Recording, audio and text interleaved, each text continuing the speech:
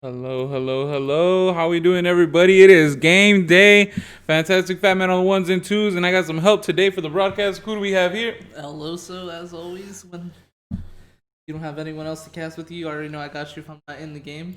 You gotta speak up a little bit because Alright, I got the filters on deck. Okay. I got the noise gates on decky, so you gotta speak up just a little bit more. All right. Talk to the people.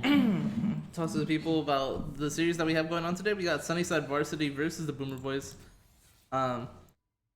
Pretty excited for this match. They are 1-1 in the regular season, but anything can happen in a best of 5, right? So we have to keep our eyes peeled for how the draft in the game 1 goes. I think for best of 5s, how the draft goes game 1 tells a lot about how the series is going to end up going.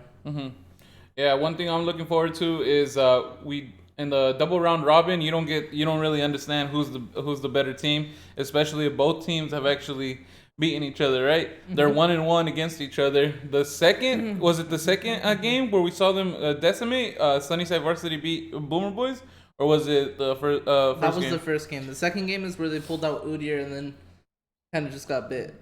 Yeah. They Boomer Boys were able to punish it. That's right. The Udyr mid. Yeah. All right, well done. And we're over here getting the pro draft set up. So yeah, I'm looking for an answer back by Sunnyside Varsity. By Sunnyside Varsity. We'll see who wins game 1 because I think that's gonna dictate a lot of the momentum of what's gonna happen in the series. Yeah, I don't think Boomer Boys will be too phased if they do drop the first game. Matter of fact, they do have Tom on there. Tom loves doing an experimental round the first game of a best of series. So I don't think Boomer Boys will be phased whatsoever, but I do think that Sunnyside Varsity will have a little bit of trouble coming back if they go down the first game. Yeah, that's the one I'm thinking of is gonna be the most phased. It's gonna be Sunnyside Varsity. They're gonna probably be phased. We'll see. Hopefully, I actually think they're better off not going experimental and then just keep because I know both Sunnyside teams have a lot of team comps to work with. They have substitutes for certain champions if they don't get them. So I think they just need to keep going off and fluctuating with those comps that they like. Heavy CC or like one main carry type of situation. Yeah, you got to be very honest with yourselves, right? When you are drafting, so on the side of Sunnyside Varsity, I would prefer if they probably went for something that they already knew. Only very few teams can get away with something very experimental at first. I think honestly, just GZG and Boomer Boys is the only two teams that can get away with like something cheesy to try to take off a game. Yeah, maybe Sunnyside JV as well. We don't know. We'll see what they have later on. But for right now, Sunnyside Varsity, we'll see if they have anything new for us. I don't think so. I do coach them, so I do have a little bit of insider knowledge, but we haven't been working on anything new, so we're pretty much. All right, we're all about the fundamentals right now. We're trying to get the basics of our gameplay solid, so we can actually start doing experimental things, and we'll see. Hopefully, it shows here. All right, here we go. Wukong ban, Yasuo ban. Very expected. So something I wanted to point out is I wonder if this will come into impact in this series. Probably we'll wait till after the bans. We do see an Orianna ban. On Sunnyside Varsity, I think it's no secret that Sen headpads and eggs and rice and basically the top side with Dark Blaze as well in the jungle. It depends how well they perform dictates how the game is going to go. Would you agree? Yeah, I think so. If they really get the momentum going, it'll definitely bleed into the bot lane. Top focus heavy team. One thing for sure that I wanted to go ahead and let it be known as far as I'm thinking is they're gonna ban out mid champions and try to force him on an uncomfortable pick like the Udyr, like how he did last time. They don't want him on his like heavy dueling type of champions. They want him on something where he's forced to play into a bad matchup. Yeah, they triple banned him, and I think that's very telling for, I believe Boomer Boys, right? Yeah. It basically tells us that we cannot play against a lot of these skirmishy mid laners. So those aren't the only skirmishy mid laners in the game. So we'll see how Sen Headpads responds with the pick, right? Hopefully not the Udyr again. I think Udyr would work against some other people who play melees in the mid lane, but Acolyte is a control mage connoisseur, so I don't know if you want to go Udyr into them. Yeah, you definitely don't. Scion Sivir. Okay, so that's pretty interesting. We do know that the Boomer Boys does like role swapping, so that potentially can be Tom in the AD carry. Everyone knows he has a great Sivir. We see the gameplay cover. I like that, especially up against the Scion. You just kind of take a backseat approach where you're like, hey, do your thing, Scion. You know, that's usually a counter pick towards dual heavy melees.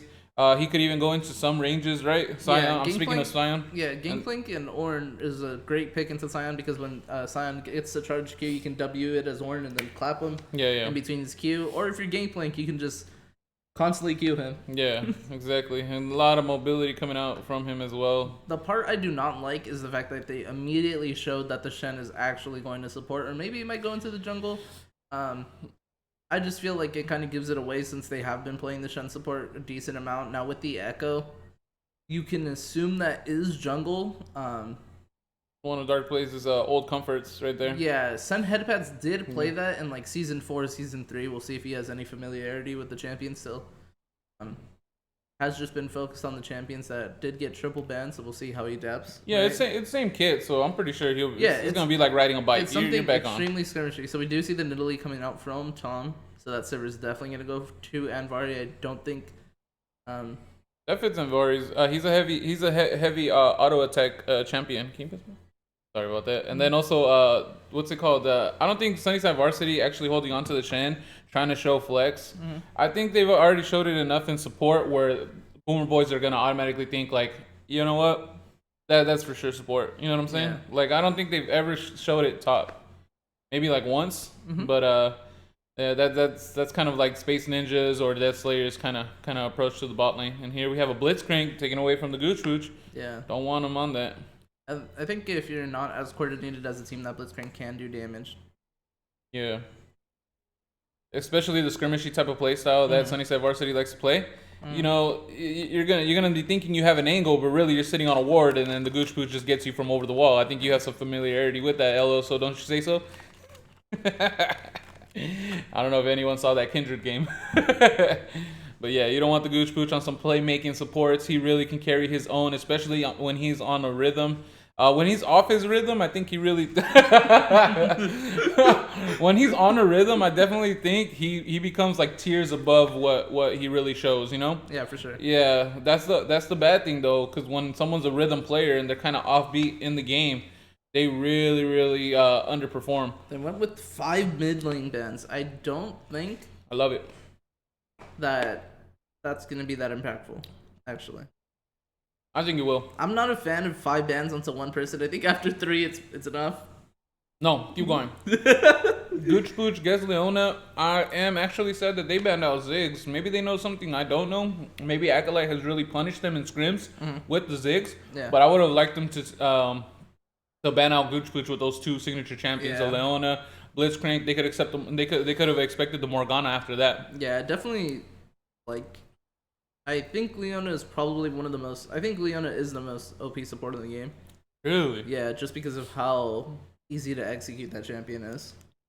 It's not that easy. I've seen a lot of whiff solar flares. Hey man, point and click Q. Whoa, what is going on? We got an Ashe in the bot lane, so it is Shen top. And then that is a GP mid Echo jungle. Woo! Arian's on fire right now. I don't even know. Actually, knowing Sunnyside Varsity, that might be GP support. Okay, so for full disclosure, I do not help with draft because I strongly believe that a part of someone's competitive improvement that they must learn how to draft for themselves because it teaches them a lot about the game. That's just me personally. Yeah. So I don't really help with draft. The only time I do help with drafts is in fuel games or every now and then I do a draft for them just so they can see how you can properly draft. If I do think they need help in it, but never do I have them prep. Never do I help them prep with team comps and stuff. I just give them ideas and have them just marinate in the ideas and go on with it, right? Yeah.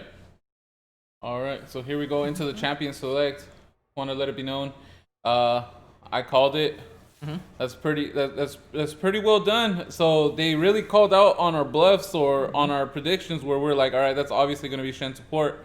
And I kind of like the bait out. I don't know if Boomer Boys expected this though, just because of like their picks. You know what I mean? Exit Races playing the GP in the top lane. I think Nidalee could really punish the Echo because Echo doesn't have the best time clearing. I think you're gonna expect like a one-side full clear into a gank. I didn't notice. Is that Cassiopeia for Boomer Boys? Yeah, that's gonna be in the mid lane, right? That's a DPS heavy Has he champion ever right pulled there. out that champion? Oh, Acolyte? Yeah. No. Oriana, Ziggs, Lissandra, Azir, Zoe. Azir, Anivia, and Zoe. I haven't seen him on Azir. I have. Oh, okay. So like 5-6 champions? I thought that was a regular season game. No. Oh God. We're revealing so much of Oh, Acolytes. God. All right. All right. Anyways. Back to All right, you. back- Channel 6. Back to you.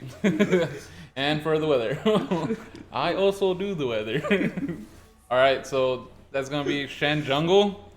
I think Echo would have got punished by Nidalee. Shen Jungle would have is now exponentially giving Tom the favor in the jungle. No? I would agree, but I think when you're playing the Shen, you're not gonna be in your jungle. You're gonna be ganking every lane, and it's an incredibly easy just gank to execute. You land the E, you get the guaranteed Echo Stun. You land the E, you get the guaranteed Barrel. You land the E, you get the guaranteed Alistar knock up. Matter of fact, Alistar can knock up first, then you E, and then they're gonna flash away, and then Ash can just throw the W and slow them. It's a guaranteed kill. He has a lot of options this game, so I do think the draft actually favors Sunnyside Varsity simply because I think the side of Boomer Boys' team comp is a lot harder to execute besides the Leona. I think the Leona could really pick up a lot of the weight, no? As far as like being able to set up. I just don't see how Tom can successfully gank any other lane besides bot lane. I mean, As all Tom really needs to tell them is like, hey, play back. Especially with the scaling Cassiopeia, you know? Yeah, but that can be. Send head pads. He likes to be aggressive in the lane, so he's gonna be shoving it nonstop. I think there's very few players in the league who actually can play back and still be even. I think when people think play back, they think make sure you don't die, make sure you don't trade anything. But in reality, it's just, hey, make sure the wave's pushed into you. Yeah, exactly. And I don't think many people are comfortable with that idea in AOE. Oh man, you telling me a lot of ego or something like that? No, not ego. It's just inexperience. Oh man. Oh, looking at the chat right now. What's it called? It looks like Jin was actually able to call that out. Yeah. It looks like he actually called out the echo mid, huh? Oh, nice. So someone's been someone's already kind of been what's it called? Researching, taking a look at the spectates. I like it. Oh, okay. Shout out to Hostile Avocado. He's also streaming his first Cal Poly, or what? Yeah. Cal Poly, right? Yeah. Cal Poly match. Good luck, Spicy Guac. Oh man, so he's gonna go into one competitive match right into another because we got GZG versus Sunnyside. Yeah, we talked about JV at 5 p.m. Huh? Yeah. We were joking how he's just gonna relax and play one champion the entire series. Won't say what champion that is because some people like to ruin the fun and ban it. Well, now that you said that, they're probably gonna go ahead and just ban it completely. You know. Good luck to you, Vince. I already know you got that. All right. Shout outs to Vince. Now back to this game. Here we're expecting a lot of action in the beginning with Dark Blaze on the Shen. Yeah. Obviously, he's going to have that J4 type of approach, but have a even cleaner setup, right? It's a lot easier, I think, to land the stun.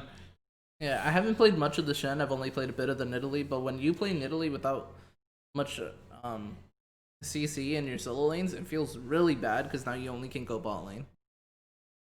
So it depends how Goochwooch plays, right? Goochwooch has been playing into Tom really well this past couple of games, past week, I would say.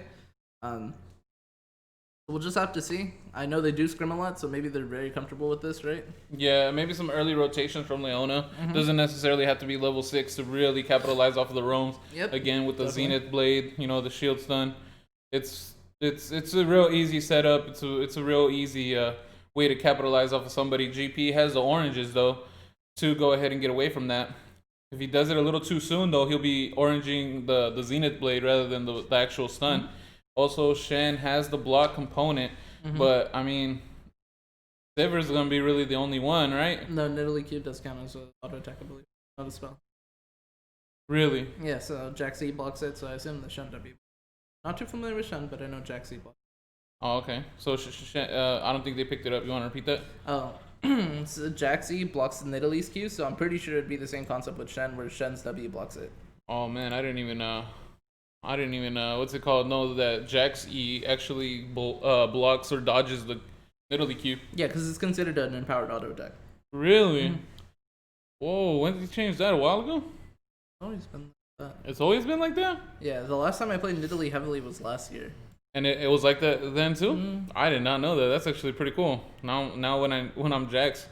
That's why Lichbane works on it, right? Really? You didn't know that Lichbane works on Italy Q? No, I didn't know it was an empowered auto. Wait, are you talking about the long Q or are you talking about the Tiger Form Q? Obviously the spear. No, I'm talking about the Tiger Form Q. No! Oh my god.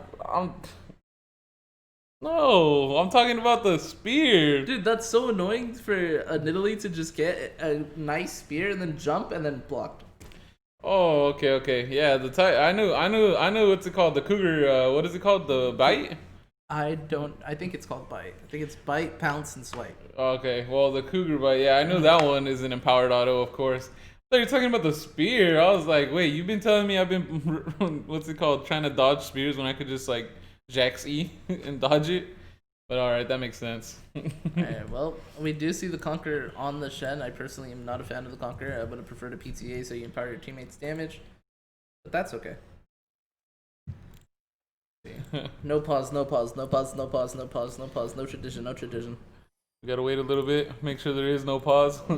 There is no pause. Thank God we're actually gonna be able to start on time for the series. Let's go, boys.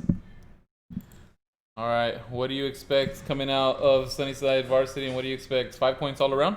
No, I actually think Boomer Boys will go for an aggressive invade.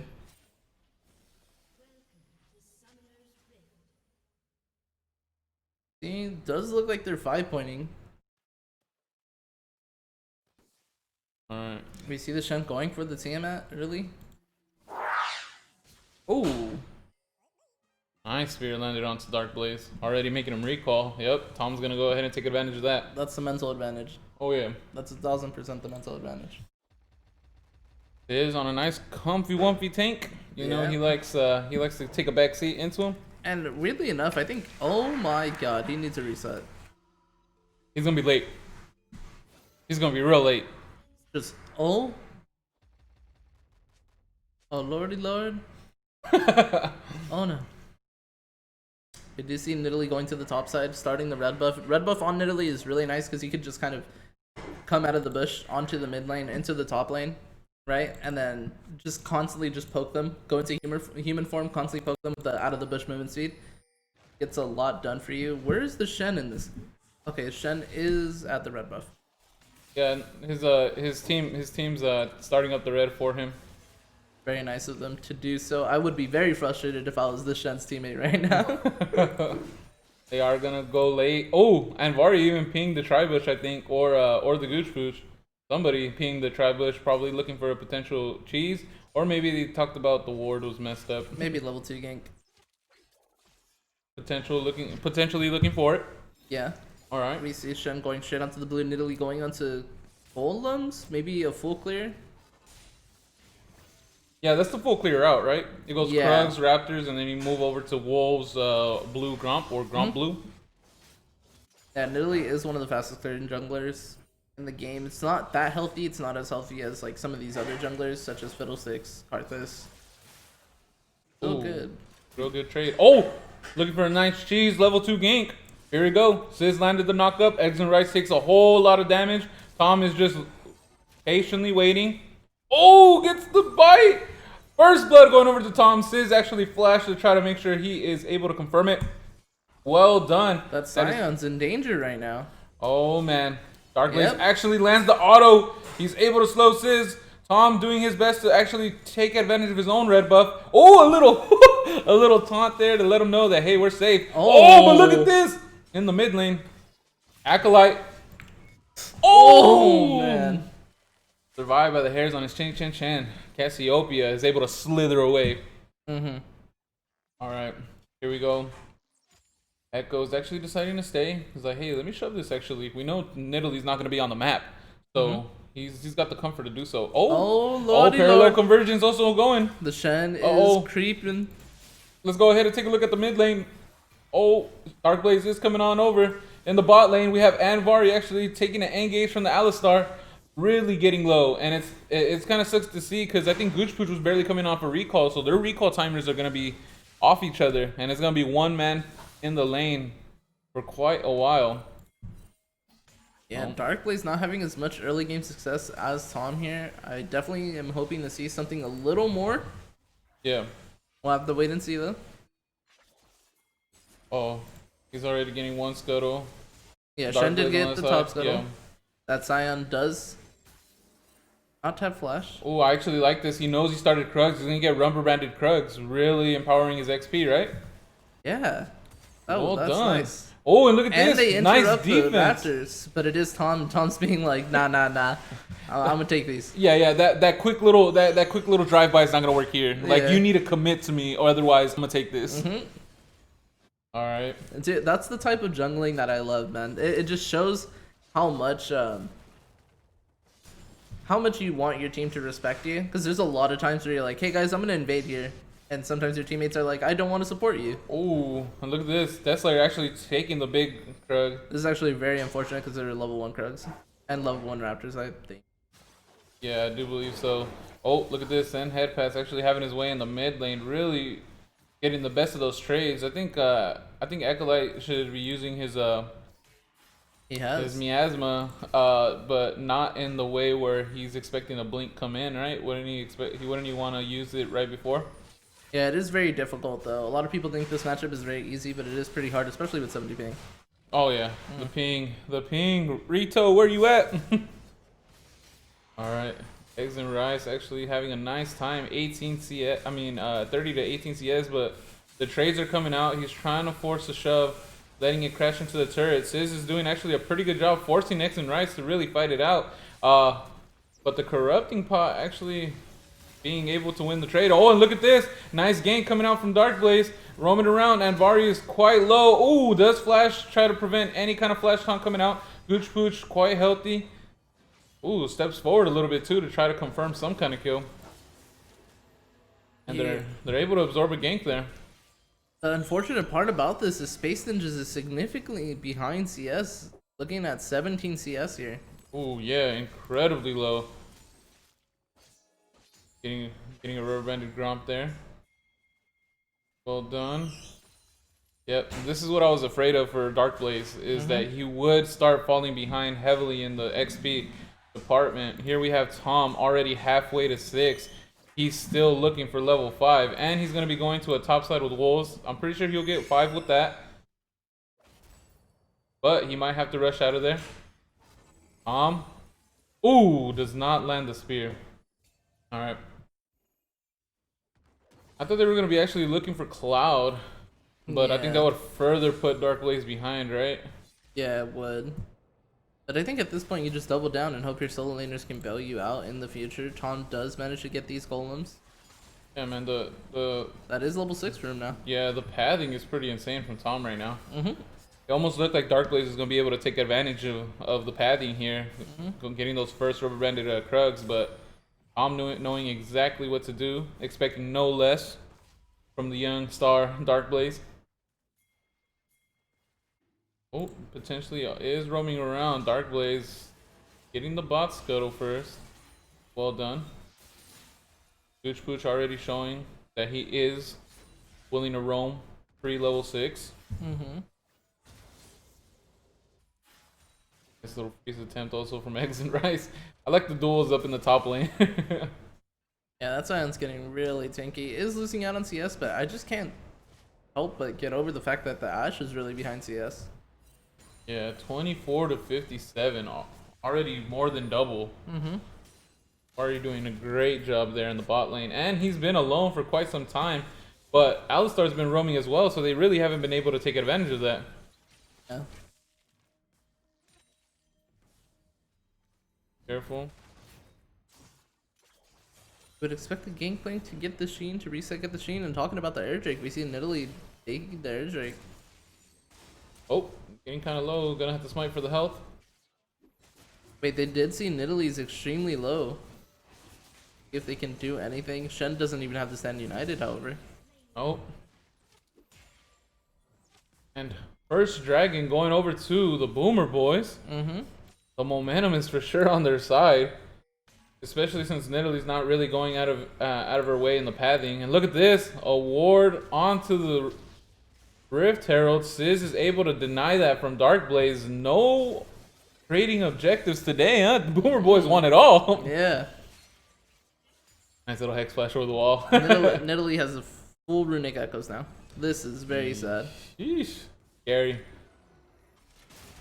Oh, Sizz actually having his way there. Already has the Bambi Cinder. Procs it with nice CC. Autos the barrel, stops it. Oh, actually uses the Unstoppable Force there. Or Unstoppable Onslaught, I apologize. Yep. Tom is going for a gank. The spear doesn't quite land. It doesn't matter. Oh, Sand United actually comes out. Dark Blaze able to save him from the jungle roll. Well done. And in the mid lane, Acolyte still trying to nullify the aggressiveness from Sen Headpats. Oh, man. I think Sen Headpats is having his way with the lane, but unfortunately he's not able to get more than where he's usually given, right? He's usually given a solo kill or two, but Sen Headpats isn't able to get a kill onto Acolyte just yet. Oh, look at this. Dark Blaze actually gets the empowered Q. GP ultimate coming out. Ganon Barrage trying to slow him that much more. But Sizz is able to get out of there decently in health. yeah. Meanwhile, Tom was actually getting the Rift Herald right under Dark Blaze's nose.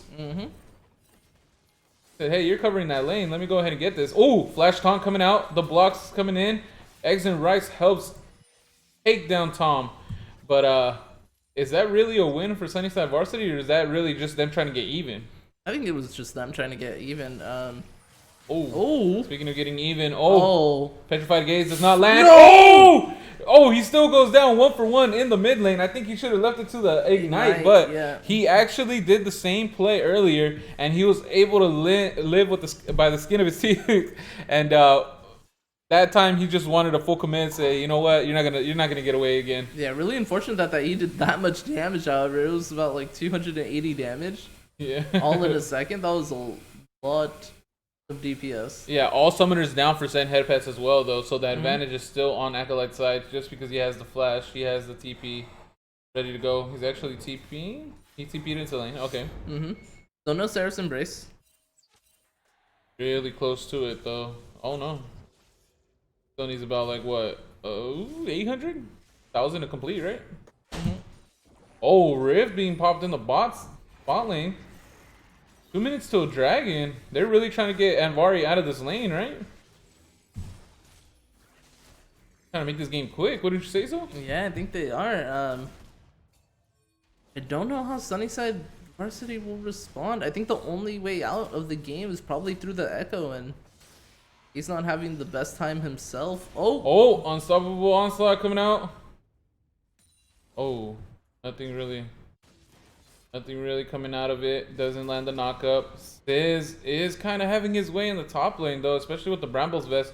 Really helping him out with those corrupting pods. Oh, Acolyte really trying to make something here in the mid lane. Ooh.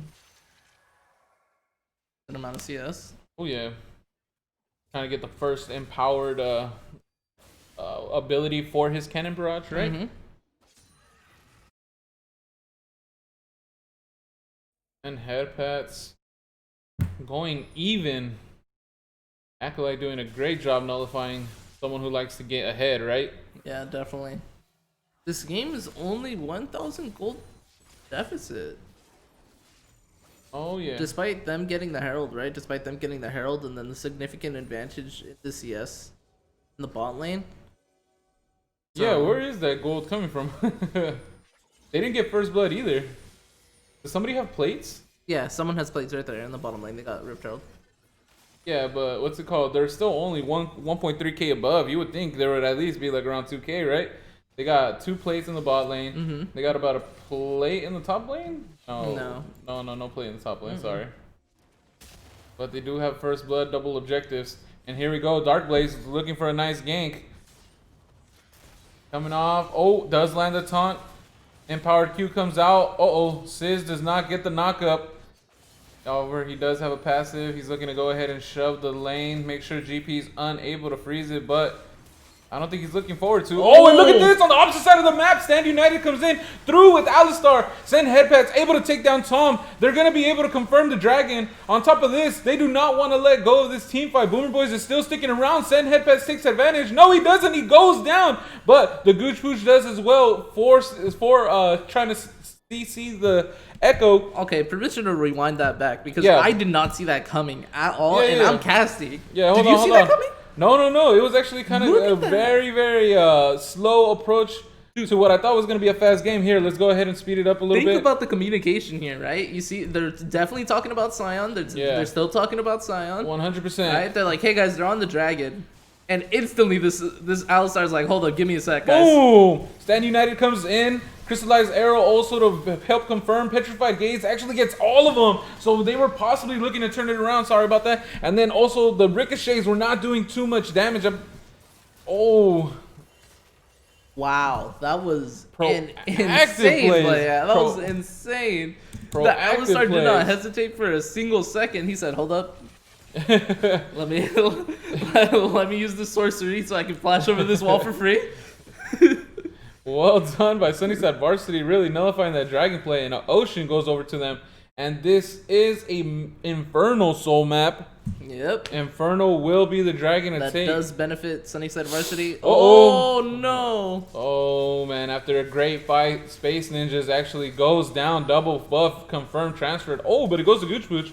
Here in the top lane, Tom trying to be proactive, right back. Knockup does land, the spear does land. He gets the reset into Cougar form, and Tom strikes again in the top lane. 2 kills for him, but Shen as well having the 2 kills. It looks like Sen Headpats is here with Cavalry. Oh. Darkblade still looking to go forward. Oh, spear does not land. Yeah, they're just looking to poke. Oh, the stun comes out, nullifies the knockup. The block coming in. Then Headpats possibly looking a little too far. Crystallized Arrow does not land. Tom actually goes forward. Flashes for Sen Headpats. Sen Headpats goes down. Tom now also trying to get the autos in. Oh, and Darkblaze just uses the taunt to really get on out of there. Wants nothing to do with Echo that. Didn't anticipate how Tom was going to play that and readed his ultimate for a little longer than he should have. Oh, yeah, he still had it. Yep. That's going to be top turret going down. We'll see what GP. has to say about that. Oh. Hope he's in a little bit of a trouble. Wow, Darkblaze still getting called over again. It does go down. Miasma's there. Petrified Gaze gives both of them oranges, but he's not okay. Darkblaze also getting extremely low. Taunt flashes on out of there. Death Slayer helping him out, but Tom is here as well. The empowered auto that we were speaking of confirms the kill. Death Slayer gets a 4-man knockup, but for nothing. Goes down in a double kill. Goes over to Tom. Woo, that's a lot of gold for that in Italy. Rips Herald the consolation prize. That's a 5k gold lead that Boomer Boys does have now. Just when we thought this game was going to be a slow type of game, it just sped up completely. We had a great play from Sunnyside Varsity, and I think they just didn't know what play to make next, and you can definitely see how Boomer Boys is always thinking of the next play even after a lost team fight. Oh yeah. They gotta be going to what's next. That's the way you gotta think with the Sunnyside teams. Otherwise, you're gonna get overwhelmed. You're gonna get ran down because they play pedal to the metal. And here, again, they were trying to defend the top turret. Really trying to show the Boomer Boys that, hey, no one's here. You know what I mean? And they unfortunately still go down because as they rotate over, Boomer Boys were ready to respond. Lich Bane now completed for the Nidalee. And the Archangel staff for the Cassiopeia. We do see Nidalee with the stopwatch, so if Tom does get focused down in the next team fight, he definitely does. He can just use the stasis, buy time for his team to react, because I do think Tom plays a little too more aggressive than a little more aggressive than he should in some situations, but he does know that his team always has his back, so that'll just buy him a couple extra seconds for his team to respond. Oh yeah, potential setup. Where he pounces in and then immediately stopwatches, tries to get some of the CDs from Sunnyside Varsity. Here, speaking of right now, trying to get some CDs off of the Sunnyside Varsity team, really poking away at the bear. I mean, at the bear, at the cow, Alistar. And that Rift Herald is what we got to go ahead and watch out for. We need to see where they're trying to break open the map even more. They already have all outer turrets down. Yeah. Sunnyside has no turrets down. So they could look forward to that. But Tom is really trying to claim this jungle of Dark Blazes as his own. Bounces over, flashes, actually does steal it. No, he goes down. Stopwatch coming out, Petrified Gaze, but there are more members of Sunnyside Varsity that's here. What I mean. He was trying to set it up, but Sunnyside Varsity was ready for it more than the Boomer Boys. And Dragon is coming right up. And it's in their sights. Oh, man. That Infernal Soul will help them with something they need desperately, and that's damage, because this Shen did not really get any of the lanes rolling, so you definitely can kind of notice the lack of damage. Yeah, sure, they're able to burst one person down really quickly, but if the other teammates were there, they would have just had free reign of the team fight. Yeah, they really took advantage of their rotations over the Boomer Boys. They got to be careful, because if Boomer Boys get a nice team fight, you know, nice Petrified Gaze, the ricochets, the boomerang from Anvari, it's gonna be looking real bad. I mean, the main CC wasn't there, right, with the Leona. Did not rotate on over, so well done by Sunnyside Varsity there. Rift Herald almost up. You got to be thinking they want to make a play here in the mid lane, but two crucial members of Boomer Boys are actually recalling. So it might be just a quick Rift Herald just to use it. Tom being patient, actually holding onto it. Acolyte in the bot lane, trying to shove that out. Yeah, we see significant CS lead across the board for Boomer Boys, except in the jungle, which is kind of surprising. We see the Nidalee lower CS than the Shen, but we do know the Shen has been prioritizing himself a decent amount this game. Well done, actually sticking around with in the CS department. Yeah. Echo actually goes in the bot lane to try to answer Acolyte. Tom is there, needs to be careful. Oh, he is spotted. Well done. I'm actually surprised that Shen's been able to keep up with the XP. Well, kudos to Darkblaze, really knowing his pathing and really trying to take advantage of it. Oh, and they see Darkblaze is in the top lane, but he still has the Stand United available. And there it goes. Tom gets extremely low, bursting down. Acolyte misses the Petrified Gaze. Cannon Barrage to try to slow that snake from slithering away. Does activate the shield from Archangel Step. Oh, but Space Ninjas gets turned on a rotation. The bot lane of Boomer Boys keeping it alive, and they actually back on off. Oh, nope. Then Headpats and Darkblaze trying to do something here. Acolyte trying to get their attention. They want their bot lane to really get the advantage here. Mid inhibitor turret is in their sights. Death Slayer getting really low, chunked out by the Sivir. And Acolyte does an incredible job really keeping the attention from two members of Sunnyside Varsity. Yeah, this Echo's gonna be doing a lot more damage. You saw how much damage he did onto the Nidalee. That was just the Echo and the GP ultimate, by the way. We didn't even see Shen be able to get any damage off before he came in with the Stand United, right? Yeah. So that's only gonna get more devastating as he finishes the Lich Bane. We see Nidalee going for the zone use rather than any MR, which is expected. You would like to think that Nidalee will go in Athene's Unholy Grail, so that's a little bit of MR, but by the time Nidalee gets that, I think it's gonna be a Lich Bane, maybe a Death Cap from the Echo. We'll see what type of build he prefers to go. Yep, and look at this. Acolyte, ooh, makes it on home. There's hitting his ruby slippers, huh? Wait, Cassiopeia has no boots. Yeah. Here we have, they're trying to take control of the Baron. Yeah. Dragon spawning in 2 minutes. I wonder how Boomer Boys will react. Anytime you see Cassiopeia or Kaisa, you should expect the fact that they can 20-minute Baron. Just because of how much DPS they provide onto the Baron, right? Yeah, and then Anvari. Look at Anvari's CS. 219, looking at a Flame Horizon.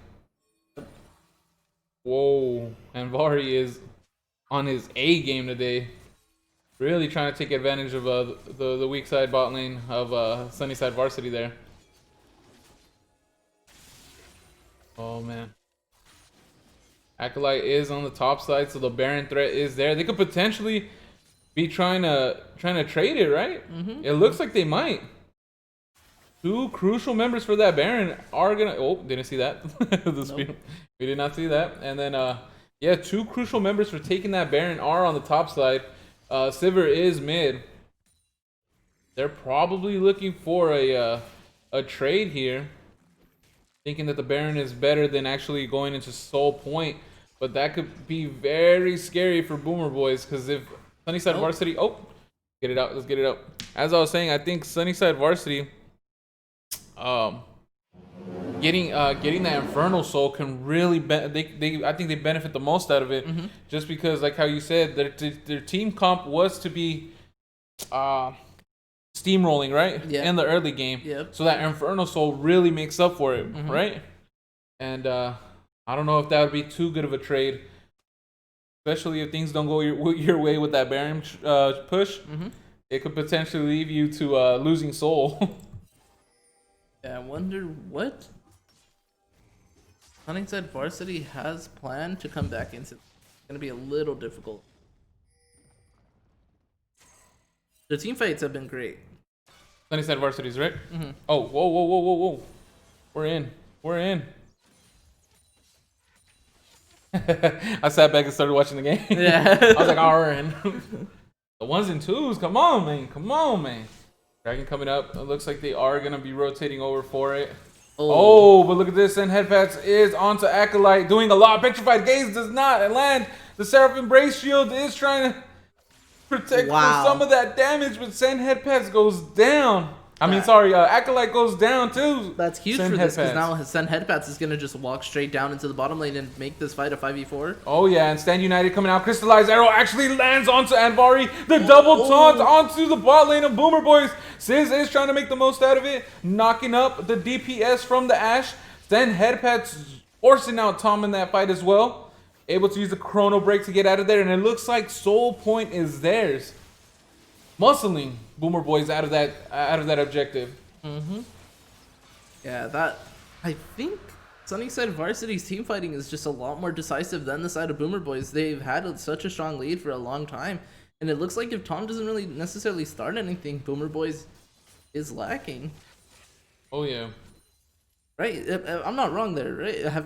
I haven't seen Gooch Pooch start off a team fight like crazy. Oh, they're off tempo, but look at this. Tom taking advantage of Eggs and Rice, trying to get a bot out of turret. Acolyte doesn't really land a miasma, but it doesn't matter. Oh, Eggs and Rice actually flashed over to try to do like a double barrel type of stunt. Unfortunately, goes down. And here in the mid lane, we have the Gooch Pooch and Sizz trying to take advantage of the Sunnyside Varsity bot lane. Doesn't land the knockup on the Alistar, and actually headbutts Gooch Pooch over to his team, and they go down. A taunt coming out for Sizz, actually bringing him down extremely low. Oh, Ricochet's still landing on the Alistar, and Tom using the movement speed buff. Oh, Dark Blaze stops the knockup, but Tom reacts and is able to bring down Dark Blaze. Now it's a steamroll in that fight, and Vari really being able to bring out the DPS. And Sunnyside Varsity are ace. Is that game? No, GP is up here. Oh, does man. have the ultimate in a couple seconds. This should not be game unless Sizz tanks it. Play this perfectly. Tanks it. Yup, he tanks it. This could potentially be game one. GP ulti comes down. Oh, Eggs and Rice getting real low. May go down here. Oh, Nidalee may go down here. Oh, surviving with just so little. Oh, but hey, hold on. The Scion passive. The autos are coming out. Empower them, Sizz. Empower them, Sizz. 3 members left for Boomer Boys, and that's game off of one ace. What an unfortunate ending. It looked like Sunnyside Varsity was going to come back into the game with their team fighting, but as soon as it's very clear to see the strengths and weaknesses of both teams, right? Because Boomer Boys, every time a play happens, despite even if it goes bad for them, they know immediately what to do next. Yeah. And it's almost like they don't even sweat the fact that they lost that, right? Who? You talking about Boomer Boys? Yeah, unfazed. Unfazed through it all. It was actually incredible there. And player of the game. Let's go straight into it. Who is player of the game for you? For me personally, I think you would have to say Tom. You saw how often he was making these plays, how often he was playing aggressive. He was the main, I think, engager in a team that had Scion and Leona. You saw him making the plays first. Hopefully Boomer Boys does clean that up for the next game. I think the game would have been a lot cleaner if Tom wasn't the one always engaging. If they had the Leona, if they had the Scion going in for them. But yeah. although the KDA doesn't show it, although Anvari had a great performance, I think Tom did a lot of the front work that you can't necessarily notice with the perma invades and the perma aggression. Yeah, completely understand. Yeah, I think I would have to give mine to actually Anvari. Hmm. Really, the only reason I would say so is because he really stuck in there, got the lead off of just pure CS, Yep. and he was able to dish out as much damage as he could. He almost Hmm. turned around that dragon fight where we gave so much props to Sunnyside JV, right? Hmm. With the Varsity. Alistar Hmm. Hextech. Oh, sorry, Sunnyside Varsity, where Alistar Hextech flashed over. Stand United came out after Shen just did a top play. Hmm. So the incredible map pressure that he's able to bring out with that pick.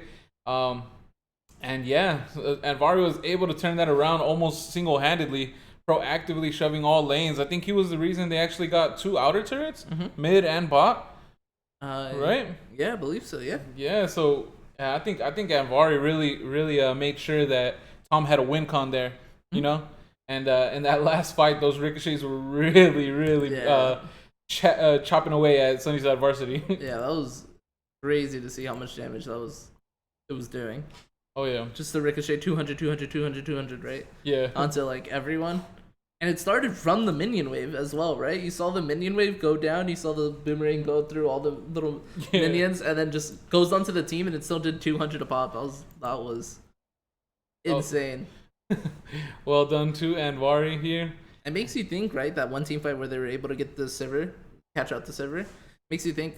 Imagine if Sunnyside wasn't able to find those openings, how like poor the game would look for Sunnyside, how devastating the game would look, right? If Oh, they're not able to get these picks onto the Ash, onto the or not onto the Ash, the Sivir and the Nidalee. yeah, I see what you're saying. Like you're Mm-hmm. talking about the crystallized arrow landing on him out of nowhere in the river, right? Yep. Like it was a pretty one-sided defeat where they muscled Boomer Boys out of that dragon, Mm-hmm. and yeah, I'm not too sure how bad it would have gone for Sunnyside Varsity. And looking at the votes here, ooh, okay, so a lot of people are agreeing, Oh. And Vari and Tom up at the top. I'll put it in the chat one more time. Go ahead and let me know who is player of the game. People of AOE. And again, thank you for watching. We still got plenty more. We're here going on to game 2. Let me put that on the stream. The first strike in this series has been done. Oh man, one game, and like we said, that's a scary team to give the first game to because Yep. usually they're testing out their limits.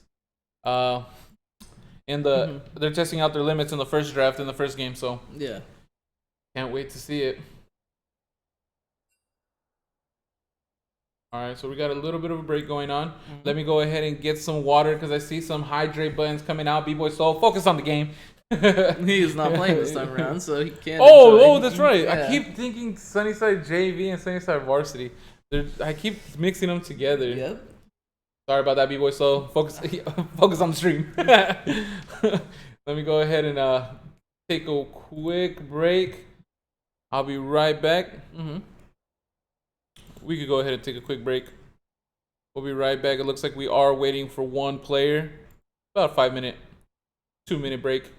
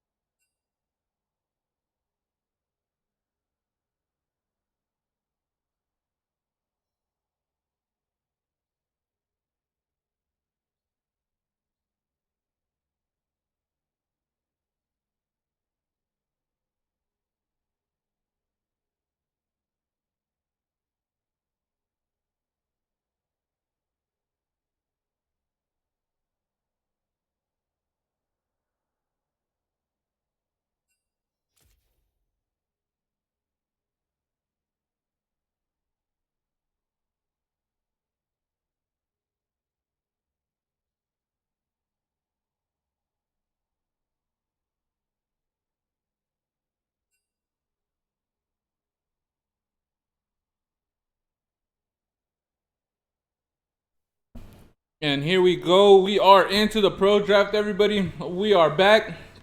And right away, the Boomer Boys strike with Yasuo Yon. They really like to send head pets on something he is not comfortable with. We'll see if they go for the 5-man ban again.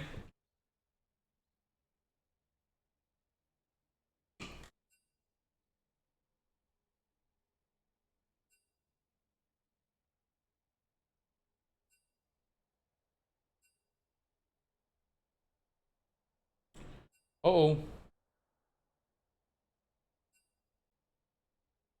Okay, Right, so yeah, that's an Ori ban. That's an Ori ban. That's Oriana. Okay, we're back in this. Yeah, we're back in this. All right.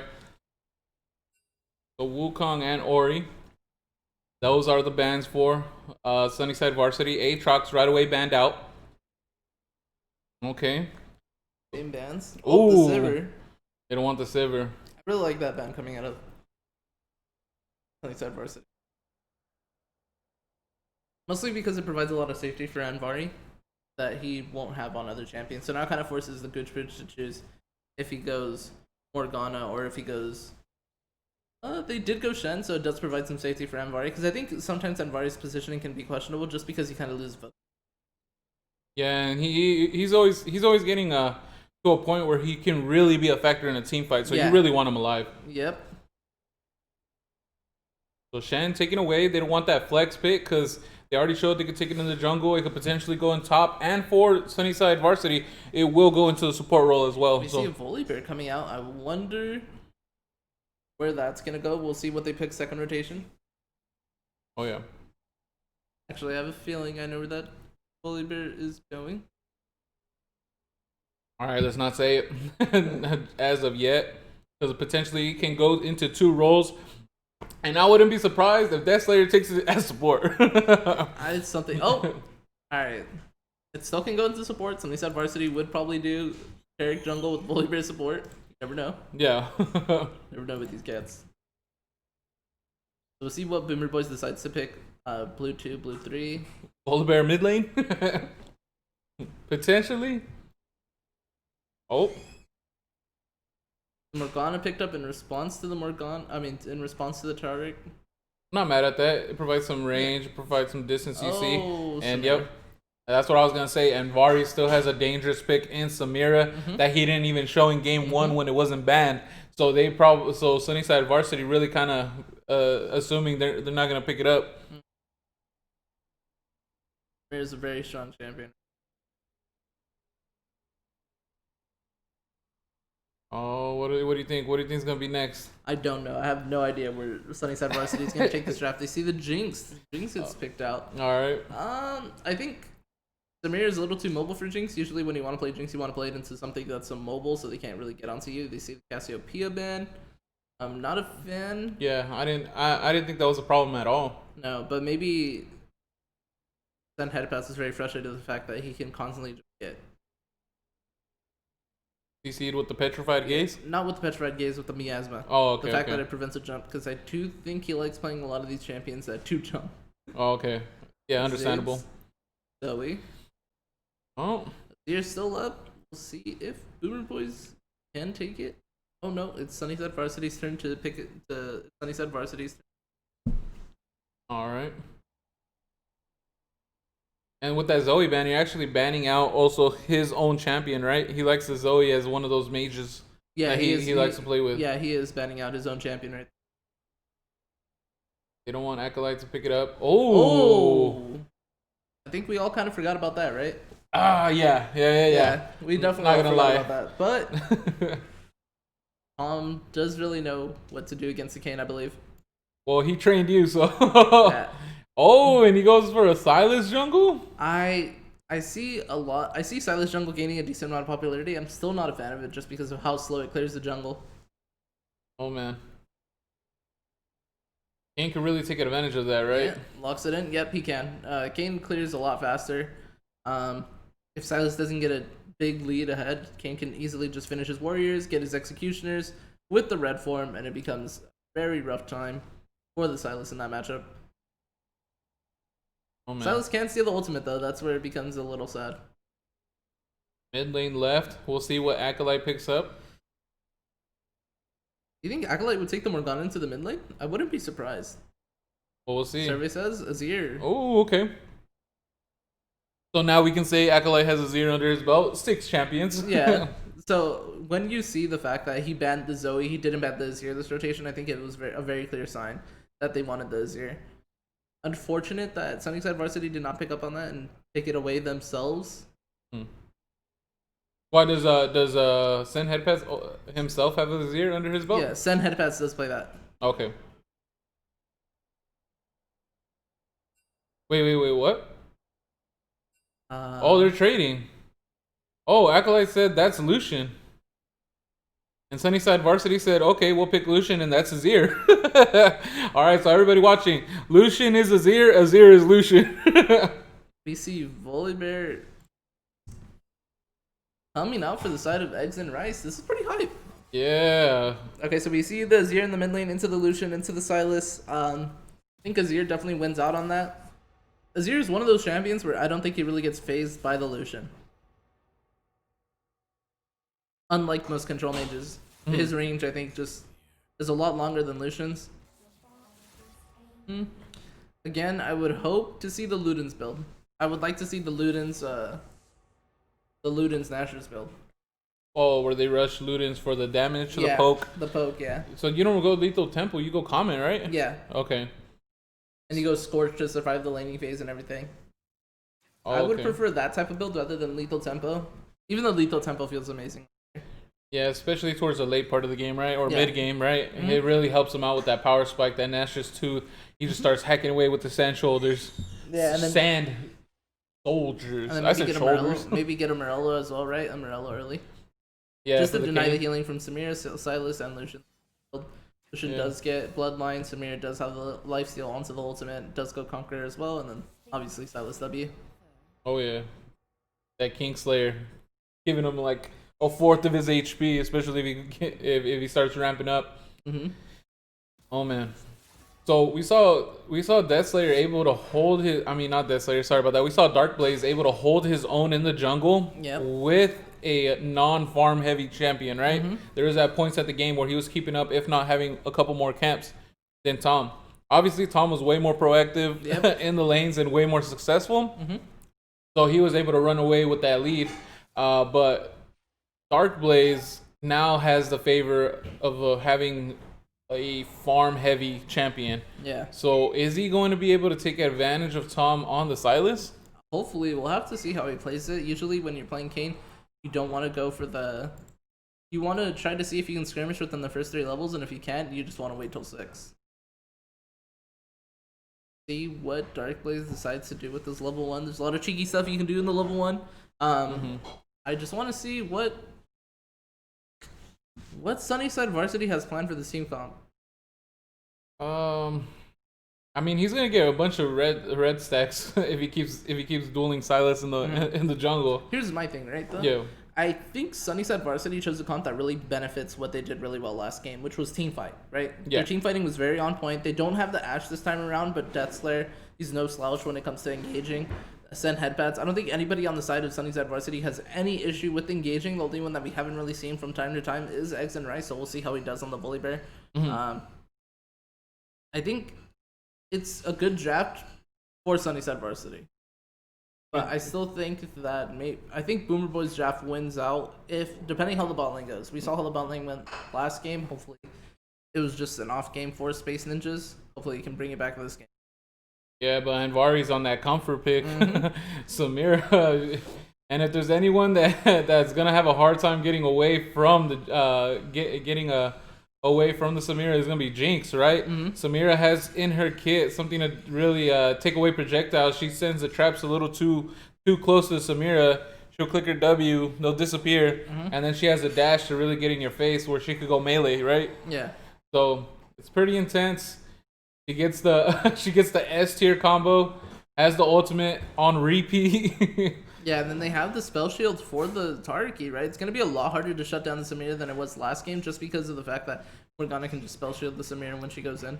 Yeah, Sivir had the spell shield, but now you have your support blocking all that CC. We'll see if Azir can break it down before they get engaged on that, right? Yeah, exactly. This Sylas does have a lot of good ultimates. He has the Taric, invulnerability. He has Jinx, Super Mega Death Rocket, and then Azir's Emperor's Divide. That one's gonna be nuts. Oh yeah. Just because of the Silencey, it's such a good combo with the Silencey where you just GLP. I believe Tom goes Protobell in the jungle though, so he'll probably just E onto someone, Protobell behind, and then just hold. Oh, Which will okay. be really sick. There's a lot of cool things that Tom can do. Hopefully, he's gonna be able to do them. Hopefully, they don't get shut down in the early game. I think that's Boomer Boys' weakness is first couple of levels. You think so? Yeah, in my opinion. We'll see if Sunnyside Varsity can enter it. Well, I mean, I think in all their losses, right, we've seen that they just get behind early. I think so. But last game they didn't really go behind. If anything, they were kind of even, or if not ahead, right? No, they were ahead early. They were ahead early towards the beginning of like the mid game, towards mid game. That's when they started falling off and kind of losing those team fights. But they weren't too behind, and then it really only took one team fight for them to come back ahead, right? That's true. Yeah. So they ended up taking objectives, turrets. He did get me there. Yeah. So Boomer Boys won't. I wasn't trying to do that, but yeah, Boomer Boys they do have their certain type of plays where they can really stick into a game, especially if they do play a little passively. As you see, Tom's a nice playmaker. He's able to do his own. He's able to run amok and take over a game by himself. Yep. As long as he has those supporting components, just like Anvardi being really fed off of just pure CS, really taking advantage of that, getting all the gold. Because gold equals items equal power, and power equals wins, right? Yep. So that's exactly what you want. And in my opinion, I think right here, I actually think Boomer Boys will be having a better time as far as team comp goes. You said Sunnyside Varsity would, right? I more meant that Sunnyside Varsity's comp suits them really well. That's what I meant by that. Okay, gotcha. My bad. I'm sorry about that. Ooh, fleet footwork on the side. Let's no conquer.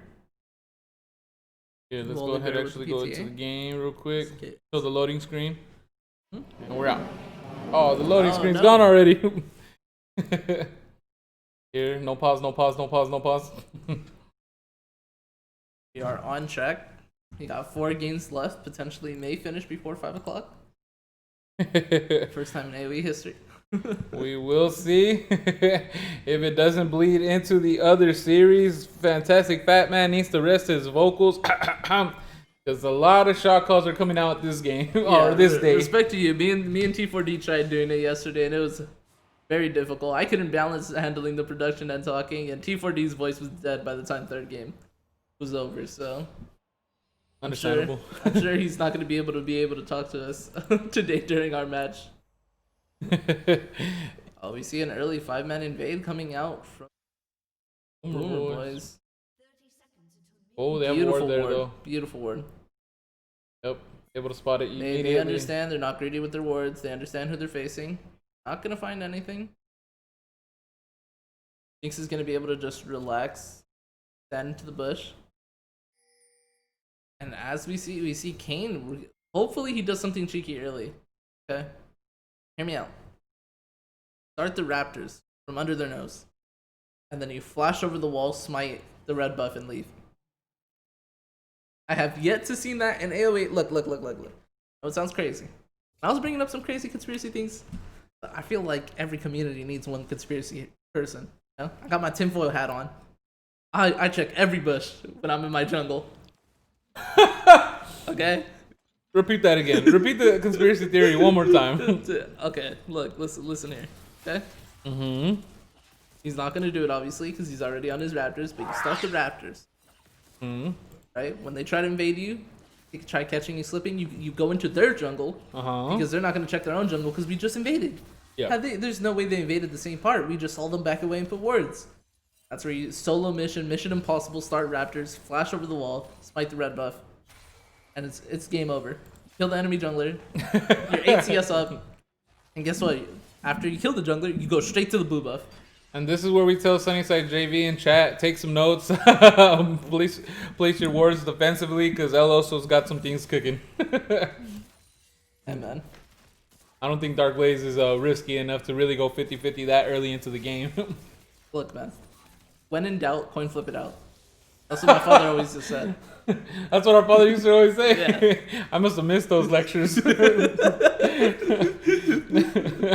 And here we have Boomer Boys and Vari already taking a little bit of a CS lead, but Yeah, Silas already in the enemy jungle. He took the whoops first rather than the blue buff. I don't know how I feel about that. King clears so fast, by the way. You see Silas still level 2. This isn't a good path for him at all. I don't know what he was going to attempt. Maybe he assumed that King was going to gank topside, but since Volibear pushed in, he got the level 3 from his laner. Now he's gonna go invade. That's really cheeky, actually. This is really, really cheeky. Kane does have the smite. We'll see if he manages. Oh, he takes it! And Dark Blaze is getting extremely low. The Gooch Booch is there trying to capitalize off of a snare, but unfortunately does not. Dark Blaze emotes it. Says, hey, I'm okay, team. No worries. And looks like Tom is having the advantage in there in the jungle department. Yeah, that was really cheeky. Yeah. I did not see that. That was really sick. So he took the 2-3 minions he would need to hit level 3 since he did buff Wolves Raptors. Get level 3 so he can contest the blue buff. Also Dark Blaze, you can see clearly he was not even expecting that. Does go for a desperate gank in the top side. Shen going in. Actually decides to go in, not understanding that Kane would be in the top side. Luckily Tom is there. And Kane unable to rebuttal with that blue steel. And oh, look at this! Dark Binding actually lands Samira's passive, juggling the CC'd opponent. Jinx getting extremely low, but not low enough. And is going to be able to farm safely and then recall right on after. Oh, wow. Tom showing that Silas is no joke in the jungle.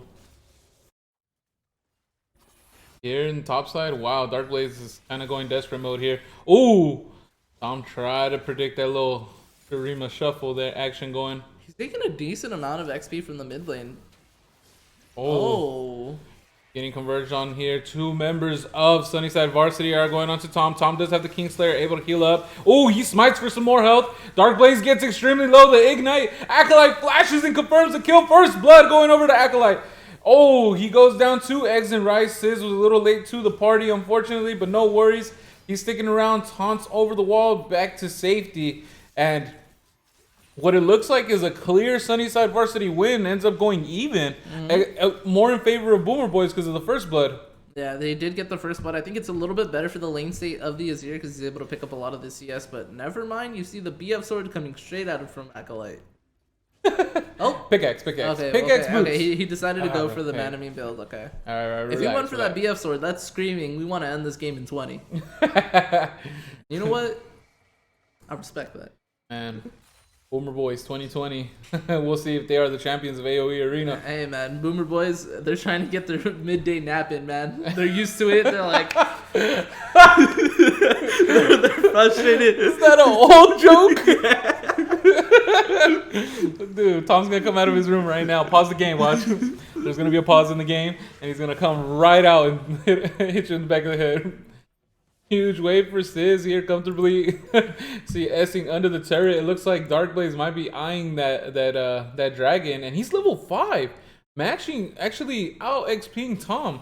Yeah, so a lot of the XP that Tom is getting is from the mid lane. So you're gonna be able to see Azir hit level 6 for sure, probably after this wave, if I'm correct.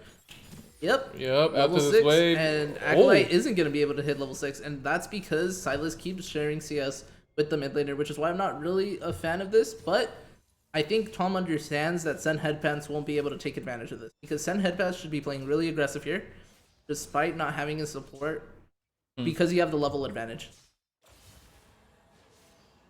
Yeah, okay.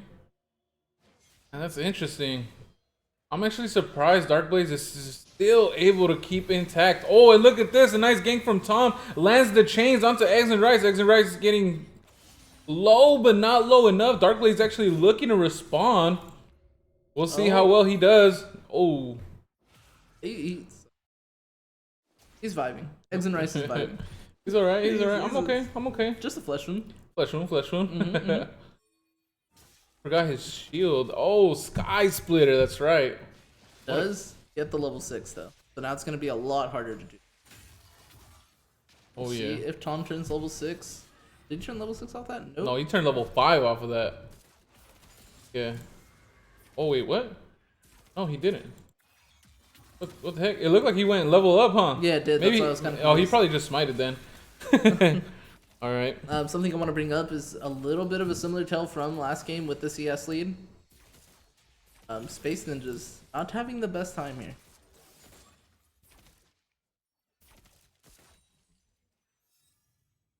It is only 20 CS this time around, and he is playing Jinx. Oh. You are expected to get a little low.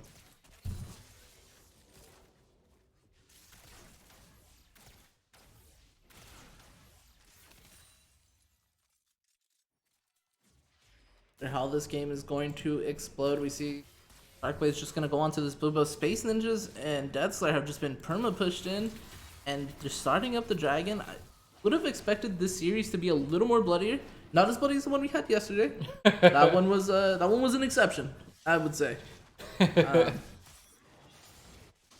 We'll see what happens later in the other series, but this game is being a little more calculated than the ones we've had earlier. We do see Sen Headpats go for the Blasting One Sapphire Crystal rather than the Just Lost Chapter.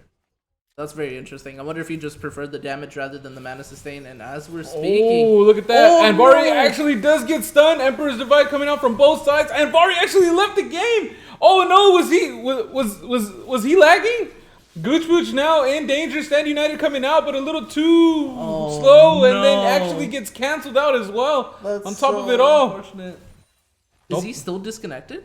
Yep. Yeah, he was. Oh no! Wow. Wow. How do you get the run back on a kill like that?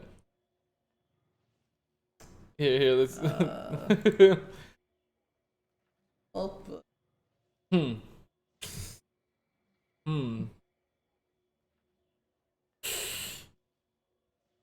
I think you just take the L, right? Yeah. Oh man, that sucks. What horrible timing. It looked like he got stunned, right? Yeah, he had both subs. He could have popped off so hard. That team fight, it was level 6 too. Oh my god. Tark didn't have level 6 for this fight. It would have been a guaranteed win if he was able to pop off. Oh, that's so unfortunate. From a mental perspective, I don't know how. I'm pretty sure Anvari has better mental than me, so he would be perfectly fine. Just like he would probably just laugh it off. But I would have boomed. I would have exploded. I would have wanted to just, hey, we're gonna 15 this one, boys. We'll just get him next game. Like, I don't want to deal with this game. It's the best of 5. We got a lot more to go. Yeah, Don't worry, exactly. guys. Quick FF. I like it. That's where you just go. That's where you either just go, let's next this one, boys, or you just talk to your team, right? Oh man. We are figuring out what happened. Yeah, so apparently his league was lagging out, but not his comms. So they assumed they assumed that he was actually just stunned, right? Yeah. That's super unfortunate. That's super unfortunate. And Deathslayer didn't miss the stun on that team fight. I think. Oh man, that's really unfortunate. Really unfortunate. We'll see if Boomer Boys can come back up despite that terrible mental disadvantage. Oh man, that would tilt me so hard, right? Yeah. I don't know about you. I know you have a pretty stronger mental than I do. Whenever something that I cannot control goes wrong, it just frustrates me to a whole nother level. Yeah, it's completely understandable. And I'm assuming the pause we're in for a long one. We're in for a long one. So let's go ahead and get some water, get some snacks, and we'll be right back. Let me put a little bit of tunes. Last time I left you guys without tunes. That's so disrespectful. But yeah, I think we're in for a long one. I think Anvari is restarting everything up. You know. Oh, we shouldn't actually call. Oh wait. It was on screen though. It was on screen. I was gonna say for respect to the player, we shouldn't call it out. But I mean, all of us saw it, right? Yeah. Yeah. Okay. So all right. So let's go ahead and play some tunes. All right. Make sure you guys get that. It might be a little bit long, so wait one moment.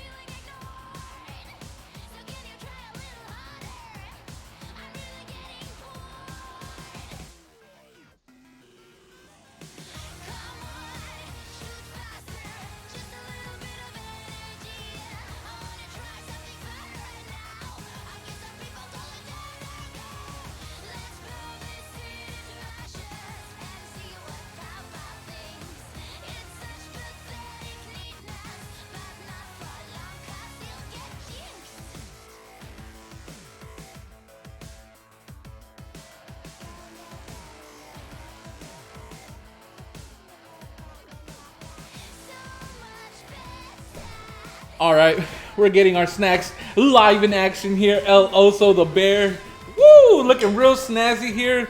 The pause should be going away pretty soon. I think we got confirmation that it's like probably like another 2 more minutes.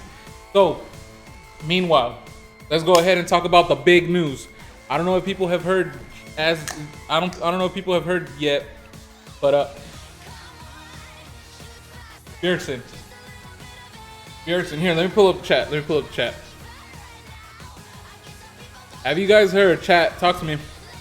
Have you guys heard that Bjergsen is actually retired now? And he's moving over to become a coach. How do you guys feel about it? Chezzy, I already see it. Says, yes, I saw it. How do you feel? You wanted to talk about it. Bring it up. You just put me on blast. I said I was. Blast. You don't have a hot take. It's just that you wanted to talk about it. So Yeah. I wanted the people at AOE to be a part of this. I was both sad and kind of angry. Because, like, from a player perspective, I feel like it's very disheartening to see, like, someone who you think is, or someone who you know is a really great player going out on a 0-6. At Worlds, right? I wanted 1 more year from him just to come back. Like, I never like seeing someone who is deemed as a legend go out on an off year. Does that make sense? Yeah. It's his greatest achievement at Worlds was just making it a quarterfinal season 4. And what was it was with what roster was that? Was it, when did Dyrus retire? Dyrus retired 2015, so it was Dyrus, Amazing, Bjergsen, Wild Turtle, Blessed Boy in 2014. So that was the best TSM roster. Yeah. Dang. They actually went to quarterfinals with Dyrus and Reginald and Ottawa when they lost to Azubu, right? Yeah, that wasn't Bjergsen though. Yeah, I was just saying, a part of like the best TSM roster. No, I care about TS. I care about Bjerg. Bring Aaron back in AOE. Much like Bjergsen, I am retired and I'm just sticking with helping out the company. Yep.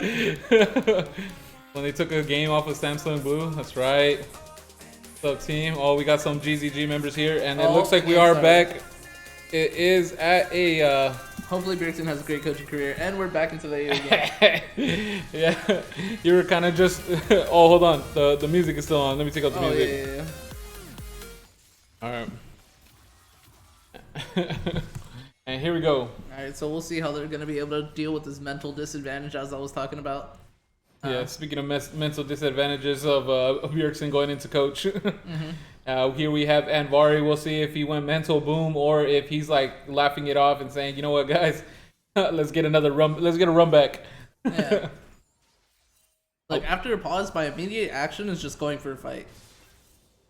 Yeah, and look at this. I was about to commend the wards from Sunnyside Varsity, but he's fine. Ooh. This is extreme overinvestment from Acolyte. He's gonna have to blow his flash here, I believe. Oh, nope. Park was not there. I think maybe if Azir used barrier, he would have been able to have a fine time. Morgana just did hit level 6 here. Yep. The soul shackles might be coming out. Taric, Cosmic Radiance. Then Headpads does go down to Lucian under the mid turret. Space Ninjas is also here. The bot lane of Sunnyside Varsity. They're going to be able to turn it around. No Kingslayer. Oh, able to take out 2 members of Boomer Boys. Space Ninjas might be over. Oh, no. I thought he was going to be overcommitting. He goes ahead and stands back. Was excited. Along with Jinx's passive. And right there, Sunnyside Varsity able to strike back on an aggressive Boomer Boys play there. Yeah, but you see in the bot lane that Samir is getting these plates. Gets a lot of plates actually, because she can go melee, so she can just do the melee damage. Isn't doing that, however. Oh my god. And here in the top lane. Oh! Slam dunk! Disables the turret, walks on out. Little Fredgelord shuffle. You know what I mean? Little Danceroonie. Eggs and rice. He looked cool as a cucumber. He's like, just gonna keep smacking. It's like, you know you're gonna die to that tower shot. Just gonna smack one more time. Boom. Yeah. That was insane. Executed him with the Stormbringer and nullified nullified the turret. I can't believe that. Disabled the turret. Tom picking up the Rift Herald, though. He's like, you know what? Let's go ahead and start ramping this up again. Things I complimented Anvari for in the first game. He's doing it all over again. 103 CS to 62. Jinx has 3 kills, but Anvari is still in the lead of gold. That is super unfortunate. Yep, creeps are super important. Remember that. Everybody take some notes.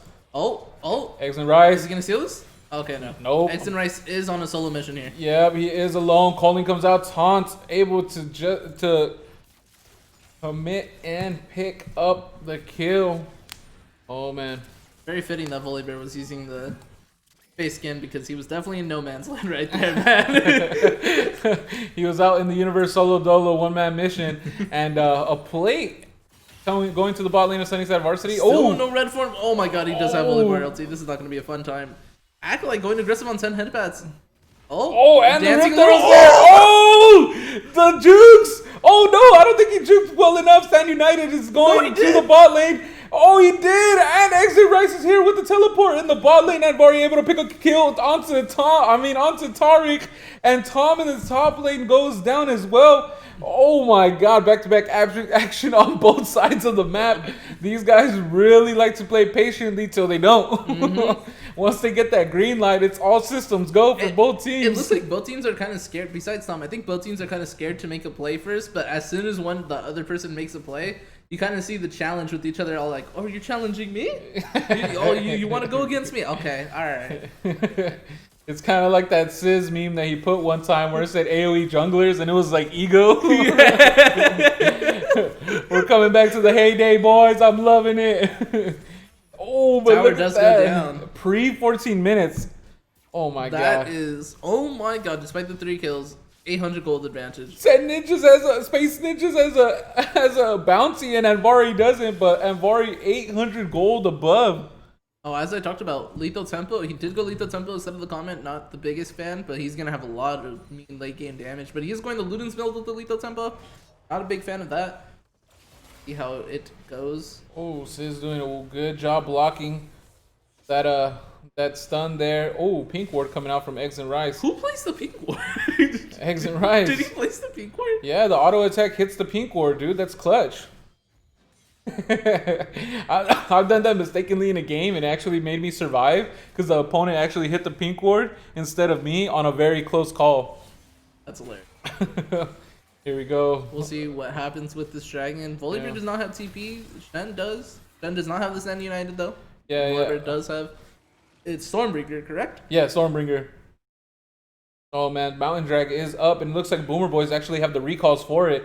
2 members of Sunnyside Varsity are gone. No teleport for Eggs and Rice. And Stand United is coming up. But the telly is online for Sizz. So this is all Boomer Boys for them to win, you know? Yeah, it's for them to take. It is going to do straight up just Collings it. Whoa, he's really trying to melt it. I think they can still lose this team fight. Oh, Super Mega Death Rocket comes out. Oh, Dragon didn't does spell get shield confirmed. himself. Oh, Tariq Ultimate coming out. Cosmic Radiance does get 4 members of. Oh, Boomer Boys, but Azir is here. Emperor's Divide knocks one of them down. Goes ahead and takes out Acolyte. Gooch Gooch is extremely low, but Samira is here for the taking. S-tier combos. Looking like a Street Fighter, Quadra Kill and Vari. Woo!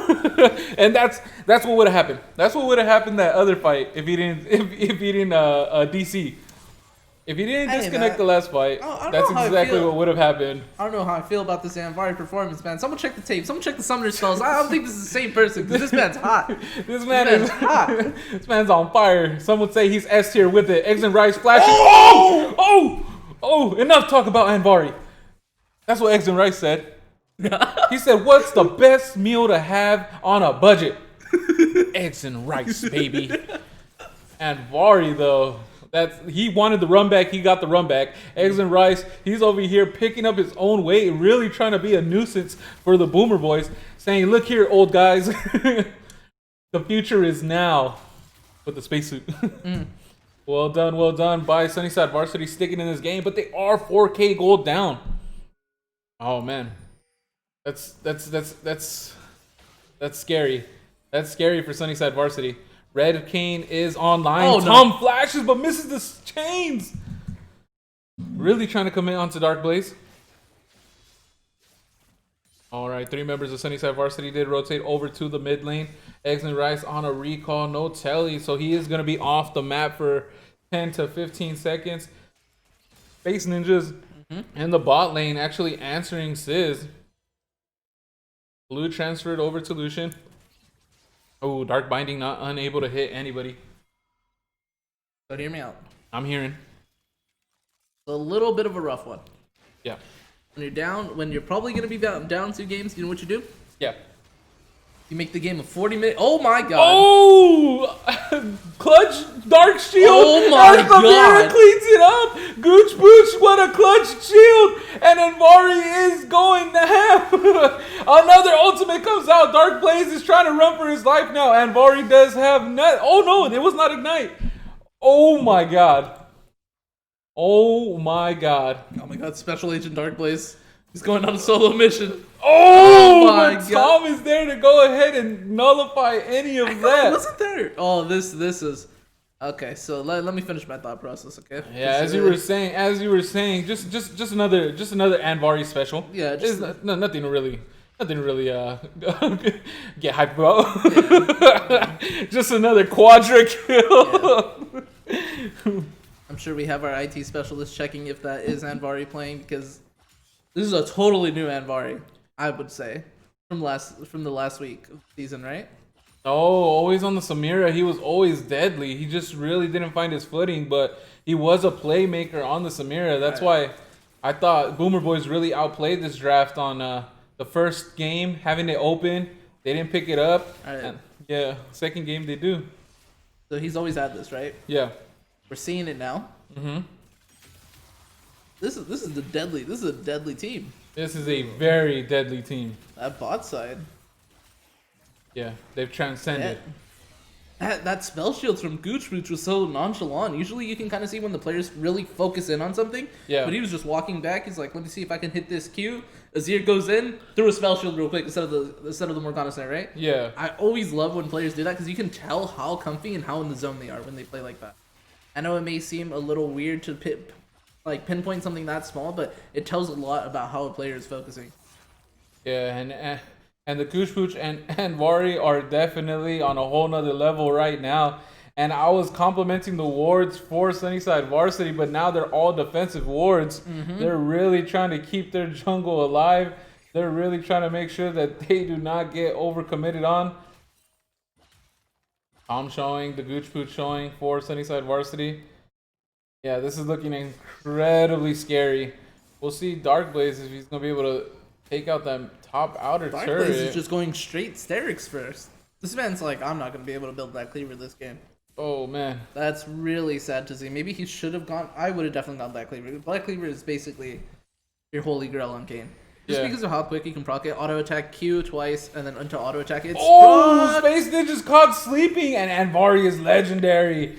Oh, but look at that. I think Silas went ahead and hijacked the ultimate into the mid lane. What did he hijack? He hijacked the Kayn ultimate in the bot lane. Rift Herald does get stopped, but at what cost? That inner bot turret is completely gone. Ocean Soul on the map, and Boomer Boys are there for a taking. Soul point for Boomer Boys. Oh man, that soul's gonna come up at about 25 minutes. This is a... Oh man, this is a hard one to sell. This is a hard one to sell if you want Sunnyside Varsity to win. Hey man, they have a little bit of life only because Kayn is able to survive through so much. Yeah, he is playing the Sterix first. I don't necessarily like Sterix. Yeah, and then Jinx gets excited with those takedowns. We'll see how they can really take advantage of it. But I think there's one ADC that's getting more excited, and that's the Samira. Mm-hmm. Oh, Gooch Pooch sticking around a little too far. Defensive Black Shield. Black Shield is down. Does miss. Let's see if they get something here. Oh, Eggs and Rice says no more chasing. Flashes does get the stun onto Sizz. Dark Blaze is there as well. Knockup should be coming soon. Jinx does not land the slow. Oh, Tariq stun. Oh, but Sizz flashes on out of there from the Baron Pit. Able to make it. Oh, but Acolyte. I'm sorry about that. Send Head Pass gets a nice Emperor's Divide, but at what cost? None of his team is there. Goes down, and Tom is trying to hack away at that Volibear. He goes down as well. Dark Blaze is now on top of Acolyte. Lucian getting extremely low. Red turret taken down from Samira, though. Samira, Anvari is taking the bot inhibitor turret. That's Dark Blaze able to pick up the kill onto Acolyte. The Gooch Pooch is the last one there, trying to stop the recalls, using the Zonias, and goes down. Okay, that bot inhibitor is by the dragon, which means he can push it out and still go into the dragon pit. Not the end of the world. But what Boomer Boys can do is be like, hey, you can have this. Oh my god, I'm speaking too soon. Hanvari, he's really trying to turn it around onto Dark Blaze. A lot of damage coming out. The ultimate shreds through 2. Is he looking for more? Double kill. Oh my god. Spoke a little too soon. He's 11-1-0. He has become the assassin. He's on X game mode, baby. He's on X game mode. Oh my god, he on X game mode. Hanvari. Jesus. His only death is from when he AFK when he got disconnected. This man's on fire. Oh, dude, Anvari's on one right now. That's a definite ban. You got to be thinking that's a definite ban. Yeah, that's that I don't know what else to say. Let's see if Sunnyside can find the water, aka banning that champion to put that man out, man. All right, let's not take Sunnyside Varsity out of this, though. No. They are a scrappy bunch. Mm-hmm. What are they going to do to get back into this game? I was just going to touch on it before Samir popped off again, before Hanvar, you know. All right, you might want to hurry it up, because it looks like another play's coming in. Okay, so here, for the next dragon, they can allow Sunnyside Varsity to take that dragon and opt into the Baron, because in reality, since they are so far ahead, they do not need that dragon. We'll see if Gooch gets caught out here. But man. Tom is catching out Space Ninja. Space Ninja's trying to rotate over to his team. He does steal Super Mega Death Rocket, unable to execute him. Space Ninja's getting extremely low, dashes over the wall and actually confirms it. Their Dark Blaze is getting melted by Anvari. Anvari is here, the Cavalry is here for Tom. Tom unable to get taken down. The Kingslayer healing too much. Oh man. Boomer Boys are running amok. All right, as you were saying, how is Sunnyside Varsity gonna see some light in this game? I feel like every time I speak about a game plan, Boomer Boys just goes, "Hold up a minute, this man doesn't know what he's saying. Check it out." All right. No more games.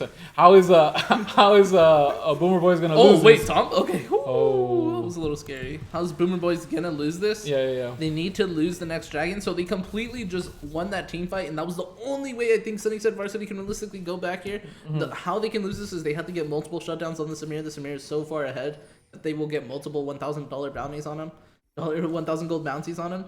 And I think for me personally, you would want to put it on the Zir so he can build the Morello, build the Death Cap, and that's the only champion that necessarily has an answer to Samir, because he can just auto attack the Samir from miles away. Mm-hmm. And that's Samir's weaknesses, right? Samir's weakness is heavy CC, makes it very hard for her to play the game, and if you just poke farther than her, similar to the Aphelios effect. Okay. Right? Yeah. But what makes it a lot easier is that she has something that blocks projectiles, but again, Azir has auto attacks, not projectiles, so he's gonna have just a perfectly fine time. So if Azir can manage to pick up both of these 1,000 gold bounties, he can do a lot of damage. Oh no! Oh, Eggs and Rice gets melted. Sunnyside Varsity backing off from that mid lane, and Vari is there. Yeah, and Vari has gone full Grim Reaper mode. You see him, you know what's going to happen. He's going full John Wick, man. He's going full John Wick.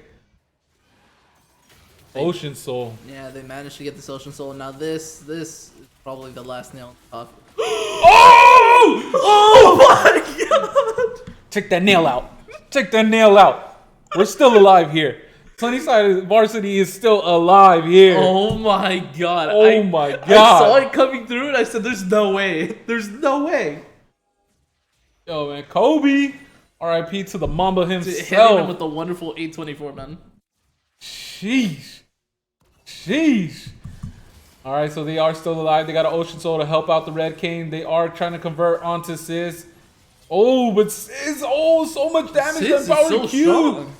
Oh man, Dark Blaze doesn't have the Black Cleaver either to really melt down Siz's armor, and wow. Calling comes out, able to take him down. Cosmic Radiance has been used. Stormbringer comes out. But Space Ninja's dealing so much damage, in return to him. Tom is still alive. The Kingslayer is able to keep him alive, and that is 4-man down for Sunnyside Varsity. They're eyeing 10 head packs.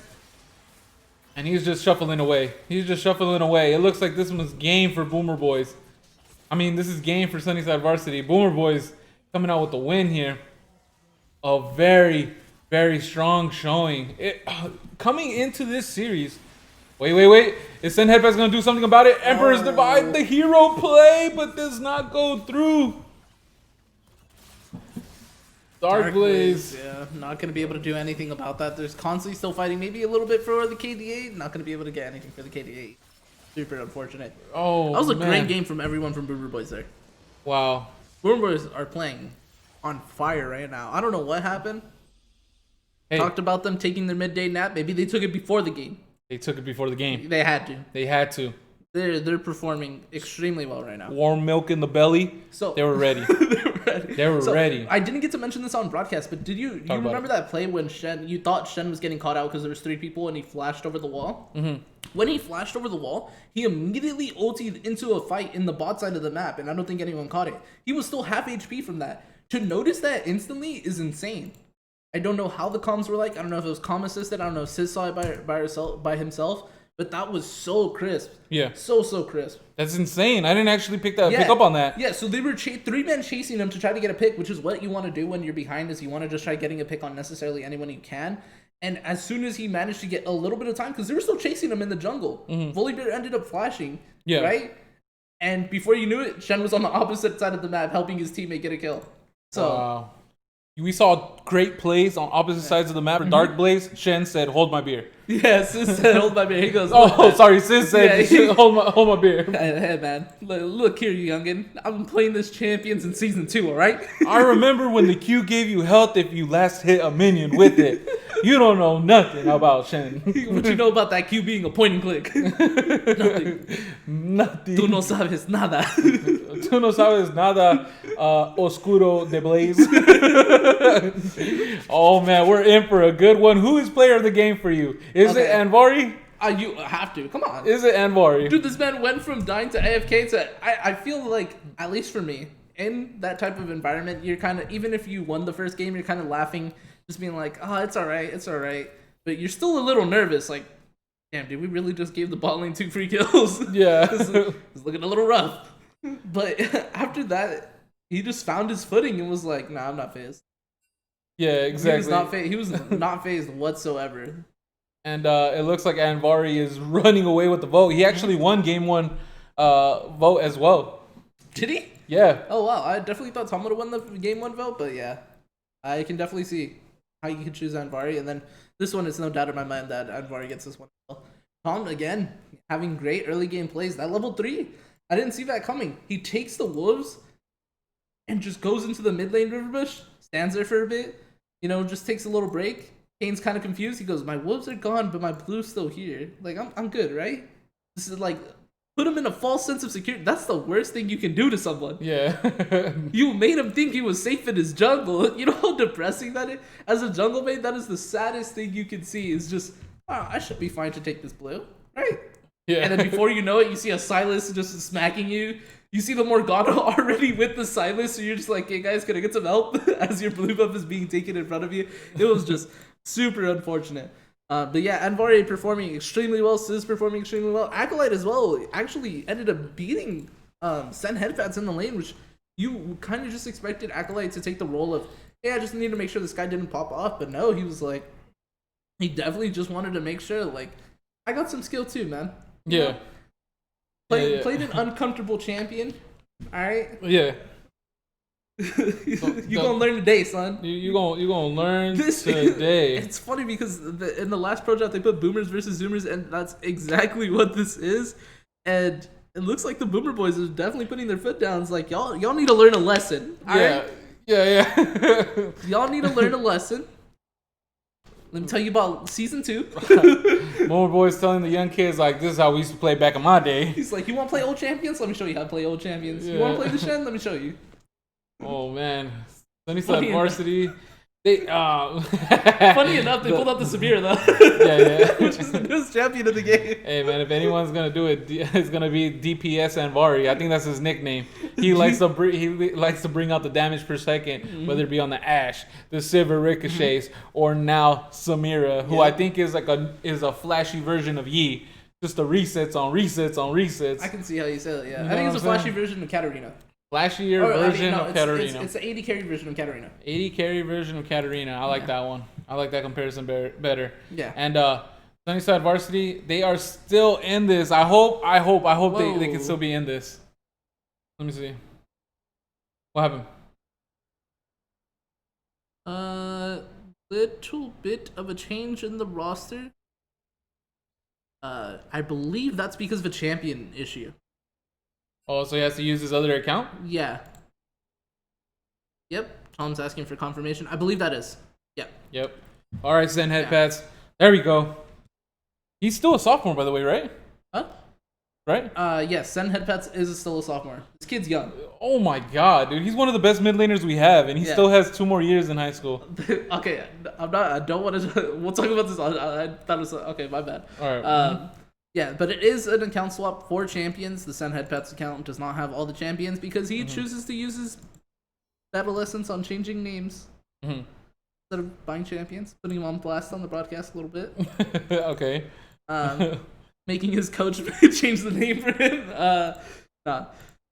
To go back onto the topic of Sunnyside Varsity, I definitely think it's not over. No, it's not. It is a little disheartening for them to be down 2-0. A reverse sweep has never happened in AOE, but look, a reverse sweep has never happened at Worlds either, and it just happened this year.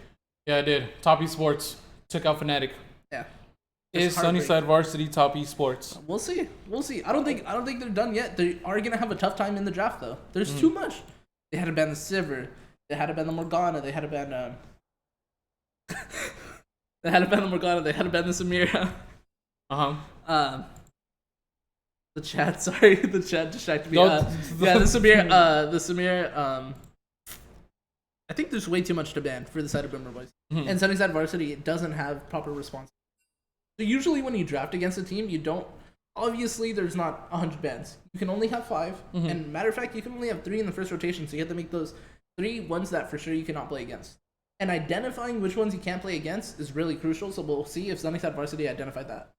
Yeah, exactly. And just to go ahead and elaborate a little bit more on that, I think they were too scared to give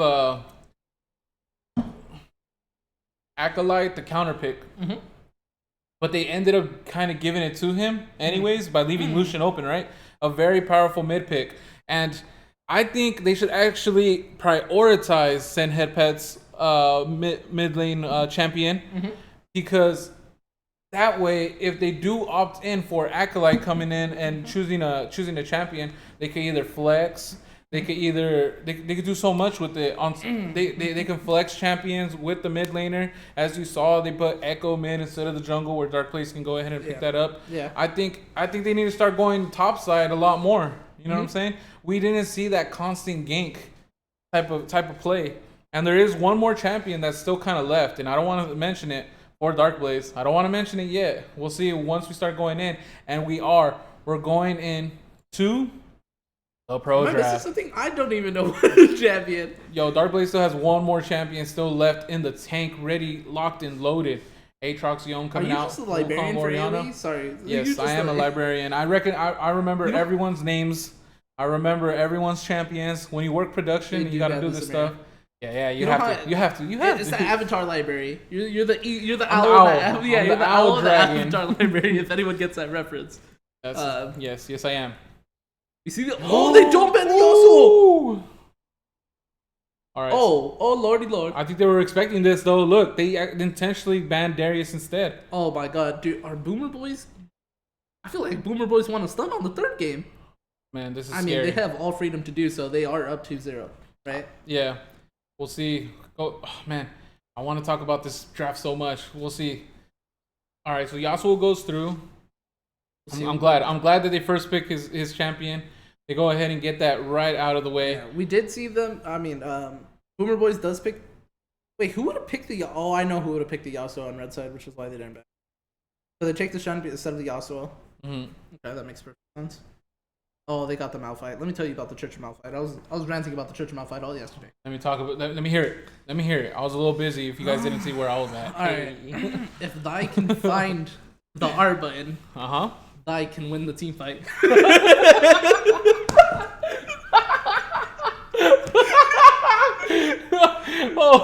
Hold on, Rise, is that correct? Hold on. The church. Oh, Dude, that's a Rise. Dude, where is that Rise going? That Rise is going. That Rise is going top lane. There's no way that's a Malphite jungle. That's a. Okay, hold on. I don't want to talk about it. They do pick the Blitzcrank instead of the Morgana. I would have seen them more. Oh no, yeah, Morgana was way better here. Dude, I feel like Boomer Boys just want to stun on this game 3. We'll see. We'll see if they can. This is definitely we gonna stun on you. Oh man, the Gooch Pooch pulling out the Yoink Master 10,000 Blitzcrank, rocket grab, long range, and can you talk to me? Can you talk to me a little bit more about the Church of Malphite one more time? What's the number one commandment? Dude, number one commandment is if thy can find the R button, thy can win the team fight. Okay? Yeah. It's a little troubling for some people. As a matter of fact, it's a little troubling for some people to find the Malphite character on their screen. Okay? Yeah. So when they do find it and convert to the church, it's gonna be a rough time for whoever they're facing, because that champion, I'm convinced that champion is one of the strongest top laners in the game right now. He's definitely top 5. Oh man, his kit really helps him out. And he's not 5 or 4 or 3 or 2. He's number 1. Oh man. Oh my god. Alright, so if Dai can find the R button, Dai will win team fight. Yeah, so remember that, folks. Yeah, we're gonna see if Eggs and Rice can find the R button. Okay. I'm still confused with this first 3. There's got to be a flex pick somewhere with the Malphite or with the Rise. I don't necessarily. I coach this team. I don't know who plays on that team. They're really. If there's any game to really bring out all the stops, it's this game. They want to stay alive. Sunnyside Varsity are no slouches. They're a gritty bunch. They do not want to just roll over on a sweep. Oh man. Oh, that's exactly the champion I was thinking for Sunnyside Varsity. Really, the Lee Sin? Yeah, the Lee Sin. I honestly thought picks it up. You were talking about. We'll see if Sunnyside Varsity picks it. If not, I'll keep my mouth shut. They do have the next 2 picks here. They're going for this heavy flex on blue side, and I usually never like going for a heavy type of flex on blue side, but we'll see. I think it's better off in red side just because you have the last pick. Oh my god, what is going on here? That is a Pantheon support. Pantheon did get nerfed this patch. A little bit of a struggle. Whoa, what is going on this game? J4. That's a Rise Pantheon bot or a Malphite Pantheon bot. Yasuo? No. Unless they flex and head paths over to the bot lane. Has been done before. That's how they won their first championship in Fuel. Then head paths played Yasuo AD carry. Wow, bringing it back. And Lissandra coming out for Acolyte. Yasuo has an amazing time until Lissandra. Until level 6. The first 5 levels is going to tell a lot of what is going to happen. I kind of expected to see something else. Yep. How amazing would it have been to see Acolyte on the Galio here? Oh, that would have actually been nice, especially with a pseudo delivery system with Lee Sin coming in with the resonating strike. Even if he does Dragon Kick Flash, Galio's still coming in to help him out just in case they're trying to catch him out. Well done. That would have been a well done job right there. And if a few other champions get nerfed, my committee is looking into maybe opening the Church of Galio too. I'm just saying. Oh, okay. I like it. A couple more champions get nerfed. We'll see. The Church of Galio's up next. We'll have to see. Is that a branch off of what's the main religion there? Point click CC. Winning. Winning is the main religion. Where is Max McMurray? Where is Big Boss the Don? I know they wanted to create a team and jump into the season. It was a little too late, unfortunately. But we need to see the rest of Corn Dogs come in, because El Oso's on another level and he wants competition. He said winning. You got this W? You got gold? You got gold this season? You can put me in a position to talk smack on the broadcast, bro. I don't want to do it. Come on. I apologize. Half the teams in here. Come on. He said, AOE draft, baby. Can't wait.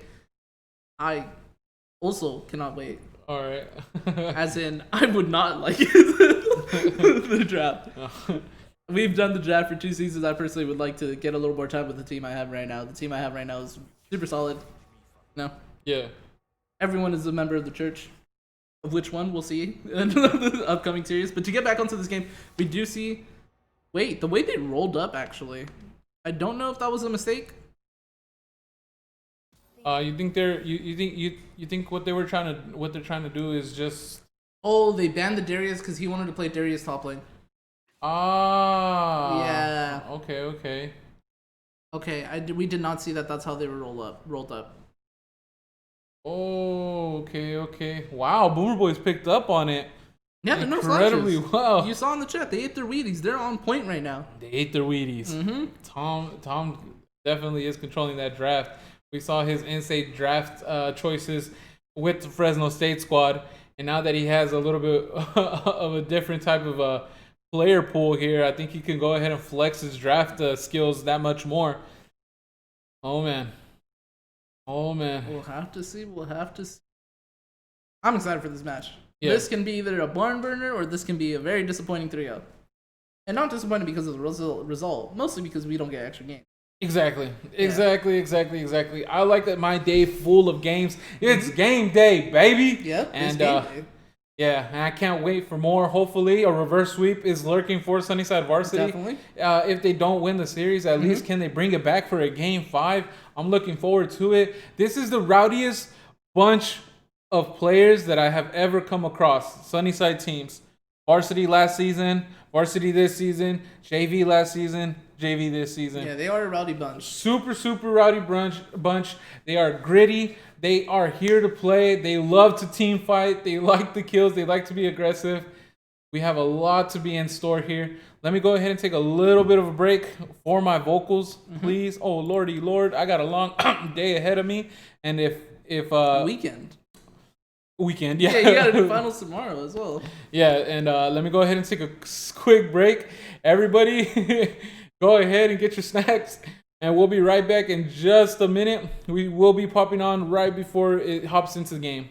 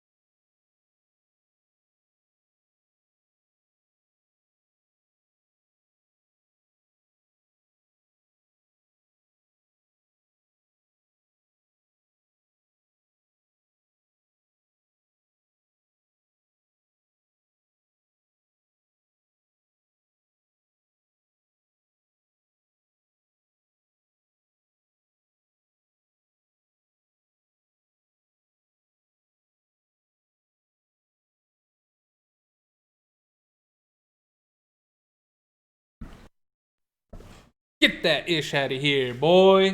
Gotta ban those guys. And here we are back. We are back and alive. Hello, is anyone out there? Chat, let me know. Is Sunnyside Varsity gonna stay alive, or is Boomer Boys gonna have a clean sweep? We've heard of playoff LeBron. We've heard of playoff Kawhi. We've even heard of, unfortunately, playoff PG, Paul George, you know? But is Boomer Boys playoff mode? a force to be reckoned with? I think it is. I think Boomer Boys' playoff mode is insane.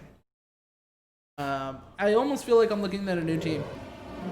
Yeah, it's a scary, scary sight.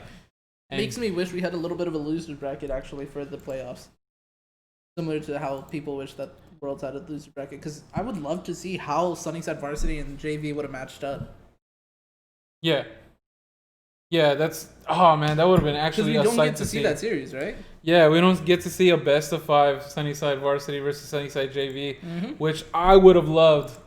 I would have 100% loved. They did win 2 regular seasons though, but We'll see. I would love to look into that for the next season. That would be amazing to see. Maybe a little bit of a shorter group stage, but a longer playoff stage. Pause. Nice pause. All right, let's go ahead and rotate over.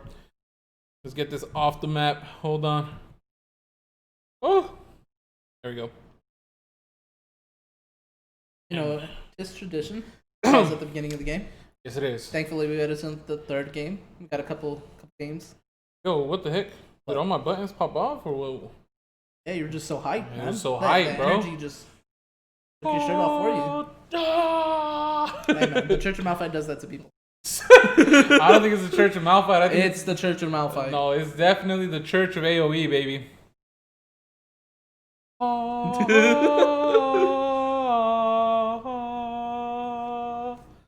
Yeah, I kind of hit the note there a little bit. A little bit. All right, see it. That's a D ring. That's a D ring start from the Malphite. That's gonna be a full AP Malphite. Full AP Malphite already with the comment. Really answering the Lysandra. And Sen Headpats is in the top lane. We'll see if Sizz. They're kind of giving the test to Sizz now. They're really trying to say, hey, Acolyte kind of found his rhythm against this bunch, against Sen Headpats specifically. So we shall see if Sizz can do the same. A nice bot invade. They gotta be expecting it. Yep, Rise went ahead and warded over. They are rotating over.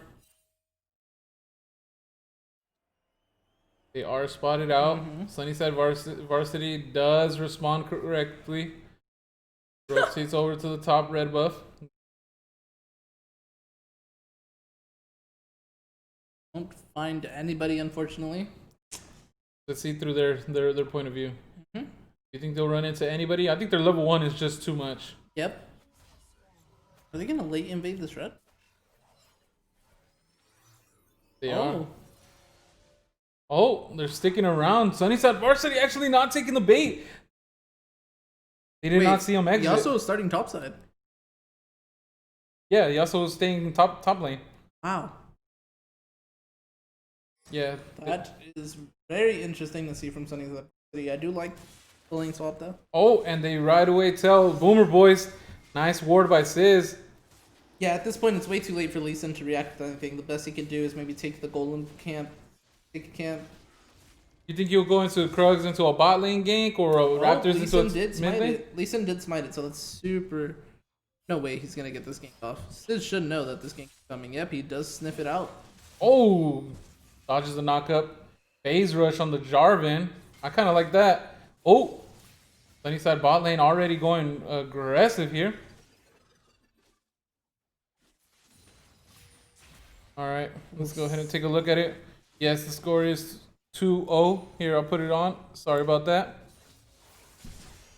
Oh, Yeah. already fighting there in the top lane. Yeah. So not having a fun time into the Shen. Shen has 0 CS, however, but the wave is nicely coming in. We'll see how many CS he can get, how much CS he can get from this wave. We do see the phase rush on the Jarvan. Not a big fan of it, but we'll see if Dark Blaze can make it work.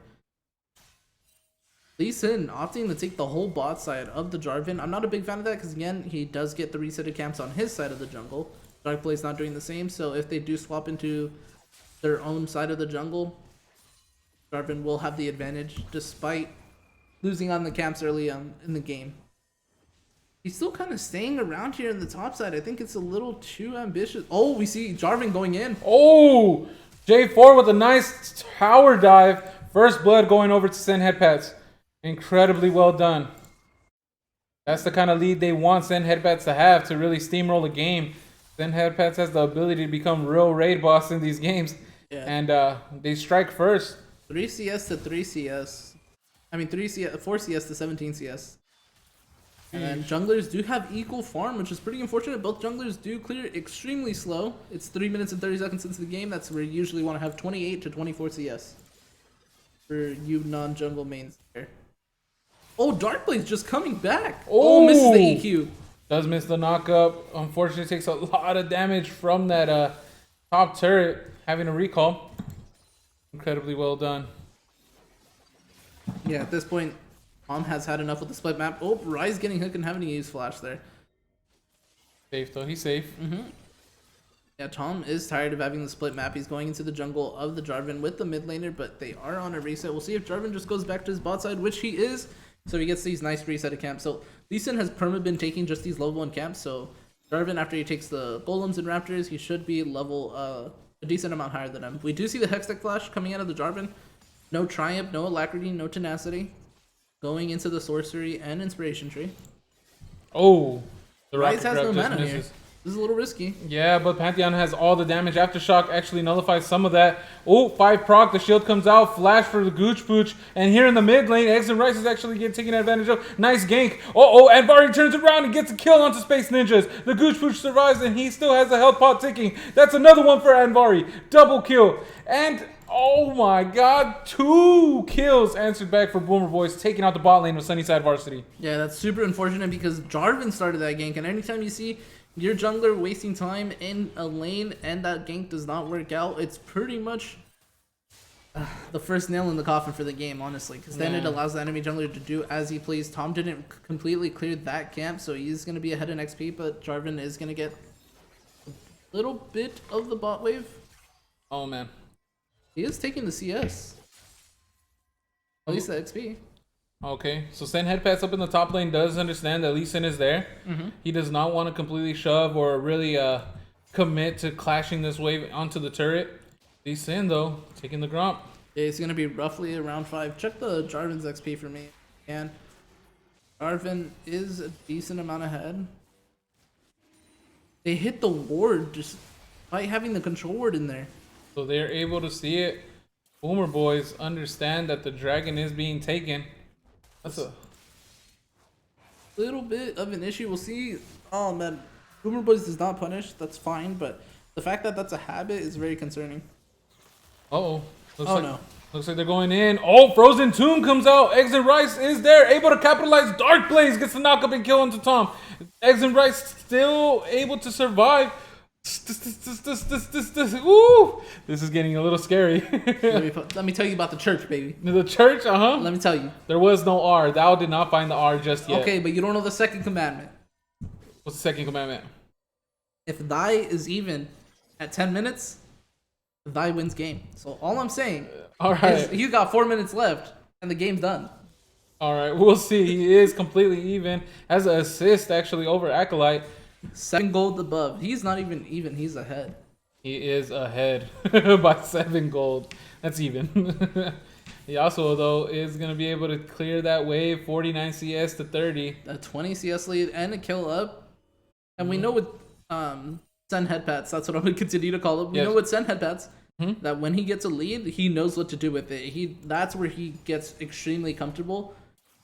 It's a little bit unfortunate that he always needs to lead, but when he gets it, it becomes deadly, and you kind of understand why the kid is so good. Oh, yeah, 100%. Hopefully, Sis can go ahead and take on that role and to try to nullify that aggression. Oh, Gooch Pooch is spotted out. Same as Eggs and Rice, and I think 2 more members were. They're able to see that they are bot side. J4 picking up the camp. I wonder if we'll see Malphite go up into the top lane and try to, get a gank off for the Yasuo. That'd be pretty insane. Oh, Raptors are spawning back up. Oh, just in the nick of time. And is Jarvan ahead of XP? Yeah, he is. I think so. He is level 6. Lee Sin is at level 5. Halfway through. Wow. Still going to do 1 more camp after that, I believe.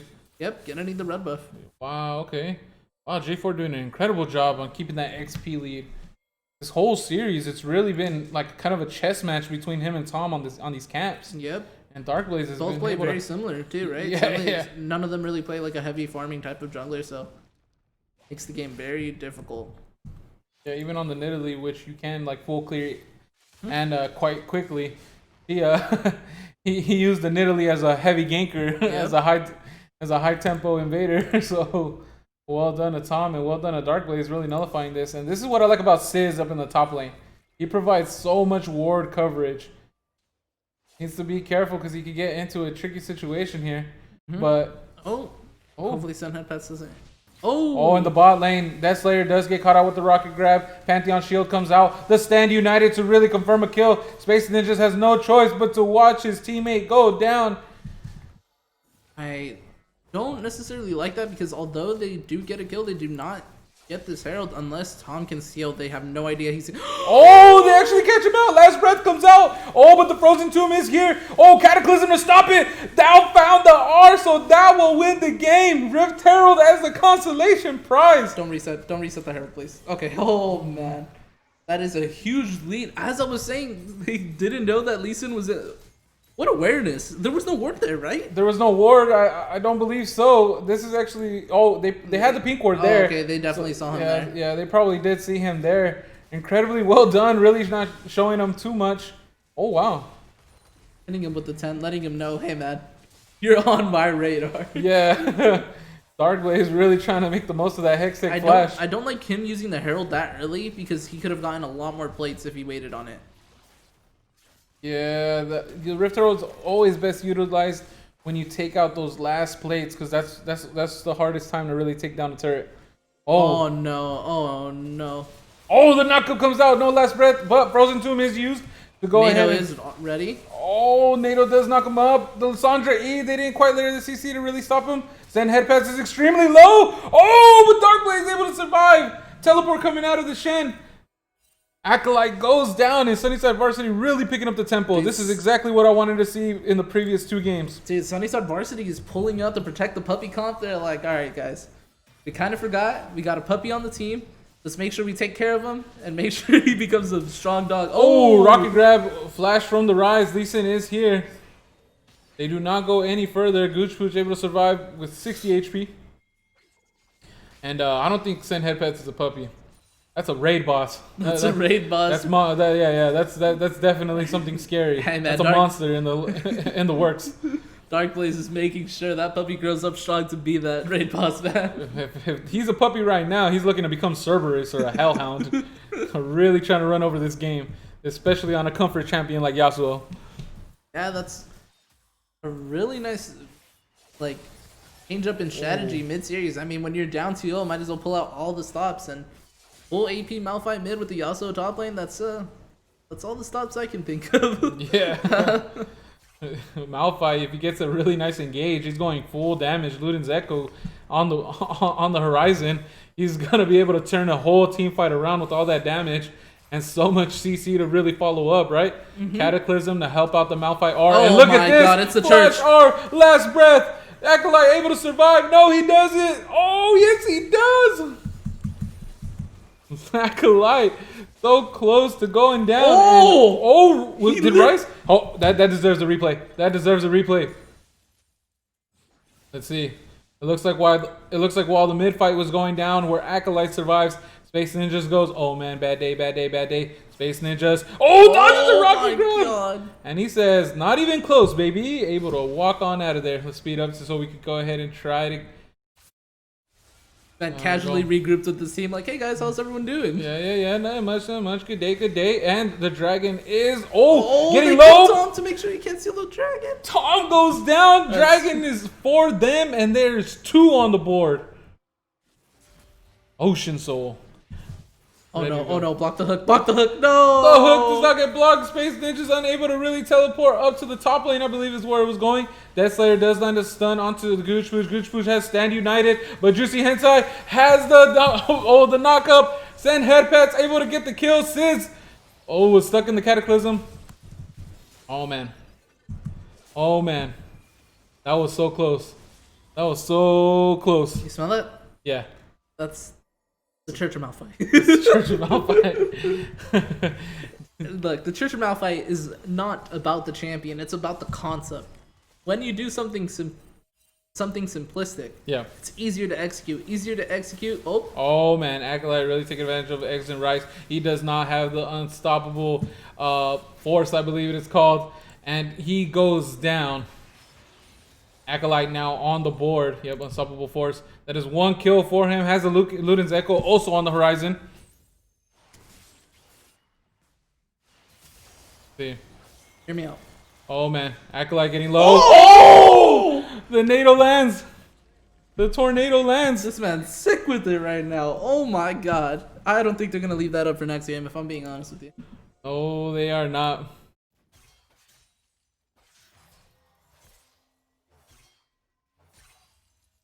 We're gonna see what Dark Blaze is gonna be able to do. He has no mana. He's gonna need to take the blue buff. Still behind on gold, despite how much success they're having in the team fights, right? Yeah. Bush had to run away from that pink ward. Oh, actually got it. Yep. Able to run right back out. So the next dragon is gonna decide a lot of what's gonna happen here, right? So when in 3 minutes this dragon spawns, you're gonna see who's gonna waste sums, who's gonna have sums up, and how easy is it gonna be able to win this team fight for the side of Sunnyside Varsity. They should be able to win the next team fight. It's coming up in 3 minutes. Space Ninjas just getting picked on, has the phase rush. Yep, able to run away. Tom doesn't Oh, go no. further. Oh man, Sen Headpats was looking for a flash. Sizz able to get out of there, but gets stuck into a cataclysm. 4 members of Sunnyside Varsity are in the top lane. Kill goes over to Dark Blaze. Oh no, but Space Ninjas goes down in return. It looks like they're going for a inner turret. No. Boomer Boys don't go for the inner turret, and then Sen Headpats and Dark Blaze are up in the top lane, getting that inner top turret. Yeah, so no sums are used on either side, so Space Ninjas couldn't pull out any resources, and neither could Sizz. So pretty even on this end. They do get the out emitter tower. Man. Oh, Unstoppable Force does get Gooch Pooch, but not Unvari. The spell shield does come in clutch. Rocky Grab says, get over here. And Death Slayer goes down. Acolyte looking for more. Frozen Tomb coming out onto Eggs and Rice. Oh, goes down. The Ignite procs though, and Gooch Pooch is able to pick up a kill onto that. Tom is extremely low, but he is looking for something. Oh, Sen Headpats coming from the back. Sen Headpass has a nice flank. Smite for the heals. Oh, flashes Nados, does not get the knockup, but he does see a knockup onto the Gooch Pooch. He does turn it around. Sen Headpass is chasing around Gooch Pooch, but he's going the wrong way. The carry is down in the bot lane towards the bot jungle. And now Dark Blaze goes ahead and pays that mistake with his life. 3 members for 2 in favor for Boomer Boys there. Oh, Sen Headpass. Oh, yeah, this is. I think he walked in the wrong lane at the wrong time. No last breath. But he doesn't really need it, does he? Oh, it looked like he was actually winning out slowly in that trade. Acolyte does TP into the mid lane. Well done. Dragon coming up in 55 seconds. Yep. They do have Malphite ulti up. If Sunnyside Varsity gets this dragon, they're in a great spot to actually be able to close out this game. We see the Jarvan going for the Knight's Vow. Pretty sure putting it on the Yasuo. Yasuo is doing so much damage, and he doesn't even have his 3-item spike yet. He's going to be doing a lot of damage. Oh, Space Ninjas cannot seem to get away from that Rocky Grab. Gets the phase rush, but goes down. Really unfortunate. I think they're going to have to give up the next dragon because of that, actually. Yeah, Space Ninjas unfortunately unable to get away from that rocket grab. The Gooch Pooch almost seems like he has a honing missile locked on to him. We see the stopwatch coming in for the Lee Sin, so we're going to expect to see a big play with that. Try baiting them in onto him. Because Sunnyside Varsity is doing a good job of making sure that he's not able to secure dragon. Yeah. Go ahead and see what they got in store. They have wards all around. They see the Malphite lingering. Darkblade sees that they have wards. Scanner able to help him out that much more. The church. Oh, they are able to zone him out though. It is getting extremely low. Double knockup onto the Gooch Pooch. That is not the target. Oh, the dragon gets taken by Dark Blaze though. Yasuo is there. Saying Headpats is going to be able to turn this fight around if it goes well. Oh, and Bari goes down. The Acolyte having a flash to get away. The last breath used onto Sizz. And that is 4 members down for Boomer Boys. And Sunnyside Varsity also walks away with Soul Point. One more dragon, they got Soul. Yeah, that Ocean Drake will probably solidify the game for the side of Sunnyside Varsity. We'll see if Boomer Boys can compose themselves, come back into the game. You can see why the Yasuo has been permabanned all season long. Yeah. It's not just in this series. They also are working at the Rift Herald there up in the top. That's really gonna help them blow this game wide open, this map wide open for them. Oh man, Sunnyside Varsity really turning it up a whole nother level here. Almost feels like a Dragon Ball Z fight. Like this isn't even my final form. Yeah, he also already has the deadly 2 items. It's only 20 minutes into the game, and he has very expensive items. Wow. He is 4k gold ahead of the Shen. It's like at least 3k gold ahead of everybody else too. Yep. He may be a sophomore, but he is a man in this game. He is a man in this game right now. Getting the red buff for himself. Who else is going to get this? Matter of fact, treat yourself to the golems too spawning. I'm pretty sure he's going to go for the golems. No, he goes for the bot wave. And Boomer Boys not letting up on the gas. What we said last 2 games, right? Anytime a bad play would happen, they already knew what the next play was, and you can already assume it's because of Tom. Oh, Space Ninjas, but there are 2 members of Sunnyside Varsity there. They are able to melt him. Dark Blaze gets a nice knock up onto 2 members. Sizz gets stuck in the Cataclysm, unable to get Tom. Tom really goes in with the Resonating Strikes and United to keep him alive. Death Slayer goes down as well. Eggs and Rice is creeping. Dun-na, dun-na, dun-na, dun-na, dun-na, dun-na. Oh, but Dark Blaze is able to survive. Gooch Booch able to grab a hold onto Sen Head Pass. Eggs and Rice doesn't have unstoppable force though, so he has to just walk in. The flank was for the slows, the DPS slows, and Sizz goes down to the Gromp. 2 members going down. A total of 3 for Boomer Boys, and even more gold into Sen Head Pat's pockets. Oh man, I want to know how much that Gromp was paid by the side of Sunnyside Varsity to help him out in that team fight, because Sizz would have been gone there if that Gromp didn't hit him with those 2 autos.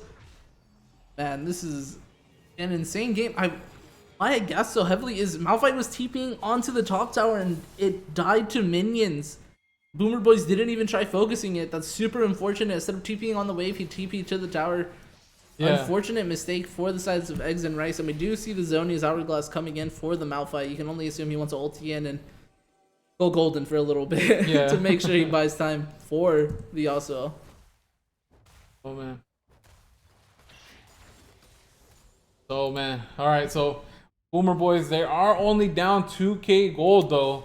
Oh wow. Even with all these bounties on the side of Sunnyside Varsity. So they are completely still in this game. That's a death dance on Yasuo. Yikes, 3 item spike. He's online. He's fully online. He's more than online, man. He's been browsing the webs for years now. Jeez. This is going to be a rough time for Boomer Boys to come back into this game. They have to get a really nice pick. Gooch actually does land onto Sen Head Pass. The rocket grab block onto all members, but look at the wombo combo. 5 members knocked up, 4 members knocked up. They all completely get deleted. CC upon CC upon CC. And the last breath that Boomer Boys take. Ace for the side of Sunnyside Varsity. And they have the Rift Herald also clocking in to that mid inner turret. Oh my god, this is that Sunnyside Varsity team fight wombo combos that I like to see. And now Baron is their consolation prize. They lost only 1 member, and that was Eggs and Rice. That was barely 2, because Anvari was able to stick on the outside in that team fight. Wow. That was an insane team fight. When you have multiple knockouts, you have multiple opportunities to get the Yasuo last breath, and they bought a lot of time for him. He was CC'd for a good chunk of time. And Malphite did use the stopwatch last team fight, completes the full Zonia's Hourglass here, so he's going to have the stasis effect for every single team fight now, every single ulti. We see 30% CDR on him. How long is the Malphite ultimate at this point? Oh man. So let's see. 63 seconds. This is what the church likes to see, alright? yes. I see now. I see that now. Oh, Ocean Soul on the horizon.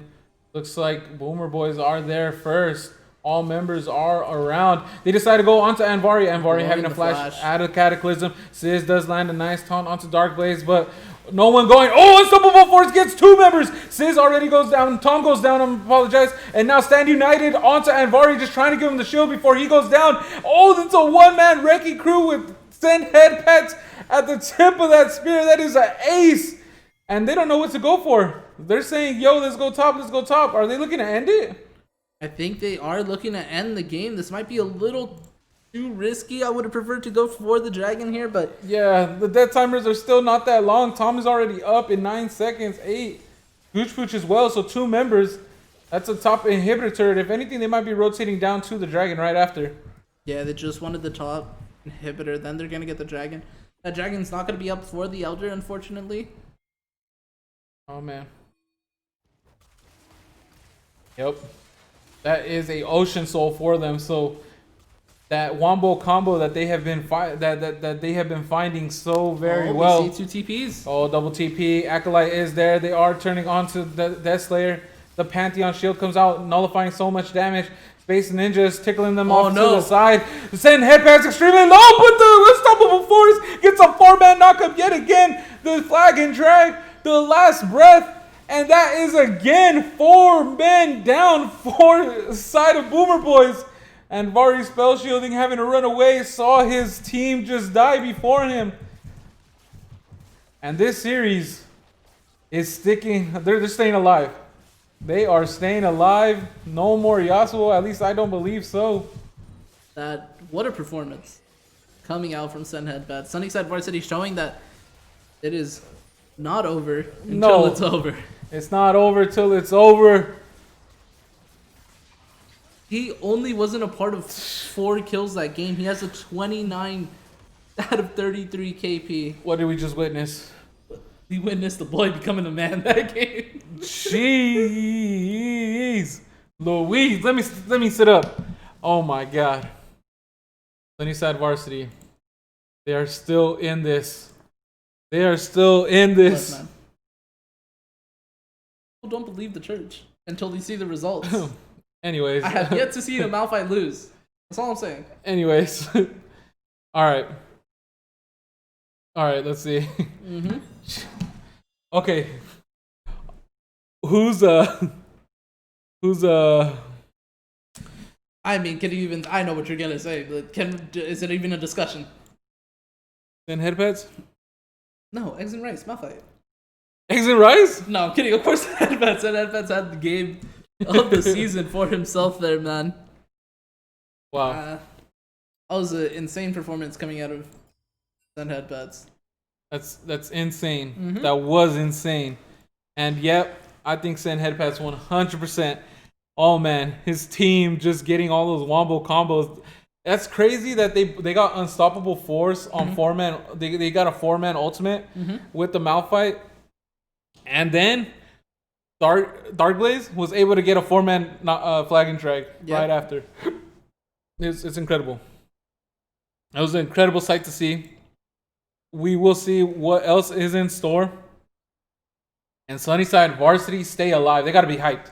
Yep. They got to be hyped. It's a little worrying if you're the side of Boomer Boys, but I'm sure they've participated in a lot of best of fives before. Oh, yeah. Of course, hiccups happen. Yeah. I'm pretty sure they're not phased whatsoever. I don't think so. Holy moly. This is definitely scary. If I'm on the side of Boomer Boys, I'm just a little scared. Or honestly, I think let's see. I think you just ban Yasuo, right? If you're Boomer Boys and you're thinking positively, you go, hey, let's just ban Yasuo. Yeah. Let's just ban Yasuo. Yep. You know what I'm saying? All right. I feel like at this point you have to test yourselves, right? Like, which one's more scary, the Darius or the Yasuo? And if the Darius have success this game, if they do not ban the Darius and they pick the Darius, if the Darius does not have has success this game, it's gonna be rough. It's gonna be rough. Yeah. For the side of Boomer Boys, because now they can no longer ban every champion, you know? Yeah. In the first rotation. Yeah, exactly. I think Sunnyside may have cracked the code. We'll see if they did crack the code, or if they have plans. I think Sizz couldn't quite nullify send headpads in the top lane. I'm sure he didn't expect that level 3 dive. No one does that. No one does. But Dark Blaze, it would be the one to really Yep. do that. To be honest, Yeah. And we saw with Lee Sin, he did that double top gank onto Tom as well. The first game that they won in the regular season, so they are able to turn it around. Sunnyside Varsity stays alive. Boomer Boys need one more, but how easy is it? It's not easy at all, right? Nope. Yeah, it's not easy at all. All right, player of the game. Let's see who it is. I think. Are we gonna have our first unanimous vote? Oh no. Oh, we actually got two. The Eggs and Rice and Dark Blaze actually got a vote. As you can see, we got one new member of the church. One new member of the Church of Malphite. We got to redeem Hydrate, and yep. Let me finish the little bit I have. Cheers. Yeah. After that game.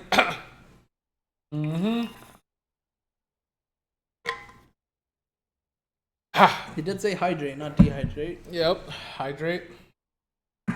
Woo. That was a. You want it back. Yeah. Sorry. Right now, we're having issues with our our sound bites. Unfortunately, do not use the Tom Bucks, the AOE Bucks. Here, let me see if it works. Did it work? No, huh? No, I don't think it worked. Really? Oh, one more time. No, huh? Nope. Yeah, no. Unfortunately, we don't have that working right now. I don't know what happened to it, but it did get messed up. So we will be making sure we have it on the finals, though. We want it in the finals. 100%. All the quacks. We want all the FF Angels. All the T4D screams. Mm-hmm. The T4 screams. Oh man, are you ready? Are you ready for this game 4? Yep, I'm ready for game 4. I'm ready for game 5. Ready for game 6 if we need it. Whoa, whoa. Let your boy breathe a little bit. Okay. Oh man. You can take a break game 6, but game 7, that's when it gets interesting. New rule, it is now best of 7. No. FFM needs a break. You know what I'm saying? Fantastic FFM needs a little bit of a break. Yeah, you weren't updated. So actually, both teams are gonna play till 2 in the morning, and whoever has the most wins actually wins. Series. And Fantastic Fatman is resigning from his Shoutcaster role. I appreciate all of you guys' You're gonna do the Brixton support. speech? I like how you didn't even hype that up. What? He really just started off the video with, "Yeah, so I'm retiring." Yeah. It wasn't even like, "Yeah, so hey, you know, it's been a tough season, but I'm looking forward to the next season." And you're like, "Oh wow, he's sticking with TSM." And he goes, "But as a coach." It's like, "Oh what?" He straight up just goes, "Yeah, I'm retiring." Yeah. Real quick. I just want to say this before we get back into the game, right? How would you feel playing mid lane and Bjergsen's your head coach? Oh man. It's like, I could have done that better than him. Oh man. In NA, yeah, he could probably say that. In NA, he could probably say that. Well, he is coaching in NA. He's coaching for TSM. Yeah. So Demonte, maybe he will be able to live up to it. I like Demonte a lot. Picking bands going. Oh wow, let's go. See the Aatrox. You see the Wukong consistently banned? Ooh. See. We do see the Darius. So what are they gonna ban? Are they not gonna ban the Yone? Are they gonna ban the Yasuo? What are they gonna ban? They ban the Yasuo, leave the Yone up. I think they're gonna pick up the Yone. Who plays Yone on their team? I don't know, but someone will. Samira getting banned out. I think Anvari would be the one to take it. I think Anvari in the bot lane would be the one to take it. He likes those DPS champions just as much. If anyone's going to be able to really make it work, I think it's going to be him and the Gooch Pooch. Look, man, if I'm stumped, I think Sunnyside may be stumped here with this pick. Mm-hmm. Surprised they didn't ban the Yone and get the Yasuo. Oh, man. Someone else might... Maybe they were more comfortable on the Yone than the Yasuo. Whoever they're going to give that Fiora. Fiora coming out for Eggs and Rice. He is a Fiora connoisseur. Yep. He is well practiced on the pick. Oh, sorry about that. One moment. I'm going to fix the names on the PD. There we go. I apologize. 12 seconds left on the second pick. Going with the Jarvan, going with his bread and butter when his back is against the wall. No shame in that. As a fellow Jarvan jungler, I can appreciate that. I can appreciate that a lot. Yeah, look back. Church of Jarvan. How do you feel about the Church of Jarvan, man? Church of Jarvan, you know what I mean? J4 is not just flag and drag Cataclysm. He is much more than that. You know what I'm saying? And I think Dark Blaze shows it. That sounds like a terrible judge. Lilia, though, I think I know exactly where that's going, so we'll see. Yeah, we'll see what's gonna happen here. Yeah, Leona, Sion being picked up for the Boomer Boys. And is Acolyte gonna play that in the mid lane? It sure does No. seem that Sunnyside does think so. Hey man, I don't know. I don't think so at all. Leona is picked. Oh man, I definitely think Leona is extremely strong. Yeah, I don't think it's gonna be. I don't think it's gonna be a Yone mid at all. I definitely think that's gonna be a Yone bot. Echo We'll being have to banned see. out. Mm-hmm. And like you said, Echo being banned out. We'll see how Sunnyside is gonna flex the Jarvan and the Lilia. I had to get adjusted. I had to get adjusted. I gotta get ready for this game. Back against the wall, Sunnyside Varsity trying to force a game 5. Yep. They go for the comfort Fiora pick. They go for the Silas comfort gets banned. Jarvan pick. Lilia pick. I don't know who's gonna take that. It will decide if it's comfort or if it's not comfort. I think I know who, but I'm not gonna say it just in case they do flex it. Yeah, it's definitely. I think it definitely is a flex, but we'll see what they decide to go with it. Right? Mm-hmm. Boomer Boys. And out the Zoe. Yeah, Okay. Zoe getting banned out here, so they do want to make sure that Sen Headpats does not get the pick that he wants to get. Right? Yeah. Jaco getting picked out. What is going on here? Death Slayer bot lane Shaco. They might be going for the special. I am not a big fan of the Shaco, although it denies a lot of things that the jungler can do. It makes it very hard to gank the lane because there's always going to be a box lurking. Yeah. We do see a message on the League of Legends chat, so we'll see if that is a mistake.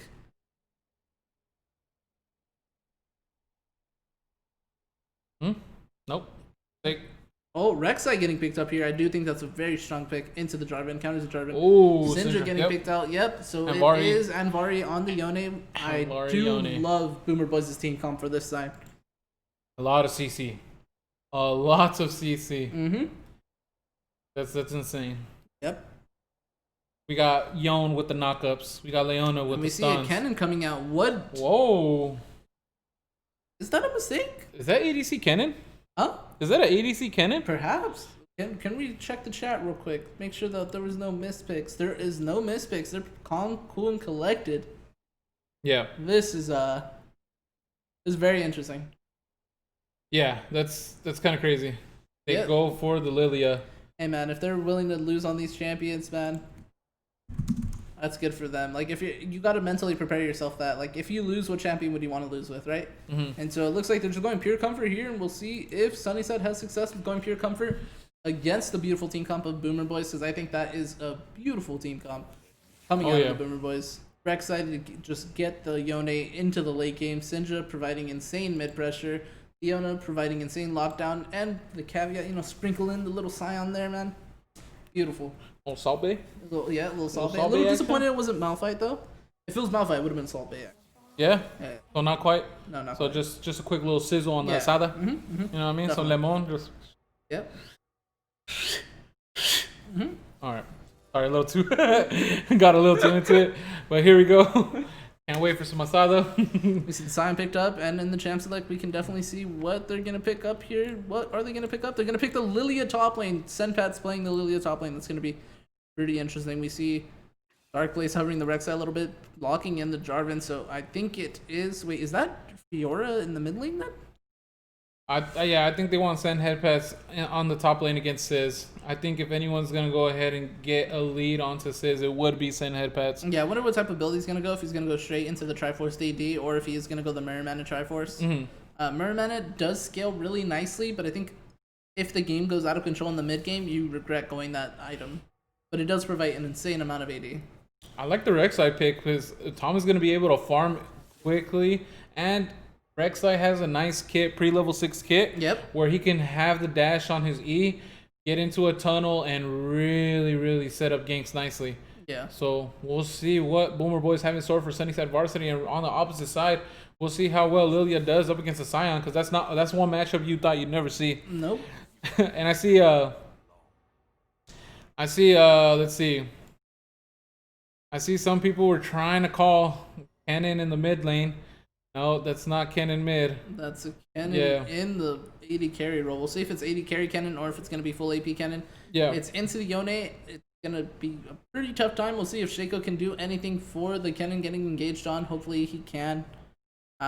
Sunnyside Varsity's team comp is extremely annoying, but the issue is they don't have a straight win condition. I do not see a win condition for the team fights or even in the game in general, so that's where I find it a little bit scary. And Boomer Boys has been playing disciplined to the point where I don't think they'll fall for the trap of just random fighting. Yeah. They've been playing aggressive, but it's always calculated aggression in my opinion. Yeah. And we'll see if Boomer Boys can close out the series here.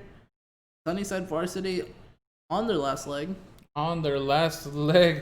And they went for full comfort. We've seen Death Slayer on the Shaco so many times. Yep. Send headpads. I didn't think he was going to flex that away.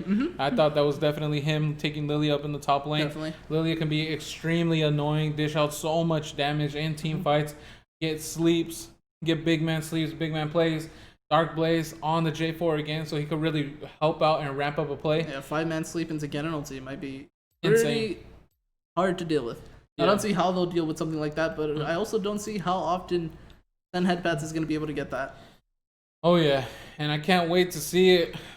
Semifinals, AOE Arena. Boomer Boys have 2. Yep. Sunnyside Varsity has 1. Yep. Let me go ahead and take a quick break. Let me rest up the voice, the vocals, and let's see if the Church of Jarvan comes through for Dark Blaze. And is Sunnyside Varsity going to be able to force a game 5? Yep. We'll be right back with you. Just waiting out on the spectator delay. One moment. We'll be right back.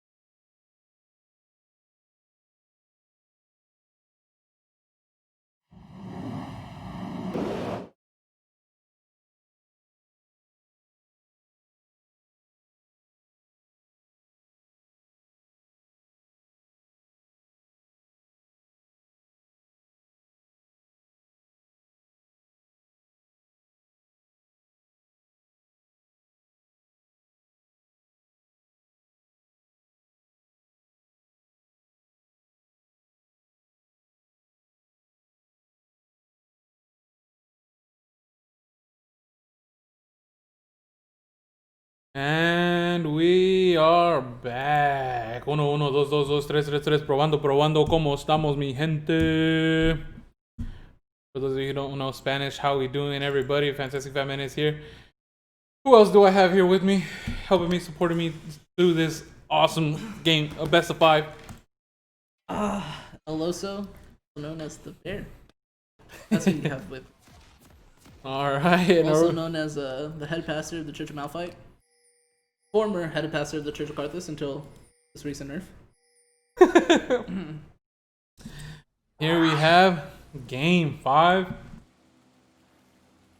Who is gonna take this game? Is Sunnyside Varsity gonna be able to take it to a game 5, or is Boomer Boys gonna be able to tell them the buck stops here? I think, to be honest, I definitely think that Tom and the Boomer Boys have been driving this bus, you know? Mm-hmm. And, you know, they were having fun. You know, cracking a couple jokes. And after this game, I definitely think they were just like, all right, we gotta make sure we drop them off at the next stop. We gotta make sure this is the last game. We don't give them any chance, because I do feel if Sunnyside manages to win this game, I don't know how Boomer Boys would come back. I know we talk about how they have a lot of experience, they have a lot of veterans on their team, but again, I don't see how you can come back, especially when you have a team comp advantage, when you think, in your opinion, that you win that team comp, right? Yeah. And you lose, it is one of the worst feelings. It is ultimately very disheartening to have to deal with that. It becomes very difficult to deal with that mentally, because then you don't even know what the issue is. It's like, wait, we won standard, but when they don't go, or we lost against their standard and their own standard, so what do we do from here? Exactly. Hopefully, they can go ahead and take it. It looks like Deathslayer is giving them a extremely strong leash there. With the Shaco boxes, going to be able to get the Gromp as well. Yeah, we did talk about the Fiora mid. Is it Fiora mid lane or Fiora against this is? And it is Fiora mid lane. Don't know how well that works. Yeah, it looks like all the mobility for Lily is really going to be in favor for Sen Headpats here. Just because he's going to be able to walk right on out of those knockups. Yeah, but Fiora's going to have just as hard as a time. But we see Fiora winning out on the CS war, and the wave is pushing into her. So maybe Acolyte having some unfamiliarity, right, with the matchup. Yeah, exactly. Oh, level 2 for the bot lane of the Boomer Boys. Oh, they are trying to dance around the Shaco box. Shaco box does fear onto Gooch Pooch. They're walking away, and they're walking right into it. Yon does get some good damage off onto Deathslayer, but they did return some of it with those cheeky Shaco boxes. Well done on both sides. Oh, and look at this. We already have Rek'Sai kind of walking around. Oh, Sen Headpat's not going to have a good time here. Oh, and especially since Dark Blaze is actually looking for an invade instead of supporting him. Oh, the knockup doesn't quite land. Then Headpats is in a scary situation. Gonna be able to flash. Oh, knockup onto Tom. Wow, he flashed on over. Tom is getting extremely low. The Ignite comes out. Dark Blaze is able to flash out. And first blood for Sunnyside Varsity. Already getting this game started with a bloodbath. And here the Gooch Pooch tries to go onto Deathslayer. The fear comes out before he's able to stun. And that's one thing he needs to watch out for. Yep. Especially if he wants to engage onto that bot lane. And Vari trying to make the most of it. Oh, he's going for it. Oh, and he does. Wow. That's 2 kills already. He's on the board. Oh, no. Raid boss incoming. Raid boss incoming.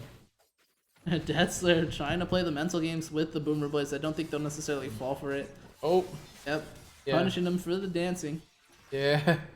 They're not gonna follow you. They're just gonna go ahead and take a little bit, take that little bit of damage that they can, and then walk right on out of there, huh? Yep, they're learning their lesson within this very quickly, so that's very impressive. We see the Scion using his TP in the top lane. We did see everyone except the Scion use the flash on the top side of the map.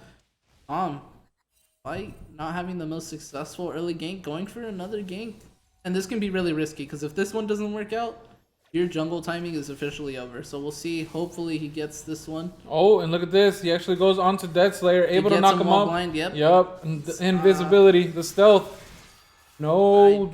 Yep, unsuccessful. Yeah, I don't know how much I like just getting the flash there. We'll see if Sunnyside Varsity can necessarily take advantage. Oh! We see Darkblaze going in without hesitating. Yep, and he actually was standing still, so Tom was unable to really see him if he was walking there. Gooch was just letting the stun onto him, but the rest of the bot lane is going onto Tom. Oh, Syndra is here. Eggs and Rice is here as well. Darkblaze picking up a kill onto the Gooch Boosh. Tom off to the side. Acolyte trying to clean up as best as he can. Space Ninjas actually takes out Anvari. That Slayer goes down to Acolyte. Oh, no, sorry. He goes down to Leon. And here we have a 2 for 1. 3 for 1 now. Sunnyside Varsity is running away with this game. Already. And Sion is in the mid lane, by the way. Sion is losing all the XP in the top lane. You don't want that when you're behind. You want to get anything you can. Look, he just lost the full wave. He's going to be down a full level. Yes, Sis, that's the bad thing about being such a team player. He is really there for his team. He didn't have the telly, decides to walk on over there and pays for it. Gets nothing out of it, unfortunately. That's 4 plates left for the side of Sunnyside Varsity in the top lane, and it is only 5 minutes in. Only going to go down faster if this keeps going for these risky type of roams. Oh man, it's only downhill from here. Oh wow, Hanvari is really trying to turn up the momentum, to turn up the tempo in the bot lane, saying, you know what, we're not gonna let you steamroll this game. Hanvari really comfortable on those DPS type of champions. Oh, Eggs and Rice kind of just face taking it, really trying to show the wave, get the priority, and yeah, it's all downhill from here for Boomer Boys if it played correctly. Oh, early drag though. Yep. I mean, when you're behind, might as well just get anything you can, right? Yep. Oh, the Gooch Push just done a nice stun onto Death Slayer. Because when you're behind, that dragon you're getting is buying you an extra 5 minutes of the gameplay, basically. Yeah. Because you can get sold, and when you're behind and the opponent got sold, it's pretty much GG there. So I do like that decision coming out of Tom. Didn't actually know he could solo it level 4 with just a double longsword. That's the pretty surprising part. Usually you want the jungle item, and with the jungle item you're actually able to solo it pretty handedly, but knowing the potential of what Rek'Sai can do, that's props to him for knowing what that champion can do. Yeah. Kudos to him. Oh, Gooch Pooch doesn't quite land the Zenith Blade. Tom is there. I wonder if they want to go ahead and crash the wave to the turret so it could bounce back so Tom could get a nice successful gank. Base Ninjas. Oh, a little too deep. Zenith Blade lands the stun, the chain CC, and Vari is there. Oh, but the shutdown goes over to the Gooch Pooch. Yeah, that's really unfortunate. Although Kennen does lose out on this wave, the fact that the 450 gold went onto Leona is really unfortunate. Yeah, you want all the gold to your carry, especially if he's going to be a melee, right? Yeah, we'll see if Jarvan responds with his own type of gank. He is getting the blue buff here. Yep. This is kind of scary. Does have the pink ward, does know there's safety. Wow, look how close Lilia is to that Leandri's Torment already. And walking back to lane, very happy. Bambi does get the cannon. Oh! Revenge for the... Never mind, I'm not gonna go there. Bambi movie. Oh, nice little trade coming out from the Fiora. And shout out to Eggs and Rice being able to hold his own despite not playing mid lane and playing a top lane champion. Oh, and look at this. The flag and drag flash does land onto Gooch Push. The Cataclysm comes out. Yon has to back on off. Oh, but the soul makes him go right into Sunnyside Varsity's hands. And Cannon, Space Ninja, is able to pick up the kill there. Then head pass. Yeah. Oh, losing out on a trade on the top lane. A play is going to happen topside, whether it's a Rift Herald or the top lane gank. We'll see if Sunnyside Varsity can sniff it out. Hoping the Fiora goes into the Herald here. Usually, man. Usually you want to go ahead and rotate up, right? Yeah, to make sure this shuts Tom completely out of the game. He would make him 2 levels down, essentially. Struggling already as it is, but I don't think they notice. That's really, really unfortunate. Yeah, I think they might barely be rotating over. Oh, no. They assumed he was actually at the red buff. Yep. Not seeing him here. Rift Herald notification comes up. See what he does with this Rift Herald, who he'll use it on, because I definitely think he won't be able to use it on himself anymore at this point in the game. Oh, the sleep coming out. Nice. Oh, procs on over. No. Teleport coming in for Acolyte. Acolyte is on his way. Sis goes down. Acolyte using the Unleash power onto Sent head pads, but not enough damage. Dark Blaze is the next one to go down, though. Scatter the Weak, and Sis able to pick it up during his passive. Has that 2 life type of situation. And 1 for 1 there. Oh, Sent head pads gets the Dark Harvest stack. Oh man, well Yeah. done. Well, Ooh. 3 people were committed to that play, while only 2 people from the side of Sunnyside committed. And as you can see, 2-plate reward. They do get a couple plates on the top side, but not enough. Nowhere indeed enough. They actually don't opt for the Rift Herald just yet. I don't think they want laning phase to be over. Probably have an idea of what they want to do with the lane states. Probably get Anvari out of it, right? Yep, Dragon is up in 110. That's gonna definitely be a point of contention, and I think that's when the team that's ahead is gonna just start snowballing with the Dragons, right? Yeah. You definitely don't want what's it called, Soul Point to be anywhere near this team, this aggressive team of Sunnyside Varsity. Look at that. Look at Death Slayer just dancing behind enemy lines. Oh, it's stunned. It's trying to walk around. Dark Oh. Blaze. Dark Blaze is there, does land the flag of drag onto Gooch Pooch. Gooch Pooch is then in turn feared by the Shackle Box. Kennen slicing Maelstrom coming now. Gooch Pooch getting extremely low. The Cataclysm. Yon ultimate onto 3 members though. Space Ninja goes down. Oh, the Gooch Pooch in favor goes down to Dark Blaze. Tom trying to return the favor. Death Slayer's still alive. They weren't able to get him. Oh, Exit Rice is actually rotating on over if he survives long enough. Rift Herald being popped by Tom saying after we win this, we will get the turret. Dark Blaze getting extremely low. No mana to really flag and draw on out of there. Exit Rice. Oh, Grand Challenge coming out. Doesn't quite get any stacks. And Tom able to secure the kill onto Exit Rice. Well done. Oh, Anvari actually used the flash to try to get him there. Oh, and no. under the turret, chain CC'd. Sizz returns the favor and actually gets a bounty off of that. It looks like the game was going so well for Sunnyside Varsity, and within a snap of the fingers, man, Sunnyside Varsity is now falling behind. With this team comp, they need to be ahead. It was a little too ambitious fighting for that instead of just forcing them to come to the Dragon. Yeah, Exit Rice, you can definitely see a little bit of the confusion. He came to the fight extremely late. Yeah. We'll see how Sunnyside Varsity can come back to this. Yeah, if anyone definitely can come back from this situation, it would be Sunnyside Varsity. Man, Lilia is actually having a field day up in the top lane, but all that MR coming from Sizz, Spectral's Cowl, and then eventually the Merc Treads will be coming up. Yeah, we'll see if they try going for this mid lane. Gooch Pooch is rotating on over. Yeah, Freeze coming from Fiora, but he does have... Oh, Lilia is there. Does not quite land the proc you need for sleep. Lilia's lullaby. Yeah, we do see the fact that Jarvan has all KP in this game.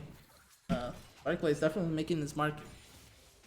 Definitely does not want to go out on a loss here. Oh, he does not. Right. And Headpass did rotate over to the mid lane. They're saying, you know what, Fiora, go ahead and go up to the top lane. He's building all MR, and indeed he does. He finishes it. Adaptive Helm against a Fiora is not what you want. Ooh, there's that whole wave though. That wave though. Alright. It is now having a bounty on him. Look at that. You see the static shift coming out of the Yone.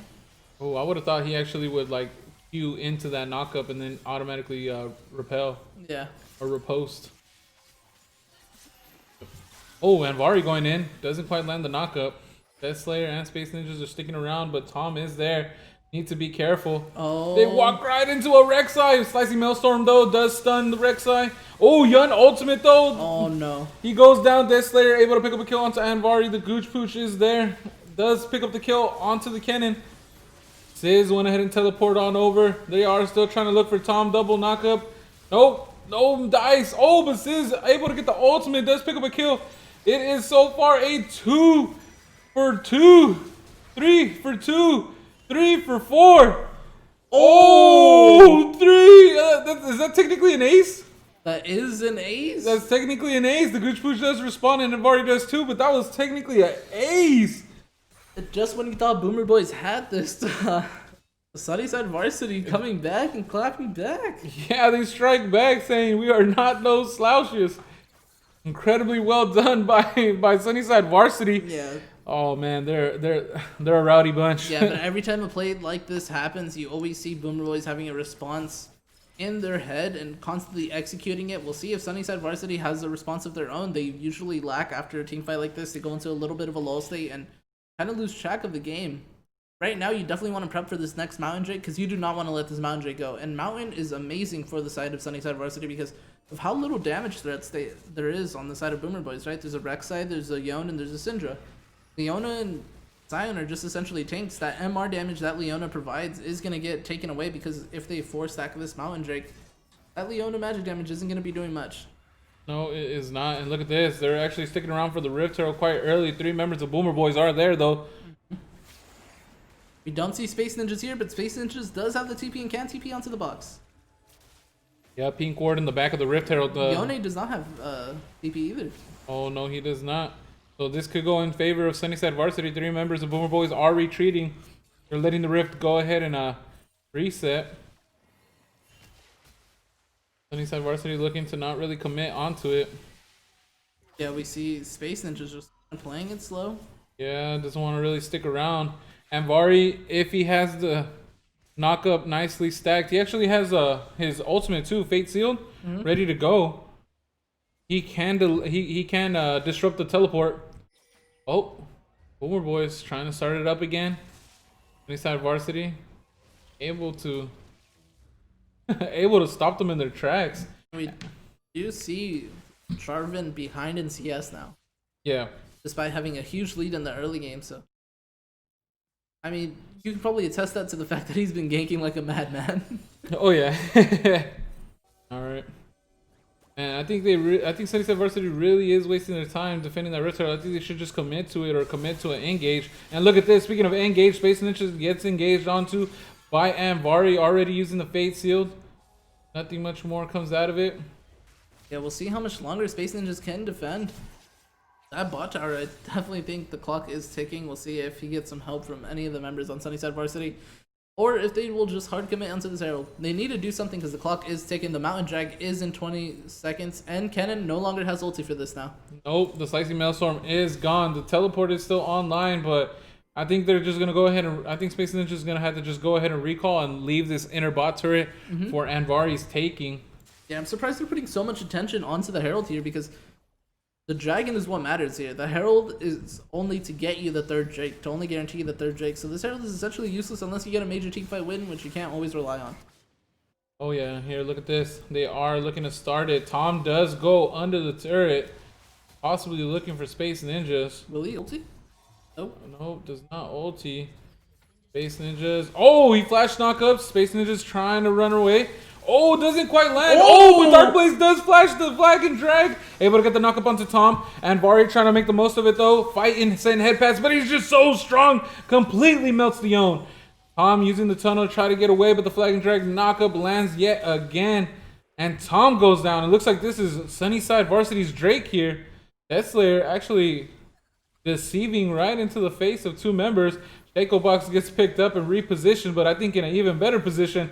The Gooch Pooch getting feared away. That's Sunnyside Varsity's Dragon. And meanwhile, up in the top lane, Sizz able to knock down the outer top turret. Yep, Sunnyside Varsity secures the drag. And yeah, like you said, Boomer Boys are very proactive. They really like to answer some of these plays, but Sunnyside Varsity are really just taking the initiative first, right? Yeah, definitely. Oh. Okay, there we go. So it's okay. Eggs and rice. I thought he was about to get caught out. Luden's Echo almost built for Acolyte there. Having the Dark Seal as well, so one good team fight can really ramp up this Syndra. That was kind of sad to see that more members of Boomer Boys actually didn't go and rotate over to Tom. Yep. It looked like some of them actually backed on off, right? Yeah, definitely. I think they're kind of on different pages right now. I don't think they're doing well into the insane amount of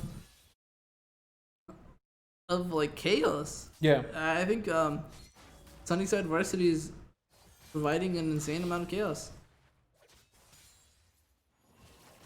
All right, Rift Herald finally being taken? No. The priority for the Rift Herald. They're still fighting for it. Dark Blaze using the flag. Yone is about to get the IE. All it takes is one 5-man Yone ulti and the game's over. Yeah, so but that's going to be a little hard. Yeah, we'll see if Sunnyside Varsity keeps track of it. All right, Dark Blaze has been seen up in the top side of the map. Then Headpads trying to run amok. He did melt Anvari in that last team fight, so I don't think Anvari really is the answer for him. Mm-hmm. Well done by Anvari, making sure he gets no proc of the Lilia abilities to get to get that lullaby triggered onto him. Yep. Boomer boys are definitely on their heels right now. Isn't Rice playing super aggressive?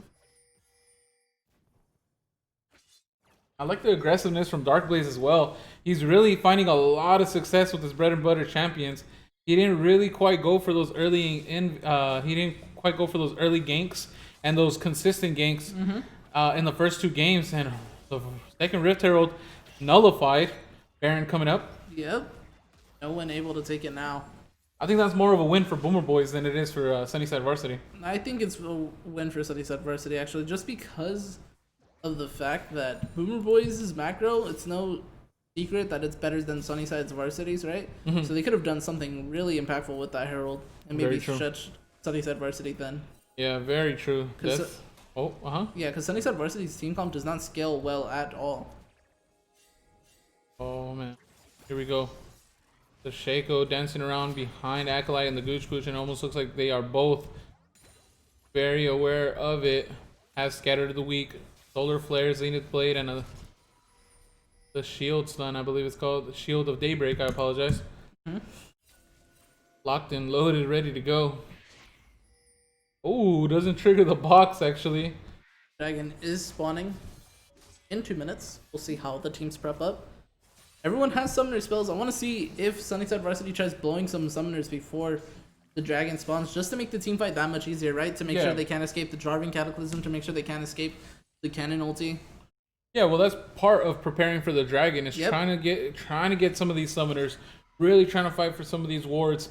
A lot of people forget that you can essentially initiate by trying to take a ward or a jungle camp on the opposite side. So what that would do is bait them into a fight that you really want. You see the Dead Man's Plate finish on the Lilia. Lilia going a little bit of a hybrid tank, and I don't think that's much of an issue because this Fiora is getting very strong. Look at that. Ooh, the farm on the Fiora, 163. Well done. Talk to me a little bit about how you can close out this game, Eloso. So when you're the side of Sunnyside Varsity, you want to just take what you can get and realize how you'll scale into this game. And I think the way they'll scale into this game is if they get the 4 Mountain Drakes and use the Elder. It is a little bit of a long haul, but when you pick yourself a team comp like this, where there's not really much synergies, not really there's no AD carry, it becomes very difficult to close out the game. So you want to play for the long haul and play for this Mountain Soul, and then try baiting them into Baron once you're strong enough. But I don't think they're strong enough to go there yet, simply because it'll be very difficult to deal with Yone coming in. Yeah. And look at the CS differences.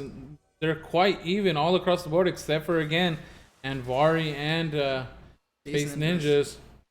Anvari having a way better creep score in all games of the series. We'll see what Anvari can make the most of with all that gold. And look at this. Send Headpads actually activates the lullaby onto Acolyte and melts him. That Slayer does use the shiv to try to slow down the Gooch Pooch. Space Ninjas is there. Oh, the slicing Maelstrom comes out and it actually lands onto the Gooch Pooch. Unfortunately, no more damage can really follow up onto him. Space Ninjas trying to tower dive. Meanwhile, on the bottom side of the jungle, there's Sizz getting extremely low. Fate Seal catching 2 members of Sunnyside Varsity. Tom gets scared by the Shaco box. Fear coming out. Oh man, a lot of members for Sunnyside Varsity are extremely low, but the same for Boomer Boys, flashing out of the knockup. Wow. Darkblaze able to get the Cataclysm and gets a double kill off of it. Sizz does return the favor in executing Darkblaze, and there Tom goes down in the mid lane. Ace. No, sorry about that. That was a 4 for 2. Yep. In favor of Sunnyside Varsity. Yeah, and everyone having flash up, everyone using the flashes that they had. And that... Hopefully, that was an insane. First of all, that was an insane engage from Sen Headbats. Yeah. Notice that he had enough damage to do that. You saw how fast he was going. He was just dancing around the Sinja before he ended up killing Acolyte. And Gooch Pooch couldn't do anything but just watch his teammate go down right next to him. Yeah. Sure, it was traumatizing. Yeah, 0 to 100 real quick. And unfortunately, Sen Headpass has become, I think, fully online. Yeah. That's his comfort zone, is really having the lead. Mm-hmm. I don't think I've ever seen them lose a game with him having a substantial lead like how he does now. Look at the goal differences all around. 10,000. He has about 1.5k over everybody. Wow, the Rek'Sai is actually even in gold with the Jarvan, despite Jarvan having 14 assists. Hey, those creeps keep racking up for Tom there. Oh, Eggs and Rice does use the repost extremely well. Dark Blaze does get out of the way of unstoppable onslaught there. Cataclysm onto 2 members. Slicey Maelstrom trying to get the backline. 2 members go down. The Gooch Pooch is still alive, able to survive. Death Slayer might get caught up by the Siz's knockup. Unfortunately, doesn't. Space Ninjas does finish up the Gooch Pooch though. Then Headpads was getting turned on to by Anvari, but it looks like Anvari lost out on that trade. 1 for 1 on the nice and even for both sides. But they don't have their jungler. There isn't an objective where they need him though, so not too much of a loss. Trying to see if Sunnyside Varsity can get anything else. Oh, Scatter of the Week does land onto Eggs and Rice, and he gets low, but berries are there. You know you can heal up with the berries and cream. Eggs and Rice loves berries and cream. A throwback commercial right there. We'll see, man. They both have some pretty solid engages, and Vari has the Fate sealed, can really clunk up all members of Sunnyside Varsity with 1 ultimate. Solar Flare also there to engage. A lot of engages from both sides, but I think Boomer Boys has an easier time in these team fights. I think that's why they're still able to like stick into this game, you know? Yeah, the gold advantage. The gold is now even, by the way, so it's not like this game is actually out of control. It just seems like that because the team fights from Sunnyside Varsity have been so. Oh, and look at this.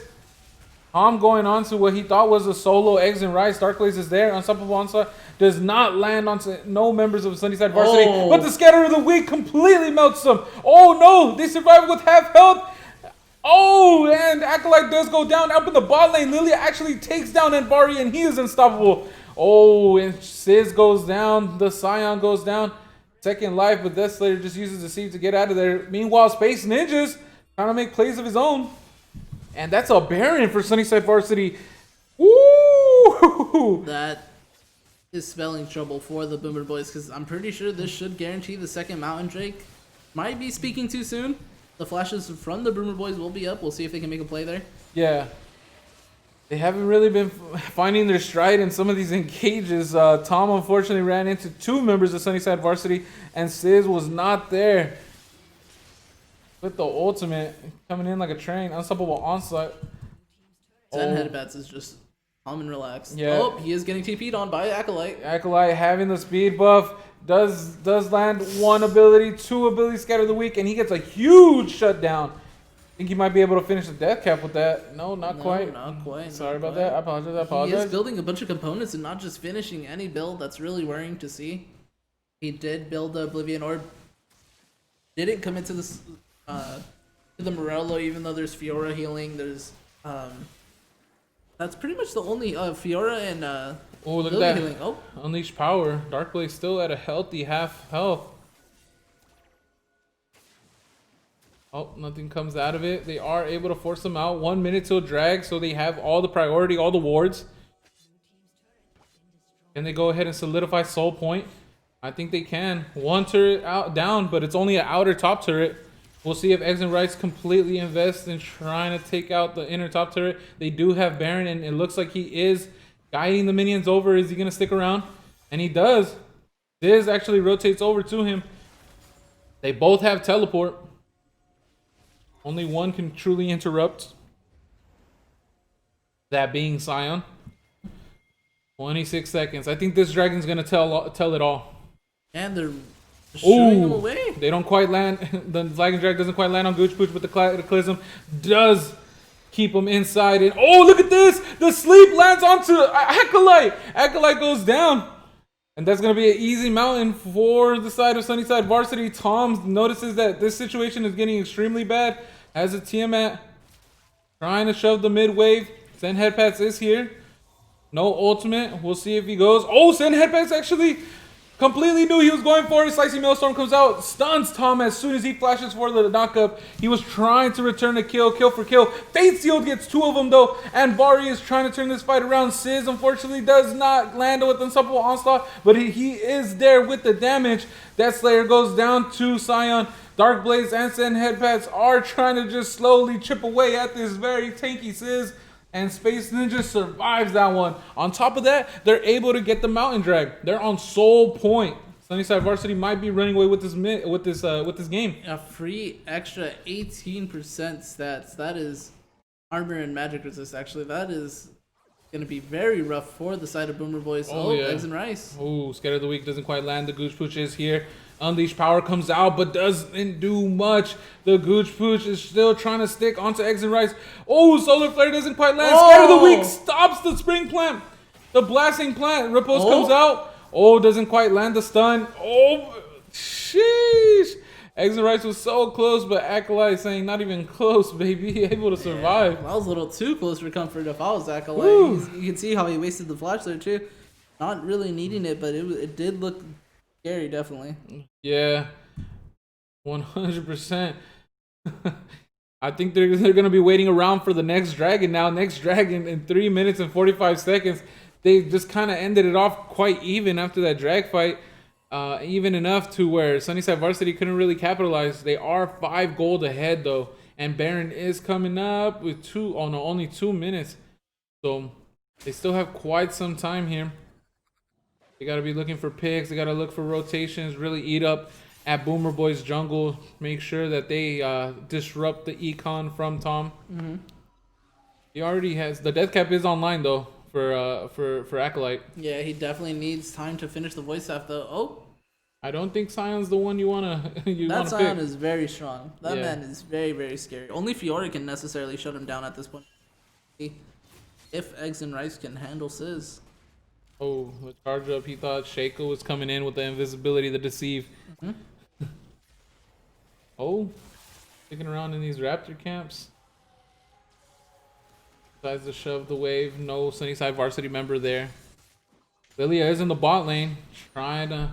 They're gonna have to answer this Lilia eventually, or they may just kill the end. No, Lilia's going for the flank. Yeah, Lilia goes for the flank. She does have flash. This is very scary for the side of Boomer Boys. Yeah, Shaco coming in too. Yeah, they're all grouped up here. It looks like... Oh, the repost comes out. Slicey Maelstrom goes ahead and gets him. The Cataclysm. 3-man sleep. The Yon Fate Sealed, but it's a little too late. He's extremely low. Double knockup. A couple Zonias coming out. Oh, man. And then it just goes all downhill. Double kill. And this might be game 4 Sunnyside Varsity. Oh, did they force a game 5? Did they force a game 5? Oh, my God. Oh! Is the game over here? Cannon, be careful, Space Ninjas, careful. I think this might be game.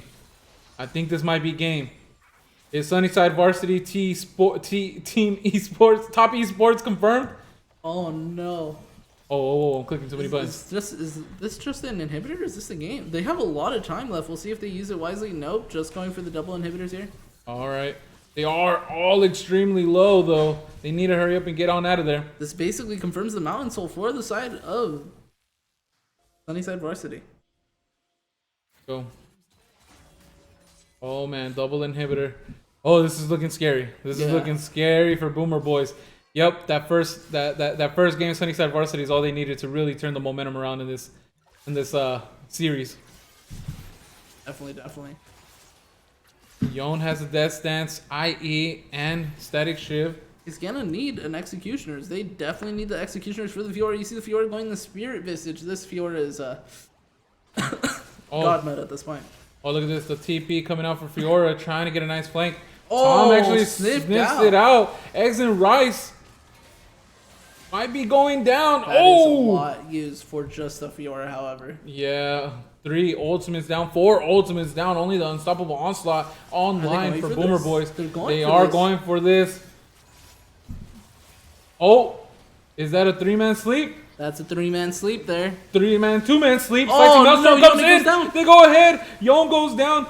Oh, man. Cataclysm goes ahead and shuts off the rest of the Boomer Boys from safety. They're sticking around. Meanwhile, Syndra does win out on the fight with Ken and Space Ninjas try to confirm.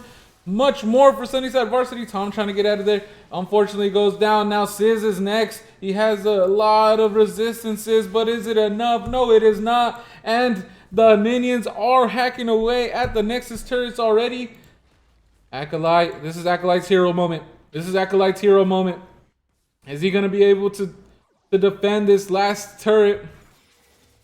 Celia. It's a hard task. Celia is very tanky. Very tanky and incredibly strong. Oh. Scatter of the Weak does knock him back, able to survive. He's trying to heal up. Oh no, Dark Blaze is here. I don't think he's strong enough to go ahead and melt him. The flag comes out, the DPS. Oh no, this is game 5. Sunnyside Varsity turning it around. That's a Silver Scrapes. That's a Silver game Scrapes? 5. That's Silver Scrapes? Silver Scrapes. That's Silver Scrapes? That's hey. Said it. That's Silver Scrape, boys. Uh-huh. Game 4. That was game 4, right? Yep, correct. Game 4, right? Yep. Silver Scrapes? Silver Scrapes now. Silver Scrapes in game 5. And it looks like Sunnyside has an answer for their draft issue. They're like, hey, we'll put Sun Headpats in the top lane. Mid-series. Down to 0-2. What can go wrong? Nothing. Let me tell you, nothing. Because now they're up 2-0 in the past 2 games. So if you think about it, both teams are 2-0. Mm-hmm. Depends on what section of the game. No, it is a 2-2. Ah, man. We'll see what type of environment Boomer Boys brings. Because it is a little nerve-wracking on the verge of being reverse sweep. We've never seen a reverse sweep happen in AOE ever before. No, we as haven't. I mentioned earlier. So this is insane.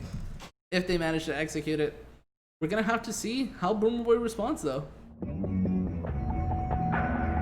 We've had a couple game 5s before, and you know what that means.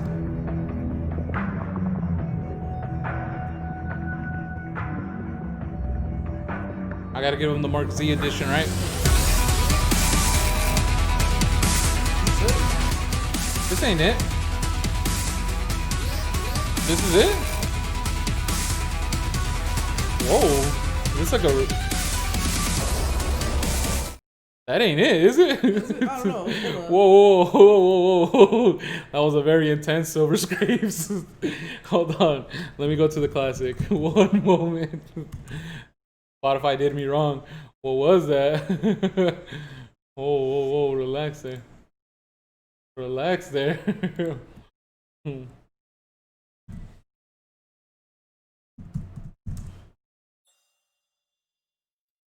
Who talks to me about player of the game before though? Player of the game has to go to Dark Blaze. That was an insane amount of kill participation to not give it to him. This man made everything on the map happen. And even with a team comp like that, I personally would have been discouraged playing Guardian on that type of game, but he managed to make it work. Da-da-da.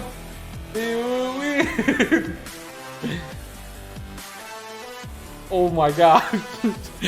They were able to force a game 5. Are they going to be able to close it out? Are they going to be able to close this out? Oh my god.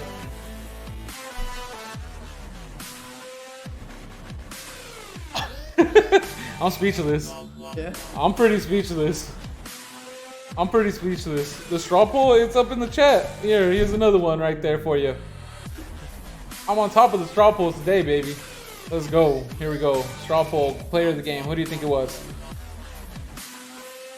I said Dark Blaze. You said Dark Blaze? Yeah. See what the people say? 2 people say Sun Headpats, 3 people say Dark Blaze, 1 person says X and Rice, and 1 person says Space Ninja. Space Ninjas did have an impressive performance this game. Despite being down CS, he made sure Anvari couldn't get the typical lead that he was able to get in the first 2 games, and you can see what happens when Anvari doesn't get the lead. Oh yeah. Anvari had a significant CS lead, but not as much as before, where he was completely decimating Space Ninjas and the gold factor. Yep. Space Ninja was able to hang in there. Whew. Oh man. Oh my god. Hostile Avocado saying the Shaco. guys missed out on how much control the Shaco Yep. was able to bring in. I know Hostile Avocado is part of the Shaco connoisseurs. He's a part of the Church of Shaco. Yeah. Trying to convert him to the Church of Malphite, but he's a little foolish. Oh man.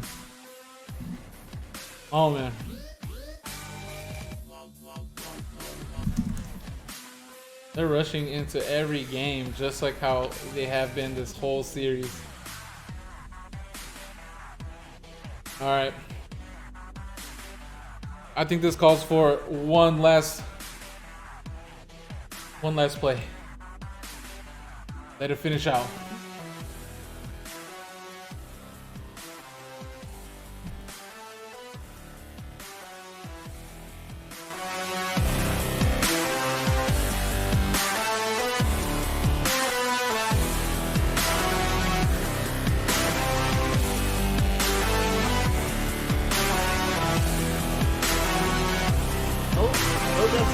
Started. Oh, don't worry, I got it.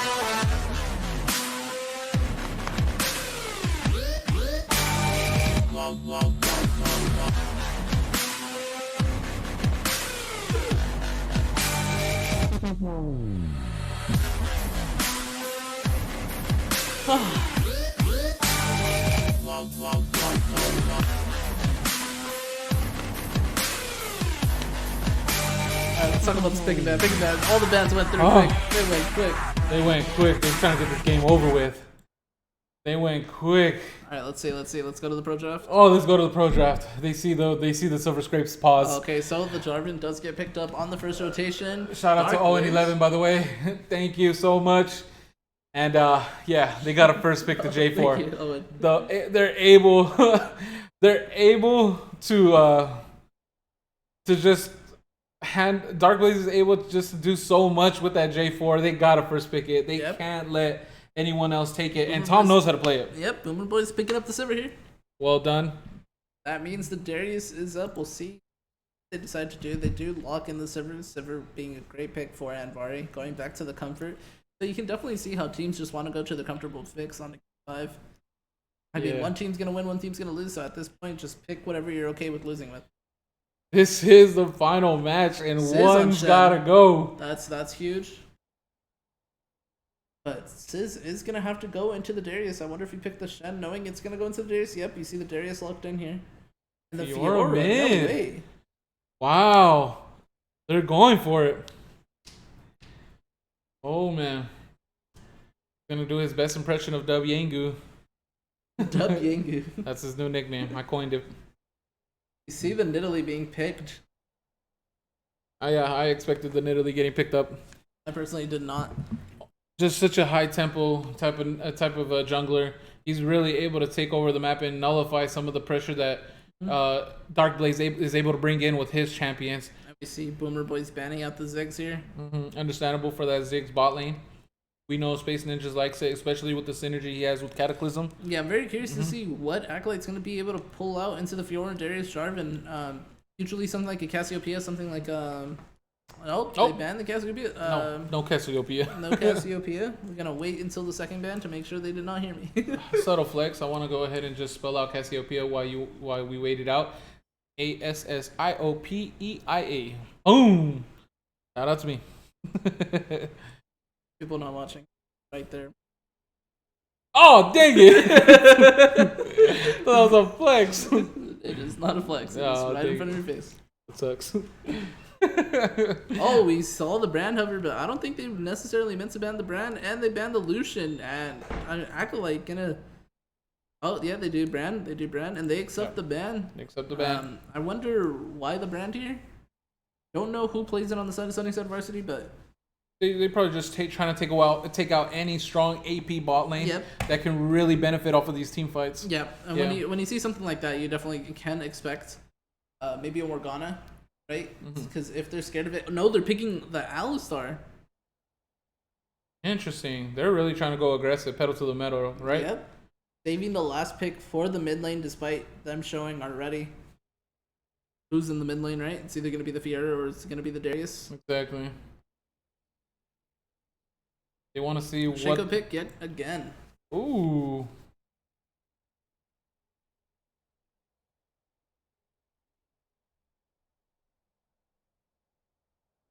Okay. Syndra hover. We'll see if Sunnyside Varsity takes the Syndra away. I wonder what Boomer Boys is gonna respond here. All right. Acolyte's champion pool is picked at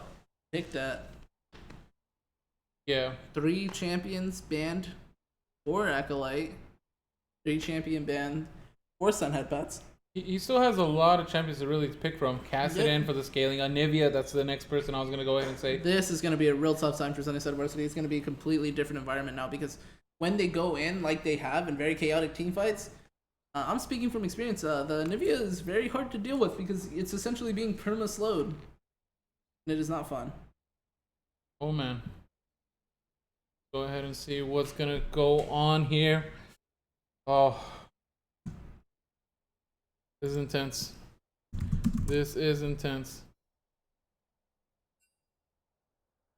Oh. Got a little bit of a break. One moment.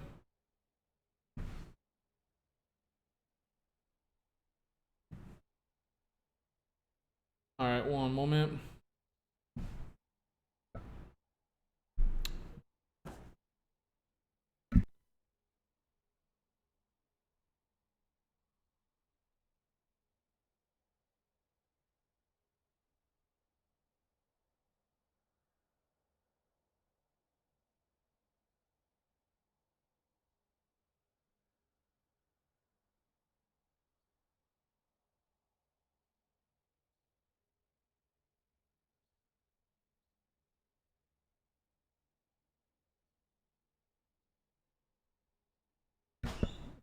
All right, so they are taking a little bit of a break.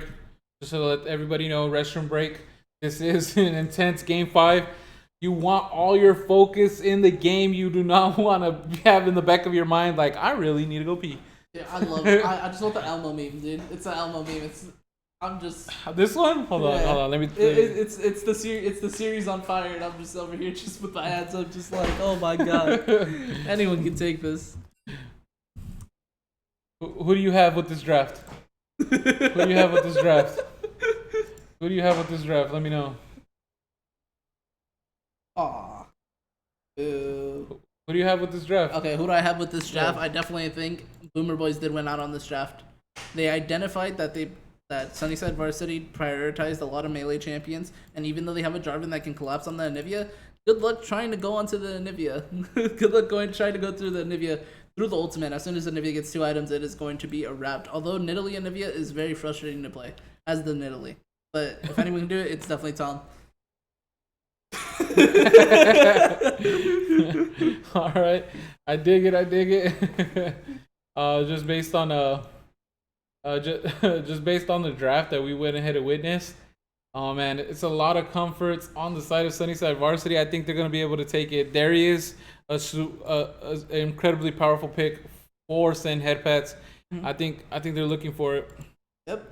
Yeah. I can't wait to see it. I can't wait to see it. Are we starting it up? We'll see. Let's go. They say they are R. Production is R. Production is R. For game 5. Aaron's voice is probably going to die by the end of this playoffs. Let's go ahead and go game 5. Let's go game 5, baby. Let's go, baby. And here we are starting. This is only the semifinals, by the way. We have one more semifinals later today at 5 p.m. where you are up. And then tomorrow's finals. We have we have a series? Oh, we have a whole series ahead of us still. Game 5, boys. They're really rushing through every single game. SunnysideV, if you're out there, please, for the sake of Fantastic Fat Man's voice, please reduce your restroom breaks to a minimum. Yes. Let's make sure we start every game very quickly. Yes. I appreciate it. Thank you so much. But enough of me. Mm-hmm. Let's get into this game, baby. Let's get into this game. It's game day, baby. Da na na na na na na. Da na na na na na na na. Da na na na na na na. Da na na na na na na na. Woo! Hover on the Cassiopeia. Please don't realize that was your 4th ban. Okay, he realizes that was the 4th ban. You know, when people get tired in the series, they accidentally pick, and it causes everyone to remake the lobby. They ban 4 instead of ban 3 and pick. Yep. That's the classic mistake back in the day. I think everyone is used to it now. Yep. We're Please, really no tradition. We're no pause. No pause in the beginning. No tradition. No tradition. No tradition. No. Hey man, it wouldn't be a game 5 without a pause, baby. I have a series, and I still have things to do after this game. So. Oh man. Por favor. Por favor. Oh man, I can't wait to see what's gonna get started. I mean, Sis has a plate full to really deal with, right? Mm-hmm. He needs to go ahead and deal with so much. The Darius, send head pats on the Darius. Yep. It's too much. It is. It really is too much. You do not want to have that on your plate. Sis really getting targeted here, whether it be from the ganks or just the matchups. Acolyte on a comfort pick, Anivia. Is gonna have a nice, huge AOE element with the what's it called? Oh man, what is it called? Anivia Ultimate. We'll just say that. I think it's called Glacial Storm. Glacial Storm. Thank you. Oh man, I apologize. I don't play Glacial that Storm. champion. Genius. You're a genius. The Glacial Storm is gonna really be nullifying anyone trying to just get into a team fight. We know Sunnyside Varsity likes to group up at the end of the fight after all their CDs are done. If Anivia just places it over herself, she's gonna be able to just do so much damage, counter the Cataclysm. Yep. A lot of the setup that Sunnyside Varsity has, Acolyte can go ahead and counter. On the other side, we have Alistar, who can headbutt people away, pulverize, really take advantage of that group up type of playstyle that Sunnyside Varsity likes. I can't wait to see what they have in store. And Space Ninjas is on Syndra. Yep. The reverse sweep is looming in the back of Boomer Boys' mind. All the momentum is towards Sunnyside Varsity. They're hyped. They're ready to go. Oh yeah. They got the childish blind fate now, right? Where they don't know the consequences of their actions anymore. We'll see if it doesn't get shut down. We'll see if they manage to close out this game, or we'll see if Boomer Boys tightens it up once again and plays like they did in the game 1 and game 2. Yeah. Oh man, we still have spectator delay. Yep. Oh my goodness. That's a break. We put up the silver scrapes. We put up the silver scrapes one more time. One more time. One more time for the people. Let's go ahead and take a break. Let me go ahead and refill on the water because the hydrates have been consumed. Shower real quick. Here we. And let me start up Silver Scrapes one more time, getting into this game 5. Everybody take your last minute restroom breaks, refill on the sodas, on the waters, and give me one moment. We'll be right back after this delay.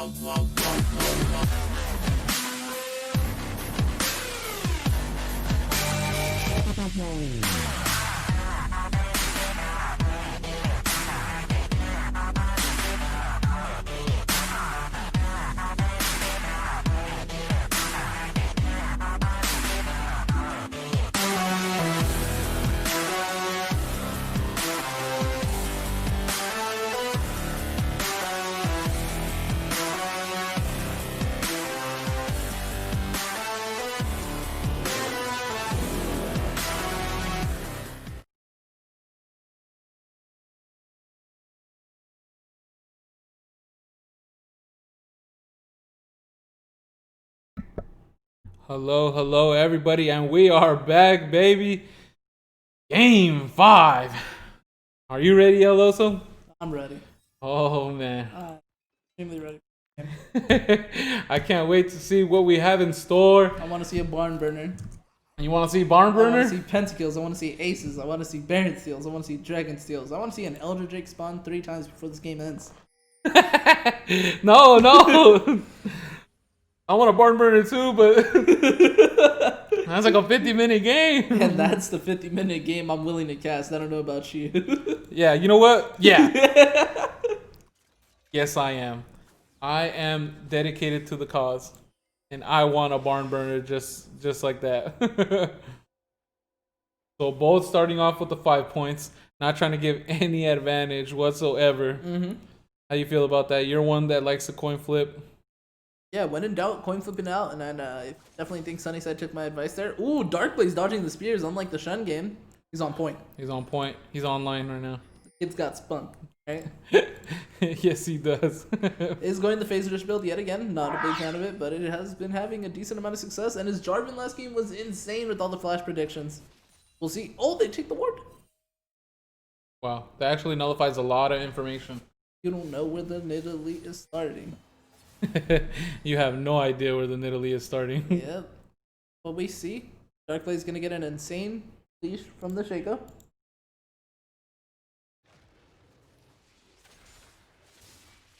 We're going to see Space Ninjas on the Syndra for the first time in a long time. We have not seen this in a while. Have you? We had decent time farming. I wonder how this lane plays out. I feel like it's not going to be the best for Fiora. But we saw last game, right? How Eggs and Rice had a perfect time farming. He had no issue at all. And actually, he was ahead in CS in the early game when you would expect a melee champion to be down some. Oh, yeah. Ooh. In a bit more damage than I'm sure he would like. And send headpads right away, getting down with a very aggressive trade.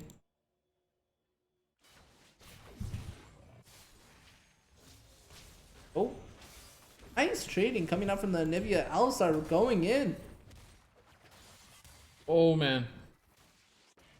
I don't think they're going to have a fun time in this lane.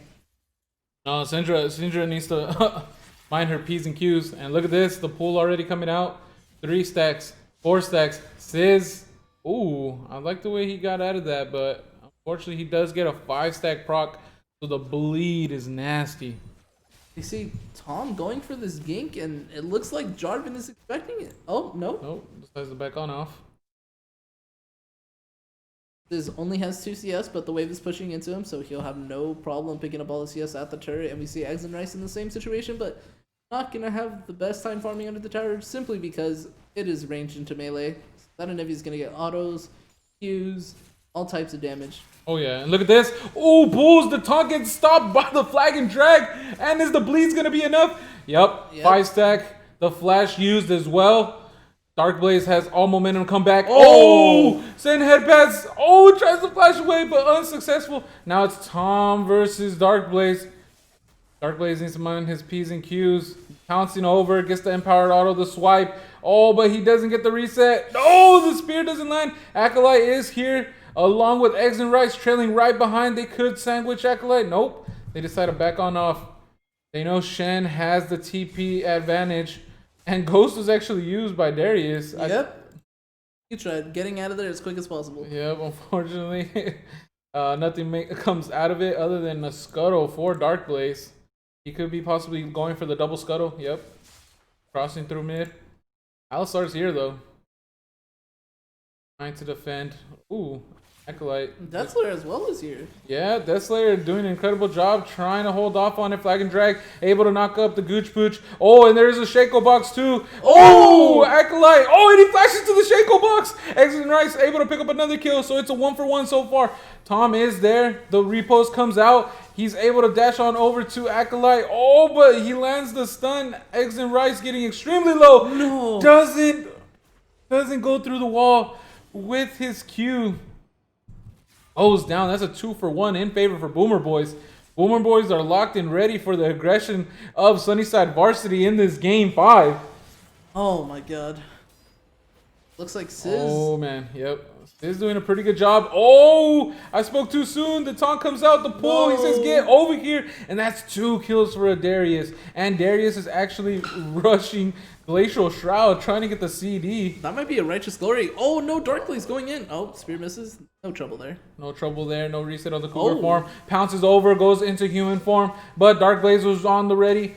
Able to go over. Oh, Death Slayer actually flashed over to try to Shaco box it. He tried to predict it. Incredible effort from Death Slayer. Sunnyside is here to play today. Yep. Sunnyside is here to play. He flashed to try to counter that pounce. Oh, Sizz is on autopilot. He just walks into the Darius. Oh, able to get out of there. Yeah, the Darius is doubled in CS, and it's not as impactful as you think it is, but if you click onto the XP bars real quick, I'm pretty sure Darius is about to hit level 6, while Shen is still level 4. Oh man, this is incredible here. See, how much XP does the Darius have here? Yep, look at that. 2-3 melee minions away, and Sizz is barely hitting level 5. That's a full level advantage on the side for the Darius, so the CS lead does not speak for itself. Going for a Righteous Glory for side of Exit Rice lands a repost. Oh, he gets a nice double mark. Yep, and Nevia still has egg, so it ain't no problem. It ain't no problem. It ain't no problem. Trying to freeze the wave. I think it's a little too ambitious with how huge this wave is. Yeah, too much damage. You don't want to give up the egg form for free either, you know? Mm-hmm. Gooch Pooch, nice rotations. Trying to really put some pressure onto the map. Yeah, 14 CS lead already for the Sivir, and just like last time, I think Anvari is going to be able to be a solid win condition for the side. Boomer Boys. Yeah, Anvari is always that thorn on Sunnyside's side, right? Yeah, so we're going to see Boomer Boys has 2 win conditions, I believe, with the Nivea and the Sivir. Each one can be a win condition, but for the side of Sunnyside Varsity, the only win condition they have, in my opinion, is definitely just the Darius.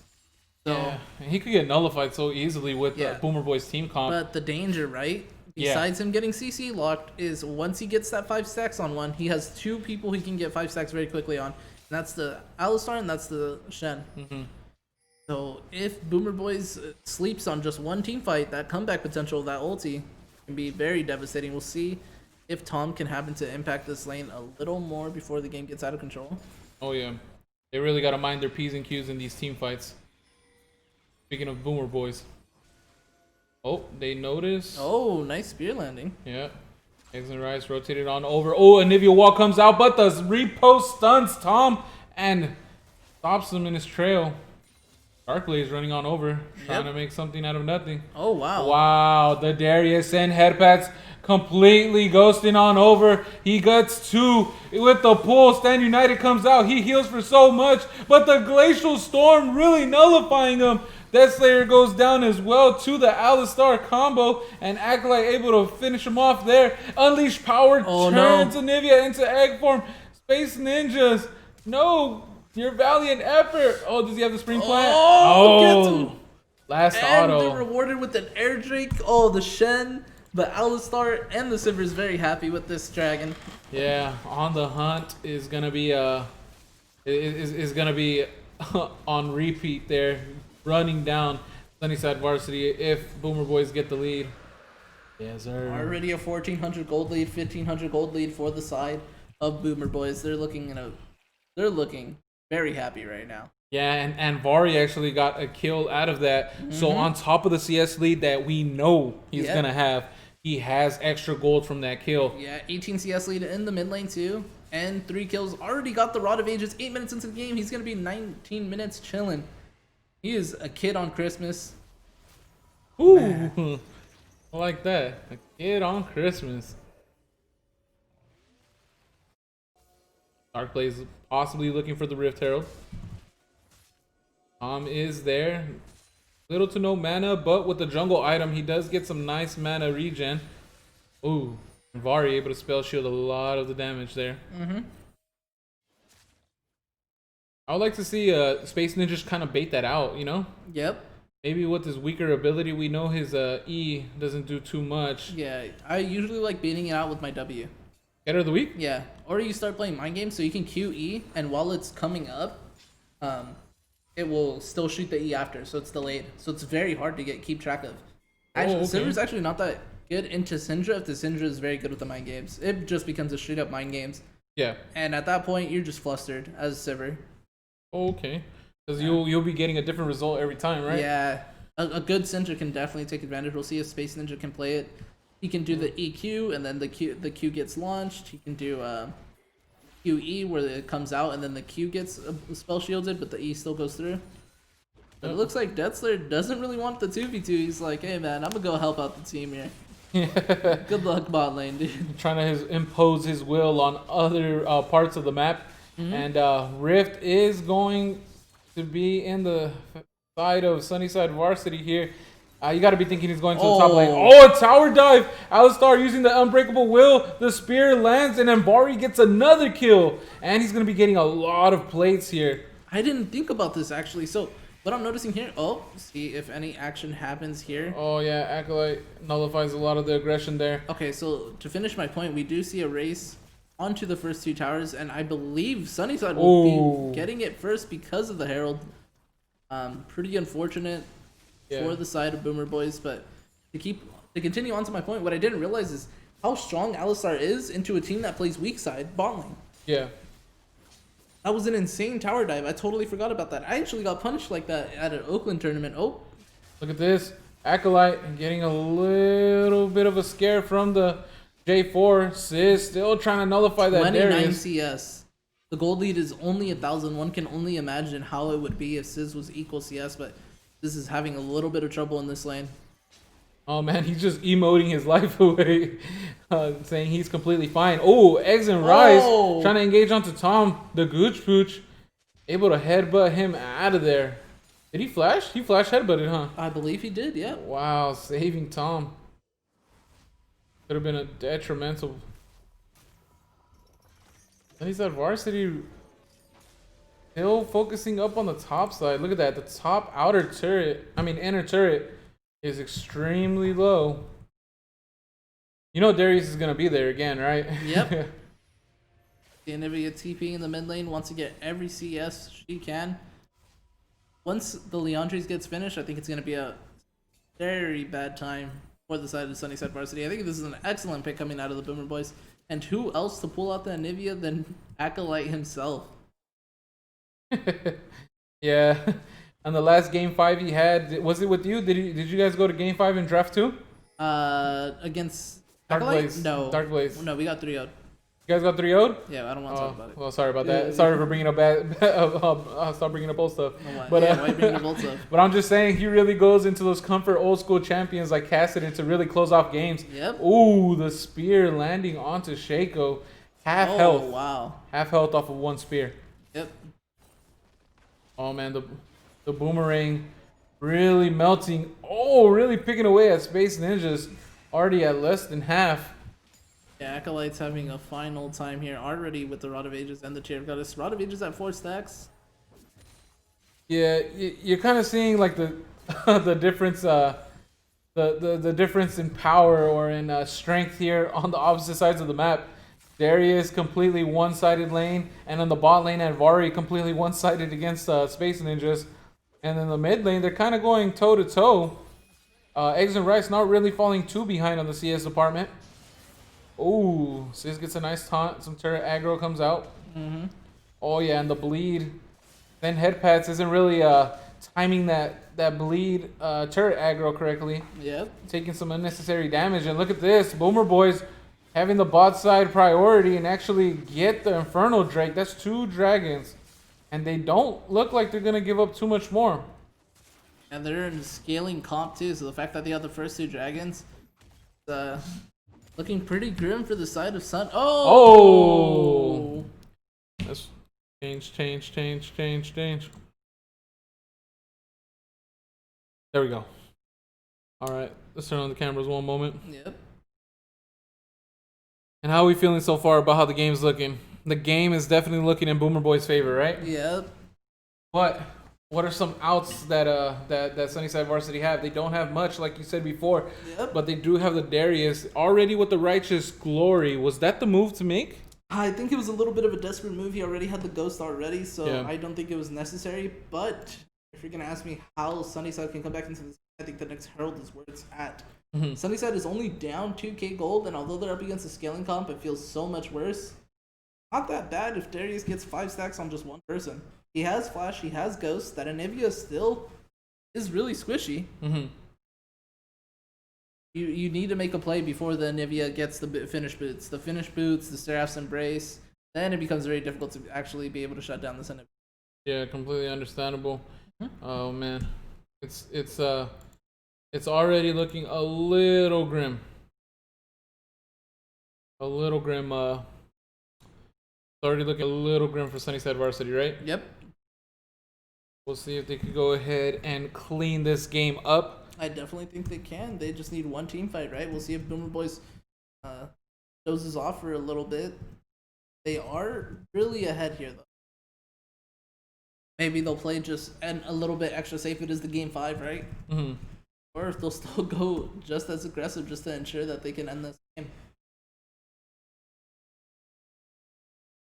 Oh, I'm trying to get an ETA on when the pause will be over. It doesn't sound like it's gonna be. A short one. Yeah, I think it's gonna be a long one. Yep. So, how'd you guys like that Mongace meme? The manga is- Yeah. Let's not talk too much strat, all right? Okay. Because you don't want to give off too much, right? Okay. All right. Talk about G2 getting that's spoiler alert, huh? That's spoiler alert, huh? We were talking about Top Esports and Fnatic so much. Like I thought we were gonna be able to talk about G2 and Dem 1. Remember, man, it's always a couple days. Always a couple days. You're right. It just happened last night. Not everyone what are stays we up. looking forward to with Top Esports versus Sunny? I put Sunny over Top Esports on one of my accounts. At the beginning, I didn't change. You know how they give you opportunity to change? Yeah. I didn't change anything. Okay. So I put Top Esports going one way. What's it called? But losing in the finals on one of mine. Yep. And I had a Dem 1 winning in the finals on my main account, on my Smurf. Yep. Or on my second account. It's not really Smurf, right? On my second account, I have Sunning taking it all. Okay. And I put it on the Discord too. You know what I'm saying? Yeah, that just looks ridiculous. You feel like a fool. Well, not too much, especially of how they dealt with JDG. Yeah. We'll see how well they do tonight or tomorrow morning, technically, against the. Tonight, I'll be staying up. I don't know if you're gonna stay. No, I'm not gonna stay up. No way am I gonna stay up. You know you want to stay. I want to stay up, but I can't. What if we just take a quick nap, wake up right before it starts? That's a good strategy. I might do that, but considering that I have one more game to cast, it's looking like I won't possibly be able to do that because I gotta prep for tomorrow. Prep while watching. So yeah, we could prep while watching Worlds. We'll go ahead and check it out. I'll go ahead and check it out. I saw Avocado back in the chat. How well did you do in your Cal Poly match? Your first Cal Poly match? He's a little tired though. On fire. Was it a best of 3? 0-2, baby. No! Up against which college? You got work tomorrow? That's understandable, Mongace. Understandable, Kev. Unfortunate. Ooh, that's tough to hear. Yep. You always hate to start off the season a little slow, but don't worry. You'll go ahead and get the communication going. No worries. Yep. Can't wait to see what you have in store for Cal Poly. So real quick, right? Yeah. Just to get back on track. Yeah, let's get back on track. Okay. Just in case the pause comes undone. Yeah. So hear me out. I'm hearing. Okay. Last season, we had Acolyte and Dark Blaze on a team together. Right? Mm-hmm. We had Eggs and Rice and Sizz on a team together. That's right. Yep. Oh, we also had Deathslayer actually was on the team with Dark Blaze. That's right. Yeah, so Him and Excessive Sphinx, the right? only people Yeah. to be reappearing, the only champions to be reappearing in the series is decided here because there are no champions on the left side of the bracket, I believe. Our roster was Elfster, Mm-hmm. Shout out to Elfster. Dark Blaze, He was Acolyte, Excessive Sphinx, and Deathslayer. Hmm. Oh no, it was Hostile Avocado. Yep. Oh, actually, yeah. Hostile Avocado may reappear in the finals. We'll see today. Yep. Sorry, Elfster was on T4D's team. My bad. Oh. Alright, come on. Whoa. Relax, alright? Sorry. It's a little bit of a slip up. They're basically the same person. One taught the other. Yeah, Elvister was definitely the most improved in that season. He started forcing bans upon himself. So shout out to Elvister for that one. This is really cool to see because we will only have a couple people reoccurring to see if they can get a back-to-back championship. The only people to ever do that is T4D, Big Boss of Dawn, QST. No, not Big Boss of Dawn. Big Boss of Dawn didn't get a back-to-back? Was he on New Horizon? I thought he wasn't. Oh, no, he was not. Yeah, No, so it was T4D, Paper Crusade, Quest, Leon S. Kennedy, Quest, and am I forgetting anyone? No, Big Boss of Dawn replaced Citrus. Yep, okay. Yeah. So Citrus has a back-to-back. Oh, Citrus Yeah, because it went from New Leaf to New Horizon. Remember? He wasn't on New Leaf. He wasn't? No, New Leaf was Chunky Monkey and Baking Yumi. That's right. Yeah, so the only core members really is T4D, Leon S. Kennedy, Quest, and Paper Crusade. Yeah. Wow. We only got a couple back-to-back. We'll see if we can get another back-to-back here with Draft 2 and AOE Season 5. Nobody got back-to-back in between the drafts? Nope. Wow. Draft 1 was Bacon Yumi, Chunky Monkey. Oh, no. It was Bacon Yumi, Mongace, Blizzy God, Chunky Monkey, AD Carry, and Citrus. That's right. Not Citrus, Stitches. Stitch, that's right. Stitch. Highcasters, yeah, you want to see who wins? Yeah, we do too. Unfortunately, we do not have an ETA. Let me see if I can get that again. I already tried to see what was going on. Let's see. Yep, Oh, it looks like still no word. Yeah. It looks like his internet did just completely disconnect. So yeah, so it might be like a whole another 3 minutes. Let's see. Let me see if I can get word from any of the members in game.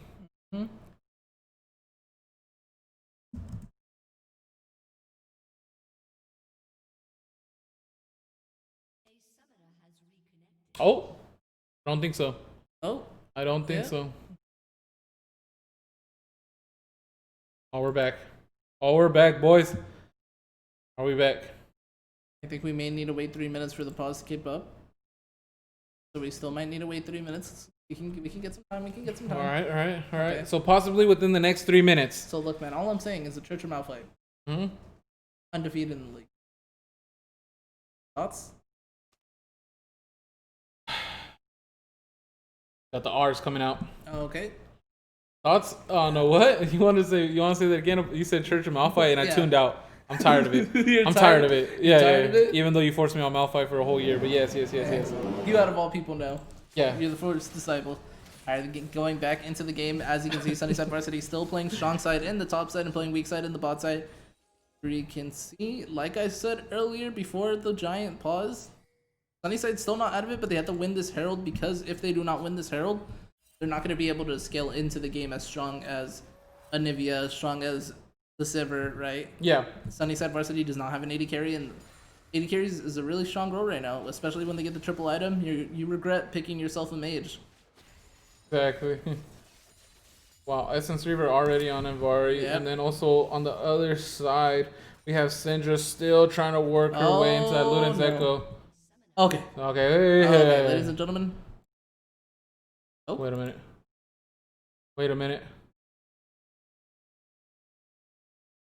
All right. That's pause. What the heck was that? Like a little bit of a pause. All right, we're back. And we're back. All right. Just a little bit of a pause. Probably some reassurance. Wanted to make sure that everything was good. Okay. Oh, Silver getting hit with the E. It ain't nothing. Ain't nothing. You're just gonna collect all the CS. Look at this, Darius. No one's gonna be able to match Darius. We have Nope. Sizz on the bot lane up against Eggs and Rice, which I think he's gonna be the favored one. Actually, no. They have Bramble. no idea where Jarvan is a lot of the time, so that's gonna be very concerning for the side of Sunnyside, right? Yeah. Sunnyside Varsity They're matching the Nivea with the Darius. I think that's a great call. Really good call. nullifies a lot of his go-in potential, right? Because he just has to run straight at you. Yeah, Boomer Boys need this third Drake. Good. Full point. Oh, of course we'll see a full point, but it's more of like we should see the game closing down. Yeah. Oh, wonderfully. There you go. He's been doing it all day with the Darius. Unfortunately, it didn't work out so well just because Darius was able to get the 5 stacks incredibly fast. But on Eggs and Rice, he has the comfort to do so. Oh, Ward definitely spotting out Dark Blaze. He's going to be able to see him on the pink ward, and he does. A potential tower dive. Sizz trying to walk away. Oh, taunts, dashes, and looks like a bot outer turret for Sunnyside Varsity. And as you were saying, their key to get back into this game is the Rift Herald. Looks like Boomer Boys are the first ones in. And look at that. Space Ninja's actually having to use the flash. Get out of there. Alistar almost picked him off. And whoa, Darius didn't spot out the Nidalee. He's actually Righteous Glory Ghost onto Anvari. Anvari gets to stand united. Looks like the Gooch Booch might be taking a whole lot of damage. Shaco Clone is down. The Hallucinate has been used. They don't get nothing out of it. Yeah, that was the Ghost and Flash from Darius. Yep. A lot invested. It looks like he's almost getting a little too impatient here. Rift Herald going over to Boomer Boys. Yep, it's pretty much confirmed. All members of Sunnyside Varsity are here, fighting away any kind of pressure onto this mid turret. And look at the wards on Boomer Boys' side. Just some clutch wards all onto the Rift Herald side. They were able to prep it, and they're not new. Nope. Credit to Gooch Booch having that excellent vision game. Always one of the top vision scores in AOE. Alongside actually Al Charlie Allen, Mong Ace, I believe. Yeah, Mong Ace also a big fan of the warding. You gotta light up the jungle, you know. Yep. You gotta go ahead and help your team know where the enemy is at, because then the element of surprise is completely gone, right? Yep, gotta light it up like a Christmas tree, man. You gotta make sure there's vision everywhere before you start that objective. Hey, and holidays are coming around. It's spooky season though. It's spooky season. Yeah, so you got the jack-o'-lanterns around the around the map. We see Dragon respawning in a minute, and I definitely want to see how much gold Anivia has. If we can get a check on that, see if she's close to her Seraph's Embrace is resetting. May have the Seraph's Embrace. See if it's just a lost chapter. So usually on the soul point, right? Just a lost chapter. Yeah. So usually on the soul point, what I like doing is this is a game-deciding team fight, right? If you do not have enough gold for an item immediately, pot up, elixir pot. You can afford it, and it provides 1,000. It provides, I believe, 1,000 to 1,500 gold value. Oh, just because of the AP that you're able to get from it? Yes, yeah. The AP, the true damage, and the mana regen. Oh, okay. So it provides a lot. So I would see. Hold up. I assume Boomer Boys needs to Herald here. Yeah, Boomer Boys do have the Herald. Anvari is getting ran down by Eggs and Rice, but the On the Hunt able to get them into safety. Yeah, they're trying to bait them in. They may just give up this dragon. This would be pretty unfortunate for the side of Boomer Boys, but no, they're not giving it up. They're gonna contest. Oh yeah, the Hallucinate. Oh, he says TPs onto a Shaco box, slows down his attempt to go in. That Slayer is sticking around. Unleash power already used. Oh, gets a 4-man stun on Scatter of the Week. Darius decides to go ahead and go in, but flashes were used. People are to safety. Double knockup. Space Ninjas. Space Ninjas goes down to Acolyte, and then the Cataclysm, the counter that I was talking about, the Glacial Storm, brings down the jungler of Sunnyside Varsity, and it looks like Boomer Boys are turning this around, and they are going to be the ones that pick the dragon. Yeah, Sunnyside Varsity not being able to capitalize at being at the Dragon first. Base Ninja's getting a little bit angsty, had a great engage, but they couldn't keep track of the Anivia. You needed to keep track of the Anivia in this team fight. Yeah, I was actually kind of sad to see that Dark Blaze decided to turn with his team. Uh-huh. I wanted to see him finish out that dragon. Yep. Because this is Soul Point now. Yep. And you do not want a Ocean Soul for any members of this Boomer Boy side. That Anivia with an Ocean Soul will be very detrimental. Oh yeah. It will not be fun. Already level 13. Seraph's Embrace is cooking in the inventory. Yeah. Literally with Hourglass and Anvar with the CS yet again on that Sivir. His CSing just becomes insane. 174.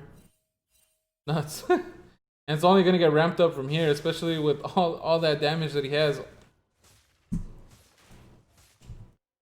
Let's see.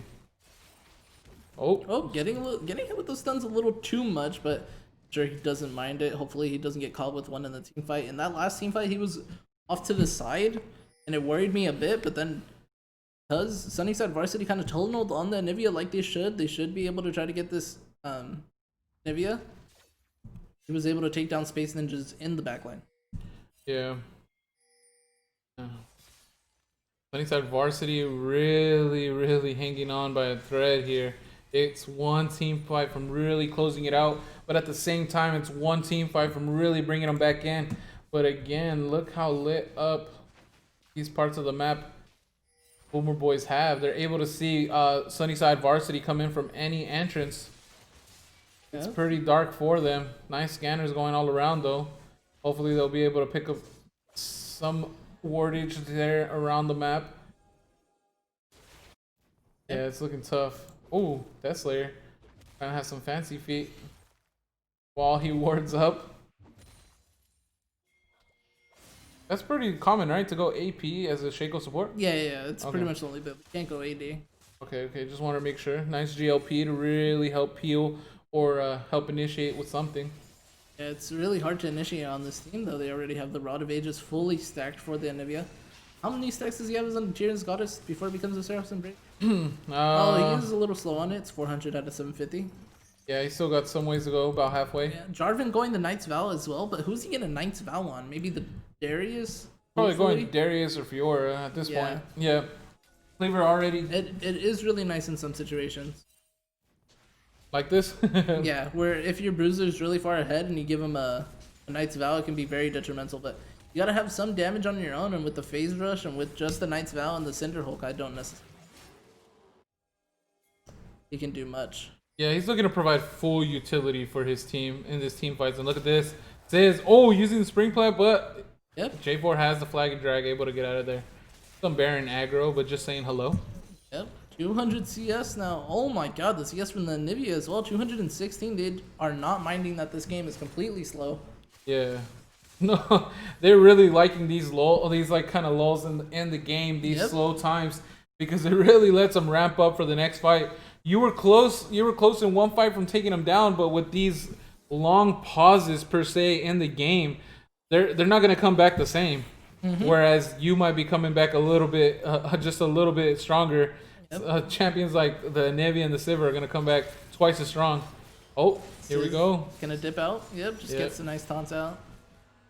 Completely utilizing his dash on the taunt and the block to his best capability, so Darius cannot have an answer for it. They're focusing top side. Dragon's coming up in a minute. Will they be able to make a play ASAP? Otherwise, that's Ocean Soul for Boomer Boys. They do get pulled. Scatter of the Week does come out. Sis able to taunt on out of there. Oh, no. Double ultimate, and Sis does go down. Boomer Boys are definitely going to be looking to respond here in the mid lane. They are chasing down Death Slayer, but he has Deceived to hop on out of there. Dragon's coming up. It looks like they are going to get Boomer Boys the recall. Hop inhibitor is going down, and this is actually a nice... Oh, no. Top inhibitor turret does not go down. Reset. They need a reset. They understand the dragon is coming up. Yep. We'll see how long they get stalled for. Acolyte not wanting to peek up there, because if he does get caught, that's a 1k gold bounty, and for sure the soul point, or the soul will not be taken from the side of Boomer Boys. Yeah. Sis still has Stand United, so they can look for an engage on the bot side if they go there right away. Yep. Teleport online as well. A little bit of a Sunnyside action when they just pulverize with the Shen on the cow. Here we go. We saw Syndra TP to the bot lane, clearing the bot lane, and just gonna come. Yep, nice wards. They do see that they are there. That is Shaco. Yep. Poking him Shaco out. clone. Oh man, that Shaco clone is Down. completely useless. Oh, Spear's landing. He's Tom's really trying to poke him out. Yep. This dragon can get stolen from the Nidalee. We'll see if Tom manages to secure this. Things have been stolen before. Oh, he secures it. That's Ocean Soul and a bad team fight coming around. Dark Blaze does go down. Oh, this looks like it's gonna be Boomer Boy's game. See if they go for the Baron or just strike running down mid. I think at this point you don't really need the Baron. They're opting into the Baron, however. Yeah, keep it safe. I think that's a safer approach. It is a best of 5. Yeah, to closing out this game, use the whole Anaconda squeeze type of technique. Yep. Where with the Baron, you kind of rotate over and try to really choke him out with all lanes. Teleport being used by Sizz though. Going into the bot lane, not letting Eggs and Rice get a turret for free. I'm not mad at that. Yep, still has Stand United, so there's no issue with that whatsoever. And get the Power Rangers recall. Is that a double stopwatch for the side of Tom? Yep, yeah, Zonya has a stopwatch online. Yep, it looks. That's one thing. That's 100% one thing. You can have that's 100% one thing you can look forward to when you don't use a stopwatch component into building Zonias. Mm-hmm. Yeah, let's see. Let's see what they decide to do with this Baron if they decide to end. I can't wait to see it. Yeah. Oh my god, look at all those wards that Death Slayer just saw with that scrying. Is it called Scrying Orb? Yep. Yep. Fire's Bloom. Yeah. Apologize.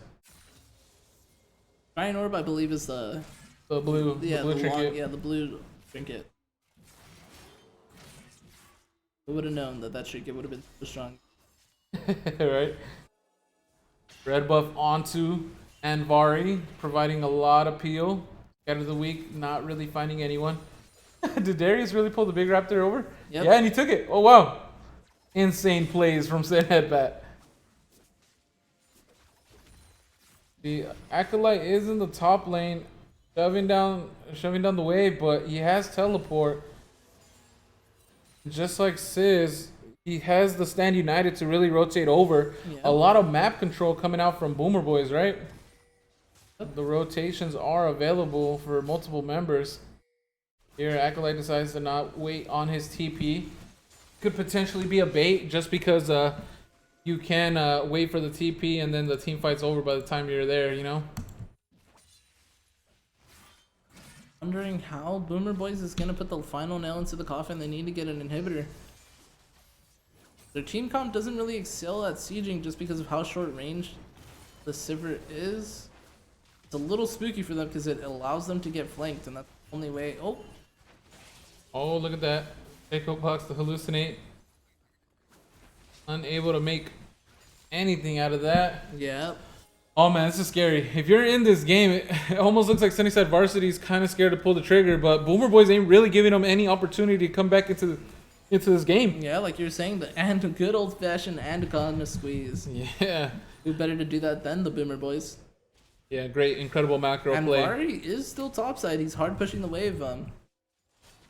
Can potentially get exposed. Does have the Ocean Soul. Is almost at triple item, so he's very, very strong. But see Darius going. I think Darius can possibly make this play. We'll see if it happens. Yeah, he decides not to go for it. Yeah, he does not. He's pretty low. The IE, Essence Reaver, and the Zeal is going to help Sivir really get out of there. I definitely think Anvari should definitely be with his team at this point. Ooh, Spear landing onto Space Ninjas. Getting scary. Oh, the Glacial Storm. Gooch Pooch, they fall for the Shaco clone. Elder Drag, 2 minutes.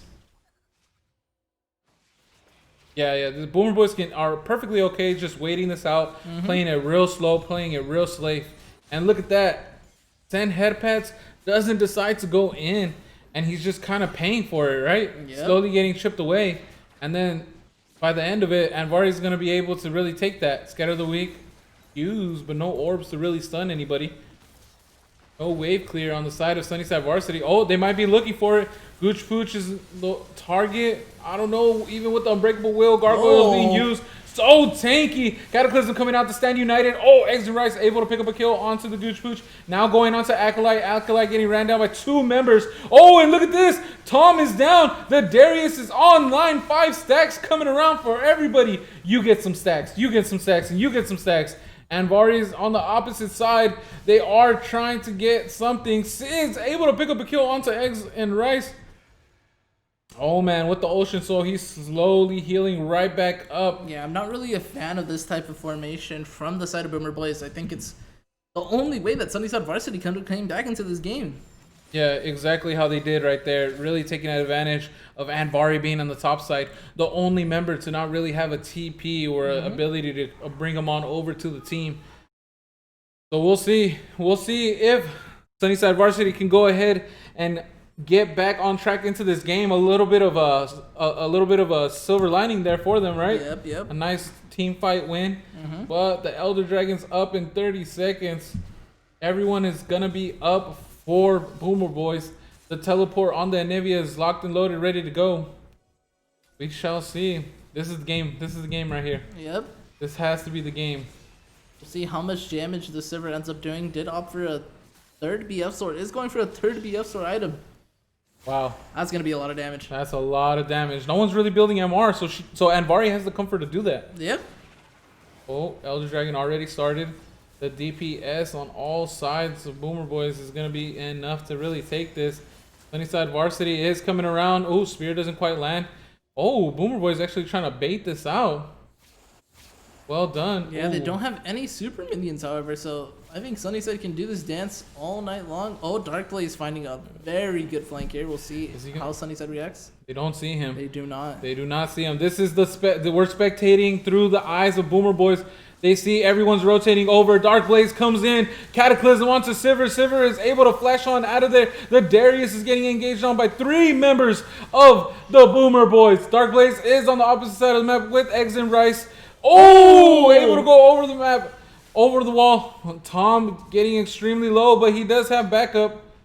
Heals right back on up. Space Ninjas and Darkblaze are still alive. Eggs and Rice needs to be looking for something here. The teleport coming out of Sizz. He's trying to knock onto the base of Sunnyside Varsity here, taking the top inhibitor. Meanwhile, the rest of the members of Boomer Boys are taking the Elder Dragon. Incredibly slow, though. They don't have Anvari. Yeah, but who can take down this Shen? The Darius is down, maybe the Fiora, but none of them have healing cuts. Shen's just going to have a fun time here. Yep. Here we go. Elder Dragon 2. If he gets Space Ninjas low enough, it's going to proc. It will. That's one. Is he going to be able to withstand Fiora and Darkblaze? It doesn't seem like he will. So a 1-for-1. And it looks like Boomer Boys might be going for the Baron. Oh, I think they want to close it out. I think they think Elder Dragon is enough. Hit. Wow. Wow, good to hallucinate to go ahead and stop it. But no! The swipe able to proc the Elder Dragon onto him. And that's 2 members of Sunnyside Varsity down. Are they looking for the Baron for the safer approach at ending this game? Perhaps, yep. Yeah, there does not have Flasher. Yeah, this has got to be so frustrating for Sunnyside Varsity. Boomer Boys are not giving an inch to them. Although they did lose out on one team fight, they really had the comfort to do that since objectives were perfectly timed with the respawns. Oh, man. Here we go. Baron. Yep. Sunnyside Varsity. All members are up. They have the Elder Drag too. How long does it last, by the way? Let me see. Is gonna go down shortly. They did take it. Oh, last like 2 minutes, 30 seconds. You don't have it anymore? Silver went down, so. Oh, Silver went down. Okay, Elder, go. All right. Wow, it doesn't say it. I believe it's 2 minutes and 30. Yeah, I know it's not that long. It's enough for like a team fight or two. Yeah. We'll see if Sunnyside Varsity has the patience to really. So I think they only have 1 more minute. Yeah. Ocean Soul and not a healing cut in sight. Oh. I'm surprised how long Boomer Boys is taking to just end this game. I feel like they've been in the driver's seat, but when it's a game 5, yeah, there's no shame in taking as long as you need, making sure the good old-fashioned Andacon to squeeze. Who else is as patient as the Boomer Boys. Yeah. Oh, and they actually had an opportunity to take advantage with Goochwooch and Tom there, I think. Acolyte was on the bot side, would have showed up late, but could have had the Glacial Storm over the wall at a comfortable position there in the team fight. Oh man, this is looking scary for Sunnyside Varsity. I hate being in these positions of the game, especially when the game is on the line. When the series is on the line. Oh man. They're knocking onto the bot inhibitor. No turret inside. Eggs and Rice able to dash over the wall. Leandri's Torment. And then Darius. Yep. Is able to get out of there. He's actually doing a pretty solid job. Oh, Darius actually committed with the flash. It looks like Boomer Boys are going in with 4 members still there. Able to take the bot inhibitor turret. Sizz is actually able to get away. Up in the top lane. Yeah. Then Headpats wants to fight. So much. But unfortunately, Boomer Boys have the patience, have the abilities and the kits to really nullify that go-in mentality. Look at Sizz. Thornmail, Spirit Visage. And that's the Sunfire Cape, Ninja Tabai. Yo, does Spirit Visage amplify Ocean Soul? All healing. Oh, where's the healing cut? No healing cut yet from anyone on the side. Yeah, it looks like Sunnyside Varsity. An 800 gold item. It's definitely worth it to cut down that healing cut. Yeah. It was a Leandris from the Syndra instead of the Morello in this situation. Oh, bad buy. Boris does it again. It's okay though. We'll see if he makes the most of it. Oh, he's looking to really poke out. Oh, Nidalee heal, Alistar heal, Ocean Soul heal. yeah. Leandri's Torment was not the move.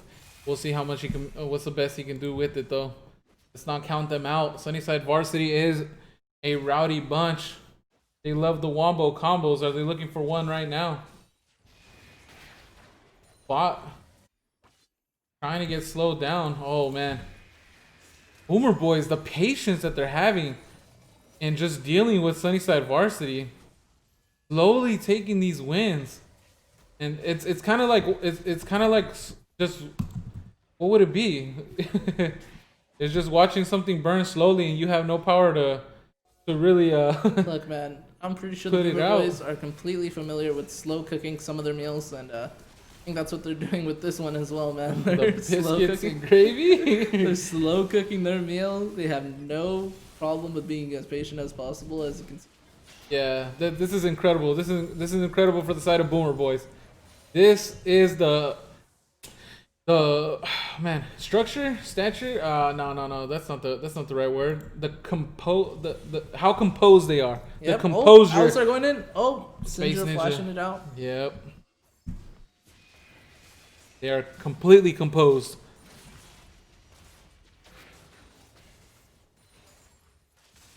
You have bot inhibitor taken. You said you wanted multiple Elder Dragons and multiple Barons. I think we're gonna get it, especially the way the Boomer Boys are really trying to close this out. I was joking. No. We have it. It's live in the flesh, and I'm loving it. They're really not trying to drop this game. I love that. I love that they're really not just trying to say, you know what, I'm bored, let's go. Yeah. It's like, no, we got this game. Slowly but surely. Let's slowly hack away at their base. Elder Dragon's coming up, and Sunnyside Varsity doesn't really have an answer for it. Yeah, I think this is definitely the only team that would probably do something like that. Yeah, I think every other team would lose patience and not have the composure to do it. I mean, we're literally watching Sunnyside Varsity get choked out. The old Anaconda squeeze. They're really using it to their favor. Yeah, Anaconda squeeze, the famous chokehold in the wrestling business. Yeah, not invented in the right. 60s. Invented in the 60s. I'm sure many of the Boomer Boys are familiar with the strat. All right, here we go. The hallucinate has been used. Slowly. So you see, every time they set up an objective, they make sure to kill the clone first, and then they continuously hit it to make sure that Sunnyside has to respond. You see, the clone goes down here. Mm-hmm. So it's just a simple process. It's almost like a checklist for the Boomer Boys, right? Yeah. All right, guys, let's take this. Let's make sure we keep on hitting the dragon. How's it going up there? He's probably saying it's going perfectly fine up here. Bottom lane is getting crashed into, and now that Fiora has to respond. Now they're melting it. Now they're forcing a response. Shaco having no ulti. It's Alistar's job to make sure that Jarvan cannot get in here. I think Darius is gonna get 5 stacks. Oh no! On the hunt actually comes out. Cataclysm stops the initiation. Death Slayer's on the back line. Oh, that's a lot Wow, of damage. a lot of damage coming out from Anvari. Nullifying the Shaco. Does use the spooky ghost in a spooky time like this. Elder Dragon, are they going to look for the steal? Hallucinate came out yet again, and it was stopped. X and Rice still trying to fend off the bot lane. I would hope he would actually come to rotate. Oh, Rice is TPing. TP comes out. Glacier Storm actually gets nullified. Dark Blaze goes in. Stand United onto Tom. X and Rice going over to Anvari. Unfortunately, does not go. Dark Blaze is trying to run away, save his life. Oh, Scatter of the Week gets 3 of them though. Acolyte goes down into egg form. Darius is kind of running amok, trying to get those stacks. He might go down, and he does. Oh no, Acolyte goes down to Space Ninjas. X and Rice actually finishes off the Gooch Pooch. Sizz, Tom, and Anvari are still alive. Oh, but X and Rice goes for the hero play. Tom goes down, and Dark Blaze and Death Slayer are there. Whoa, nice splash. Oh, look at that. Anvari still trying to chase him. Death Slayer able to deceive on out of there. So 3 for 3. Whoa, whoa, whoa. Oh, he noticed. He noticed. He's able to spot it out. He still has a spring plat. Sizz goes and taunts the Shaco clone. The bot inhibitor went down to minions yet again. Oh man, they have the advantage. They have the priority in the bot lane. Dark Blaze is definitely looking for something though. He does not want to give this up. This is game. If it goes wrong, the Hextech Flash might be going into an enemy. Nope. Oh, it's slow. It's low. Tom is looking for it. Tom is looking for the counter. It's so low. Oh, Sizz immediately. He may take it. No. It goes to the Boomer Boys. TP coming out of Sizz. Wow, Sizz really man mode right there. Flash for the J4 as soon as the Elder Dragon got it. And the proc goes over. Now we're going to Baron number 2, just like how you requested, LO. So the script is here. The Anaconda squeeze is in full effect.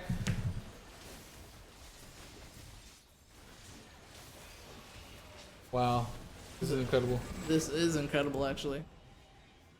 Boomer Boys, they are really taking their time with this one. They need to. I mean, if you're not able to end with the Brandon Elder, I don't know how you're going to be able to end the game, and I think it's going to be pretty close to disaster. We see the Nivea with the Frozen Heart. I think that's an excellent purchase. But maybe I think they need some healing kit of their own as well. I think maybe if the Nivea opted into Morello's, that is not the real one, sir. Taking it out. They don't want no pesky clones, no pesky. No, pesky, sorry. No, you're bosses. fine.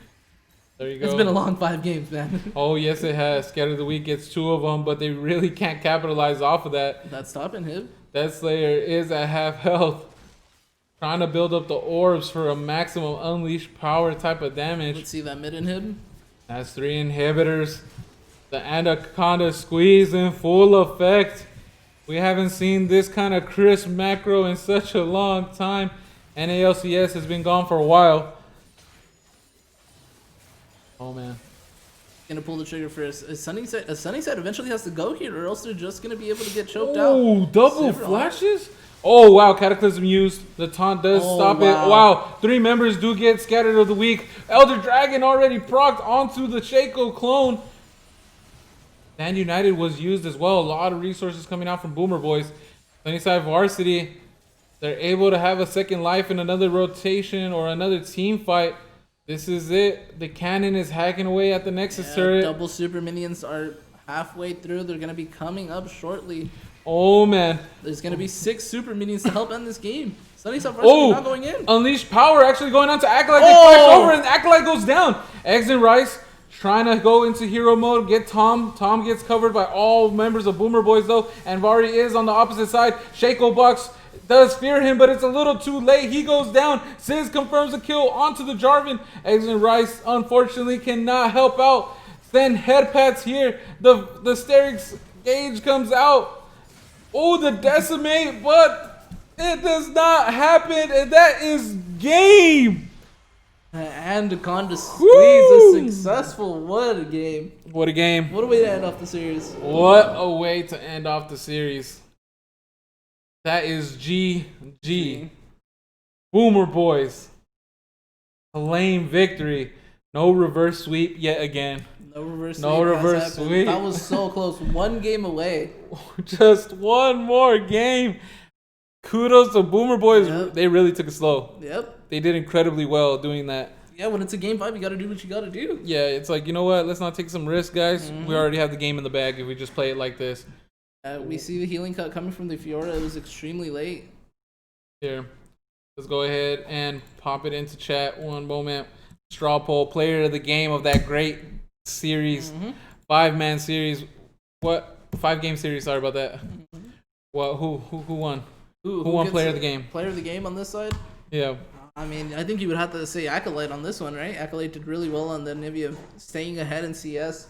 He played his job significantly well. You saw in the early game team fights when Jarvan and Darius tried collapsing on him, he played it really well. He played the team fights as he needed to, and he definitely had a lot of help with Sizz, with Gooch Pooch, with Tom. But I definitely think it's either Acolyte or the Gooch Pooch in this one. Gooch Pooch did also play really well with the engages. Yeah. It almost seemed like he was going back to form and to how he was the first 2 games. Played without nerves, played without fear, so he was supporting Tom, he was supporting Acolyte, he was supporting everyone on his team, an equal amount. So I think Gooch Pooch or Acolyte in this situation. Oh! Yeah. That's game. That's game right there. Acolyte looks like he is a clear victor of player of the game. We'll give it just a couple more seconds and let's go ahead and wrap it up right before you have to play in 30 minutes, 20 minminutes. Do I just leave the stream on or what? Do I leave the stream onto intro scene where it says AOE coming up? I'll probably have to stop it and then restart it again. Wrap it up quick. We got another game. Okay. I just want to say good props to Sunnyside Varsity for able to take it to game 5. Yeah. Despite being down 2-0. Yeah. I think it was an excellent effort, and I think they learned a lot from the series. And props to them, because for them, even though they trapped themselves in draft game 5, they did find solutions to the triple mid lane ban that made Boomer Boys have to really think about their draft. And they do have a couple of draft gods on their team. They have Acolyte and Tom there, so yeah, no shame at all getting out drafted by those guys. So shout out to Sunnyside Varsity for being able to make the series so close, man. Yeah. I know they're probably down on themselves because, like, man, if we would have won one more game, it would have been us in the finals. Yeah. But I think, honestly, this is a significant improvement, especially for how the roster was playing. Yeah, it was incredible. I love to see it. Sunnyside Varsity, I commend you. Incredibly well done. And that's just the way the cookie crumbles. Yep. Boomer Boys, you have, like, over, 10, 15 years of experience on that team. So you're going up against people who are extremely comfortable and have felt all situations of this game. Yep. So, yeah, incredibly well done. Acolyte is player of the game of Game 5. And there we have it. I will end the stream, but I'll start it right back up. Into the intro Yeah, screen. into the intro screen. How's your voice doing? It's doing great. I can't wait for another game, best of 5. I'm ready for it. I'm here for it. You know, Aaron, Fantastic Fat Man bleeds AOE. So we'll go ahead and start this up. We'll end it immediately. Start it back up. So don't end. We have a lot of viewers. Oh, do we? Should I just go into the intro screen and just update the information? I'll do that then. We're still going to be off the broadcast for like 20 seconds. Yeah, we're going to be off the broadcast for 20 seconds. I'll leave it on the AOE running, all right? Yeah, thank you everyone who's voting into the polls. Thank you for coming by. Yeah, game, best of 5.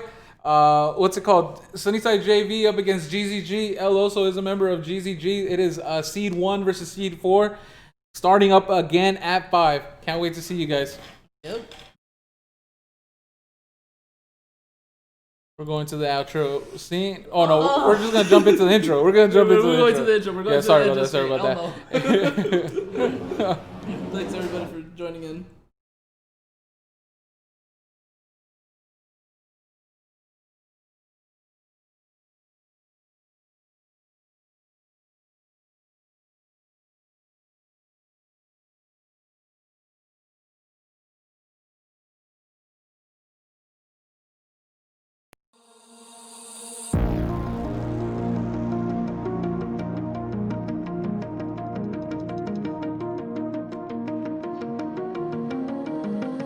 What are you willing to lose? You cover your wounds, but underneath them, a million voices in your head that whisper, stop now. Another twist of the knife, a turn of the screws, it's all in your mind, and it's fighting you on yourself. The storm is coming. What you gonna do now? It's your reflection looking back to pull you down. So are you gonna die today or make it out alive? You gotta conquer the monster in your head and then you'll fly, fly, Phoenix fly. It's time for a new empire. Go bury your demons, then tear down the ceiling, Phoenix fly. And now you're playing with matches, come out of the ashes underneath you. A million voices in the crowd, they're screaming, stop now. Well, let them swallow the pride, you're turning the tide to true believers. Got them in the palm of your hand, you're playing God now. What you gonna do now? It's your reflection looking back to pull you down. So are you gonna die today or make it out alive? You gotta conquer the monster in your head and then you'll fly, fly, Phoenix fly. It's time for a new empire. Go bury your demons, then tear down the ceiling, Phoenix fly.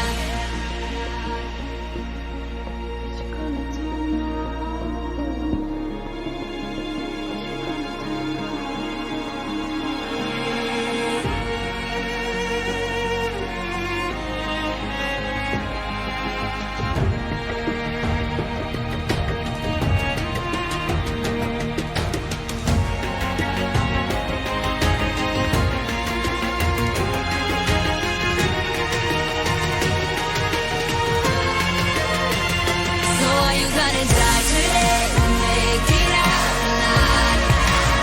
You gotta conquer the monster in your head and then you'll fly, fly, Phoenix fly.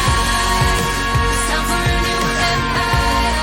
Go bury your demons, then tear down the ceiling, Phoenix fly.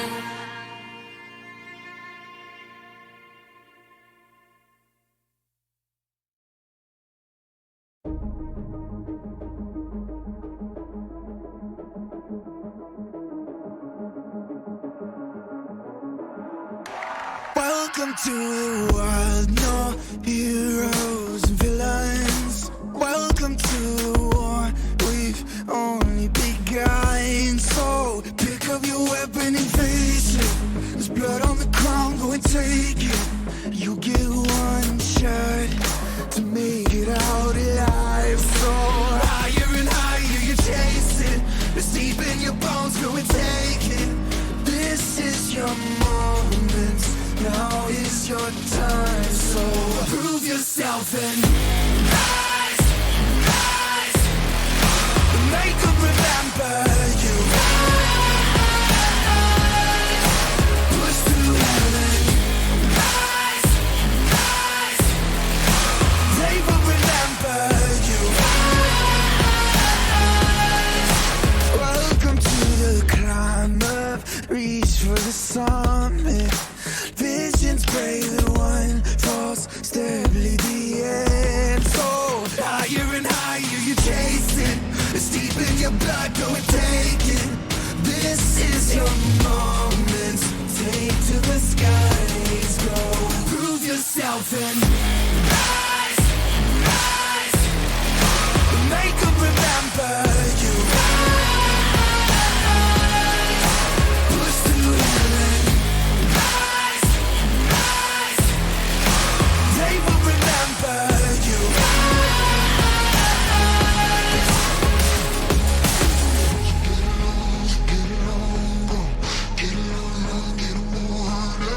Get it on,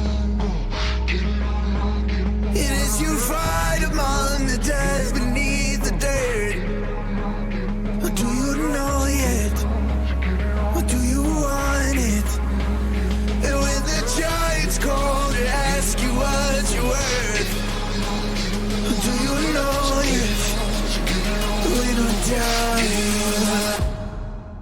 Prove yourself and rise, rise. Make them remember you. Rise, push to heaven. Rise, rise.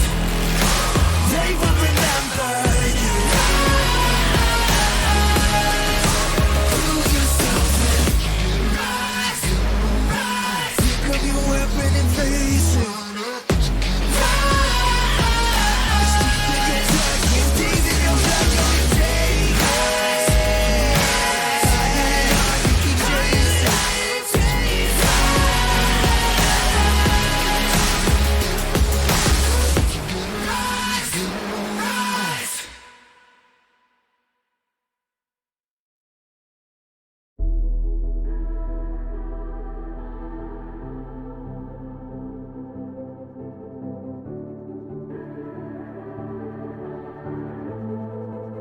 Legends never die when the world is calling you. Can you hear them screaming out your name? Legends never die, they become a part of you. Every time you bleed for reaching greatness, relentless, you survive. They never lose hope when everything's cold and the fighting's near. It's deep in their bones, they'll ride into smoke when the fire is fierce. No, pick yourself up, 'cause legends never die when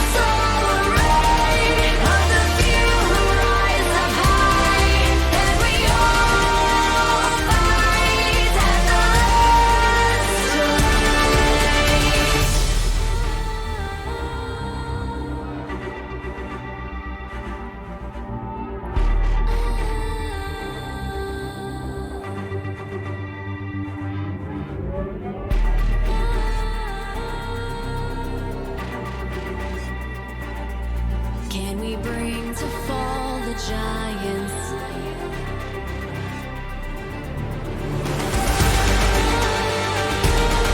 Can we bring to fall the giants?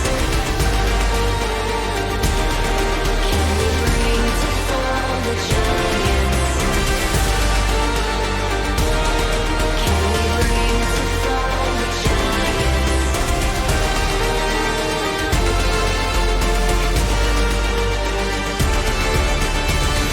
We are the ones to ignite the darkened skies, the champions of the world that we defy.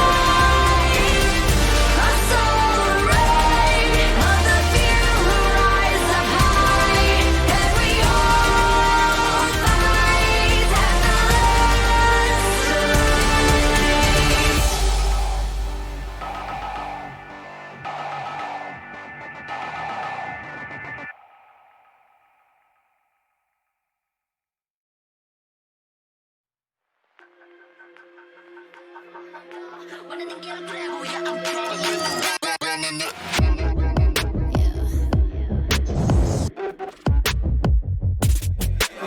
Moving too fast, life is moving in slow-mo. I'm a god, but I actually don't know. Homie, better put your pride aside. I'm a Benz, get more like a Volvo. Your best stuff looks like my words. Synapses, fire, and burst. Got the whole crew with me, about to do damage. You know we ain't average. I ain't gonna say this again, but it's in my time. Better look in my eyes. I'm a genius in the skies with my heart on my sleeve. You force you a block to a king in his prime. Everybody got a line. Sit back with the stars in line. I finesse like my life on the nine. Was a diamond in the rough, and now I shine.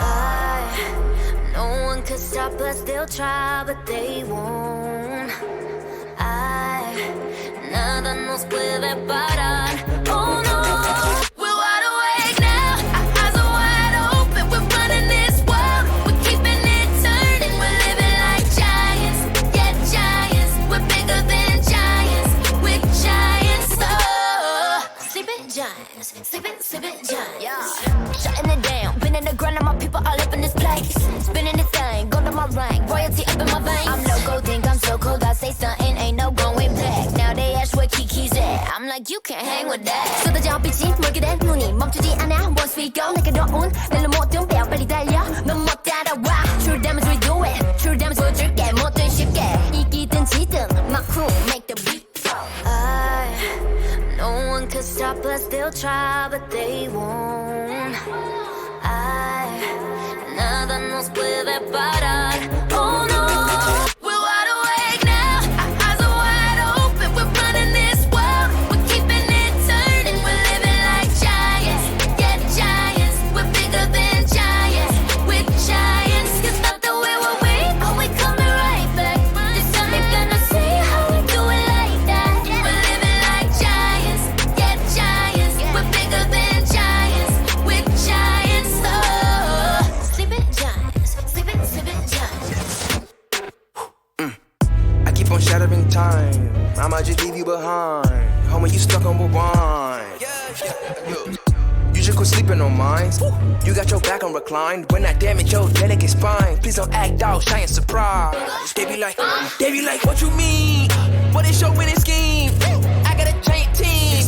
Niggas my self-esteem. Run it back, running man. They think they go hard, I'm like, come again. You run out of time and I'm busting in. While you stumbling, I got this blade in my hand for your punishment. We're wide awake now. Our eyes are wide open. We're running this world. We're keeping it turning. We're living like giants. Yeah, giants. We're bigger than giants. We're giants. It's not the way we're weak, but we coming right back. This time you're gonna see how we do it like that.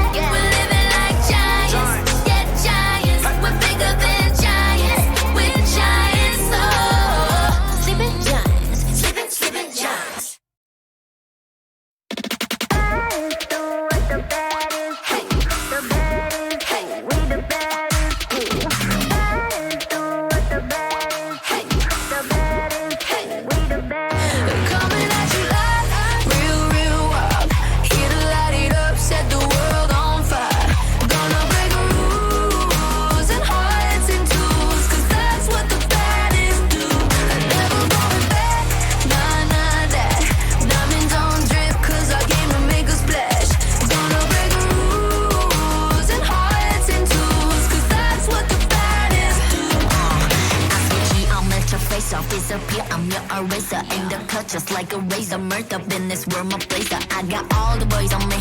I got all the lines on ring. Knocking dead, turning heads. I got all the eyes on me. Pretty face, 걸어 들어와. 유행 선두자. 원하지만 못하잖아. 애가 타잖아. You like whoa, 할리 유도 go. 난 알지, I know. 준비해, cause I like the ball. 멈추지 않아. 나는 래, 그게 like a bag. 그거 말고 bye. 믿어봐, 그만큼 크게. 어깨 펴고 high. 100% 덤비지 못해. 죽여주잖아. 나는 boss. 간지 with the sauce. 원하면 줄게. I'm doing damage when just how I planned it. I do what I want when I say. 모든 날 따라해. 난 끝내주잖아. To live on the edge of insane. Coming at you like real, real world. Here to light it up, set the world on fire. Gonna break rules and hearts and tools, cause that's what the baddest do. I never going back, nah, nah, that. Diamonds on drip, cause I came to make a splash. Gonna break rules and hearts and tools, cause that's what the baddest do. It's crazy. Sorry for the bad news, sorry I'm so bad. Only took a minute for me to get what you had. Sorry for the bad news, no it makes you sad. Live for a minute, baby, you should pack your bags. Without a look, should be breaking the law. If I don't got it, I take what I want. My circle's Thank small like a you, round of Misho applause. You know that I 101 have for the the follow. You know I mean everything that I say. When you see me coming, get out of the way. Back in this lane, back and I'm better and ready to stay. I'm doing damage when just how I planned it. I do what I want when I say. 모든 날 따라해. 난 끝내주잖아. To live on the edge of insane. Crazy. Sorry, not sorry for being the best. 언제든지 내가 좀 mad. Look at the gold, all on my chest. Look at the gold, call it a flex. You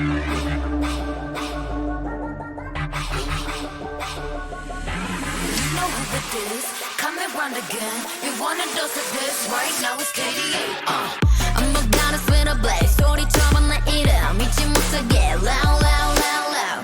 I could take you to the top. 절대 멈추지 못해. 내가 끝내주는 bad girl, girl, girl. And when I start to talk like that, oh, you know how to react. I'm a picture perfect face with the wild in my veins. You can hear it in my growl, growl, growl, growl. So keep your eyes on me now. 무엇을 보든 좋아할 거야. 다 할 수 없는 배분. 나와 되길 원한 늘 확신해. We got it all in our hands now. So can you handle what we're all about? What's so tough? Let's get it, show you out. Can you feel the rush now? Ain't nobody bringing us down, down, down, down, down, down. They could try, but we gonna wear the crown. You could go another round, round, round, round, round, round, round. Wish you luck, but you're not bringing us down. We go hard till we get it, we go hard. We so in it, we pop stars. Only winning, winning now. Ain't nobody bringing us down, down, down, down. You ready for this? Let's go. See, 언제든지 내 모습 매직 단 한 번에 내가 잡아 절대 기죽지 않지. 펴펴 네가 뭘 알아. 견딜 수 없어 원해도 원하는 게 얼굴에 보여. I'm troubling you running it, I'm so cold. When I move that way you gon' be so blown. I'm the realest in the game. Said I'm on fire with the blade. You're about to hear my name ringing in your head like whoa. So keep your eyes on me now. 무엇을 보든 좋아할 거야. We so tough. Let's get it, show you out. Can you feel the rush now? Ain't nobody bringing us down, down, down, down, down, down. They could try, but we gonna wear the crown. You could go another round, round, round, round, round, round, round. Wish you luck, but you're not bringing us down. We go hard till we get it, we go hard. We so in it, we pop stars. Only winning, winning now. Ain't nobody bringing us down, down, down, down.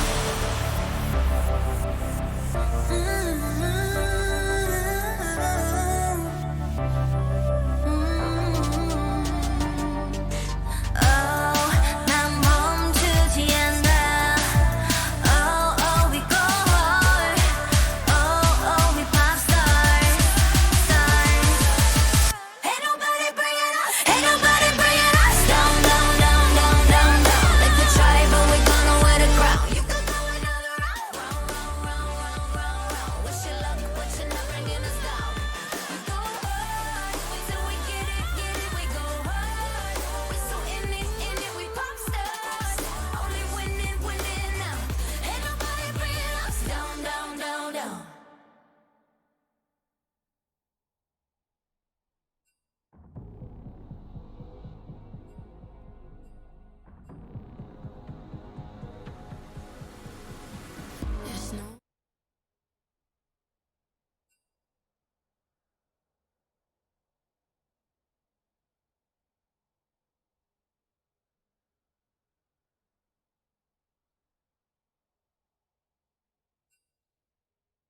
What up, what up, what up? Fantastic Fat Man. Haven't seen you guys in a long time.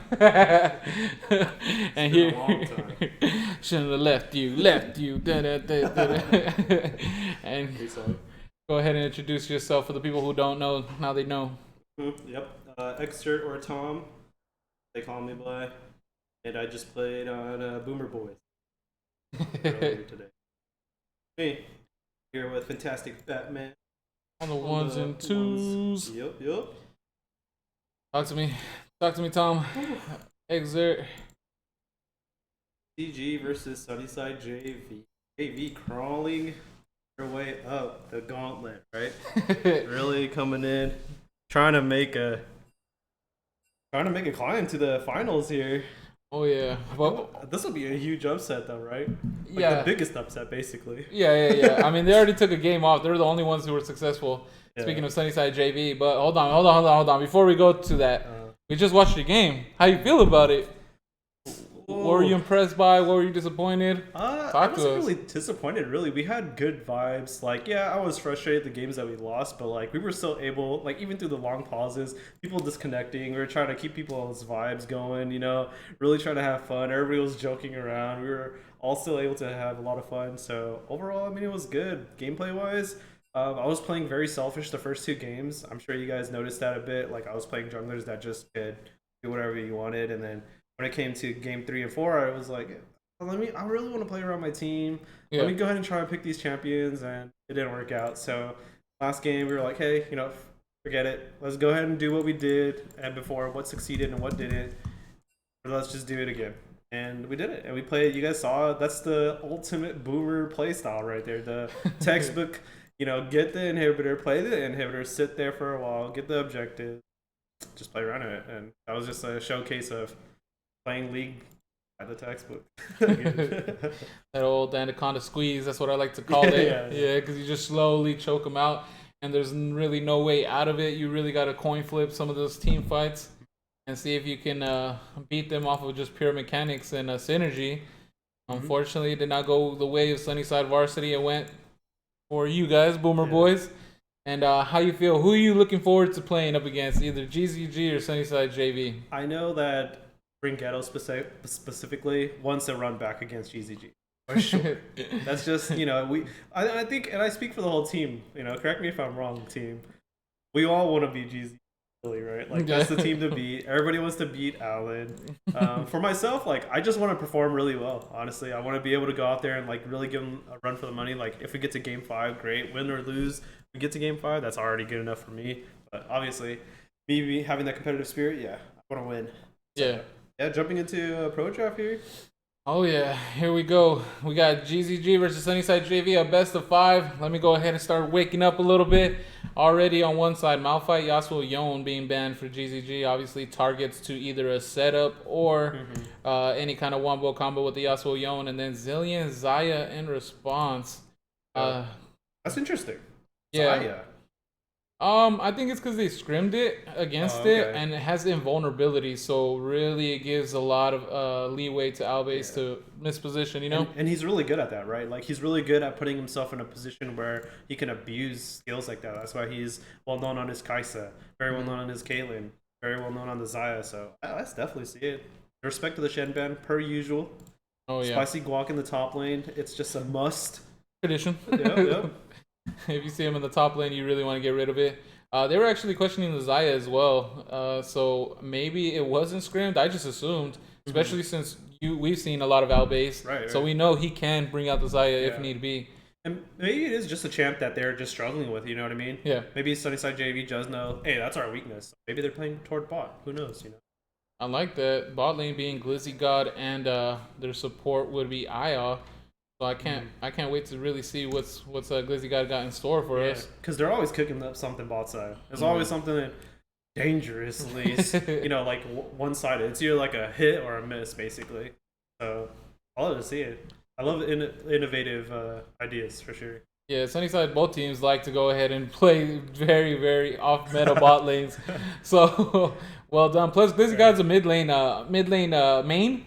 So he obviously likes mages down there no matter what. Yeah. Yep. And he usually gets the bans pulled on the Casio and the Syndra. Yeah. It looks like they pay no respect to that on the side of GZG at all. They're okay playing into that. I believe it's because of the Samira pick, right? So interesting to see a Zaya ban over a Samira ban. Very interesting. Yeah, I seriously thought, yeah, sorry about that. I was like, why do I hear Alan so well? And yeah, like I was saying though, was what's it called? The off meta type of pick, Samira is gonna be able to really beat that. We saw Rakan hover, so maybe that's why they're trying to take away the Zaya from that nasty duo. Yeah. But Leona being picked up, a lot of CC, and there we go, the Syndra. Oh, and I think Beat Boy Slow, the jungler on the side of SunnysideJV, he has been playing a lot of Gragas, and they really like that combination with their team comp because, again, they're just so explosive. They like to play where, hey, they show up, you better be ready. They're going to punch out your lights like instantaneously. So if you're not ready, they're taking a kill, whether or not they're trading themselves. You know what I mean? Yeah. So, that's a very, very explosive play style. But again, that Samira does such a good job countering that play style. Unfortunate. Unfortunate for SunnysideJV. We'll see if B-Boy Slow has what it takes. I know he's super confident. And yeah, I've actually scrimmed with GZG against SunnysideJV. And yeah, they definitely make sure you're awake at all times because the moment you think they're not there, they're all committing flashes into like a hard stomp. And they'll really try to make the most out of what ace they kind of get or what teammates or your teammates they bring down.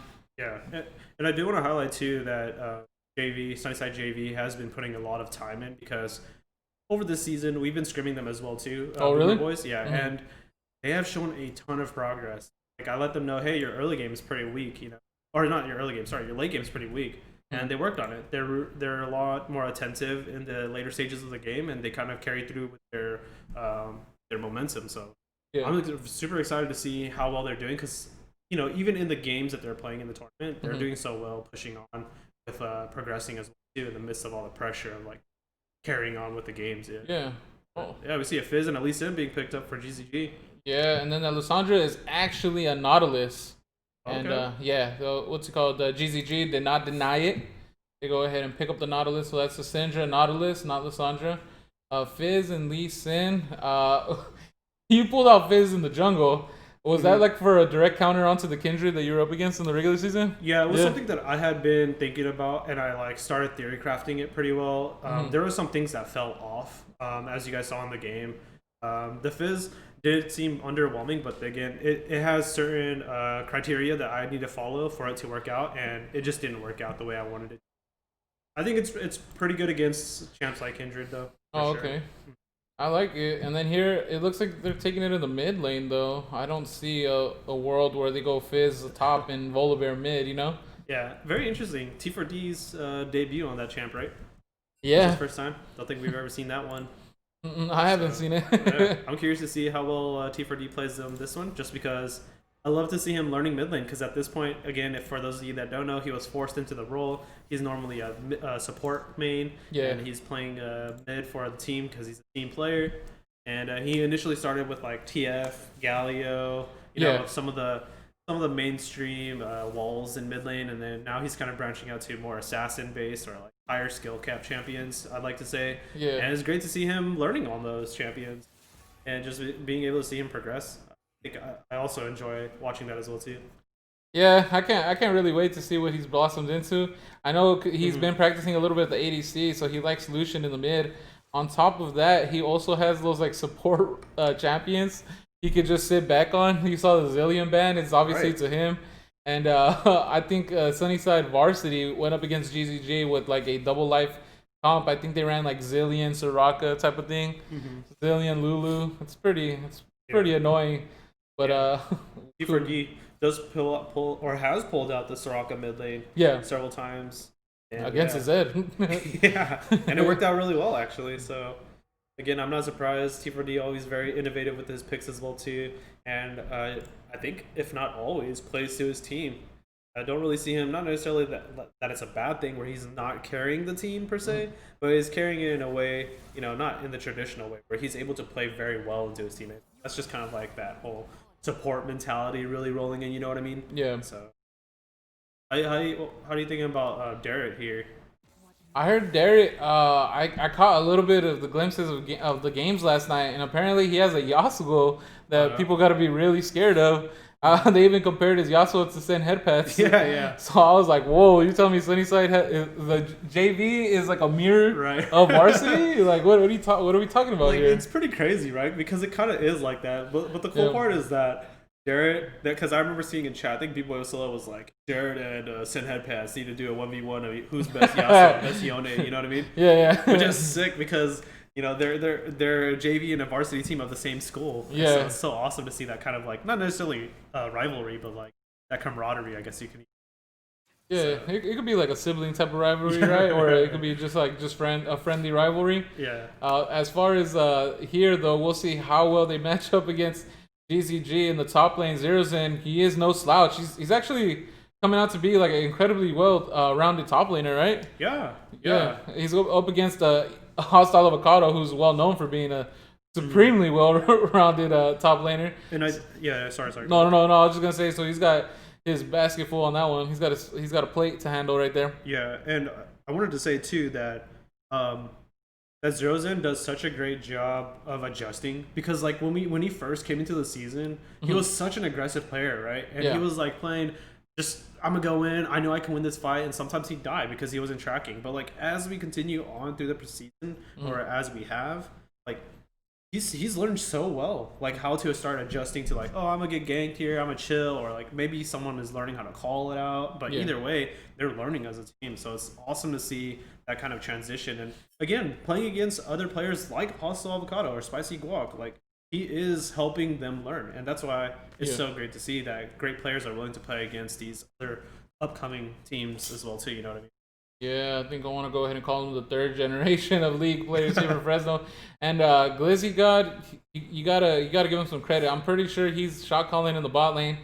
He's shot calling wherever role he goes, and he's a veteran there. You know, he's still a young player, but he has a lot of experience. He's been actually a part of all of the seasons of AOE except for what, 2? Or I think he's even been there since 2. Or he was there in the in-houses of 1, right? Yeah, I think he was maybe at least a game. I'm pretty certain. Yeah, at least a game. And then, how do you feel about the Nunu pick? And that was, keep in mind, that was a Nunu counter pick to the Fizz. Yeah, it's a counter? Yeah, no, I mean, they picked it as a counter pick. Oh, okay. I haven't seen that matchup, but... Yeah, I haven't either. That's why I was like, how do you know about that matchup? It's like, yeah, I've seen a couple Fizz Nunus. Yeah, it's pretty intense. Nunu counter. It's like, whoa. There was like a point where Nunu was super meta, where he was like picked nonstop mid lane with Predator or whatever Aftershock, but mainly Predator. And that was before the Predator change. Haven't seen it after the Predator change. I also am not sure how well it does into Fizz. I will say Fizz basically can't kill Nunu for a while, I would say. And then after that, dependent on how the Nunu wants to build, I mean, it really depends. Full AP, yeah, Fizz has a chance. But I mean, Nunu has to build like 2 HP items, Proto Belt, and maybe like Dead Man's Plate. Yeah. Fizz, even though there's no magic resist to it, I don't think Fizz can kill him until like 6 items. Yeah. So, okay. I see. Yeah. As far as that matchup goes, I'm not too familiar. I think they're trying to utilize the true damage they have on objectives. I wouldn't be surprised if they're really trying to go and mess with El Oso and take some of his camps and like use the bite to really help out B-Boy Slow, you know? Yeah. Even confirm objectives or just mess with his jungle. I wouldn't be surprised if that's what they're looking for. Our base on the Samira is very scary because we saw Anvari have a lot of success with the Samira. I think another person in AOE who could do it is Albase. He likes to be super aggressive. He likes the high DPS champions just like Anvari, and he's going to be a scary guy to go ahead and meet in the bot lane. The juggling with the CC alongside with Mong Ace is going to be scary, but there is a Nautilus on the opposite side, so hopefully he'll be able to really shut down Samira. I know a lot of CC counters Samira. Hopefully Albase, for the sake of GZG, can really take the reins of the bot lane there. Yeah, and Samira has just been released, so you can still cancel Samira ultimate, so it is like a Lucian R. So it's cancelable. So being able to, and it has to be a stun, obviously, or something that stops channeling, like Cassidon's Q. So if they do time it well, they still can slow down the Samira, but again, that is a pretty hard thing to do if you don't have like a point and click stun, like say for example Pantheon stun or something similar.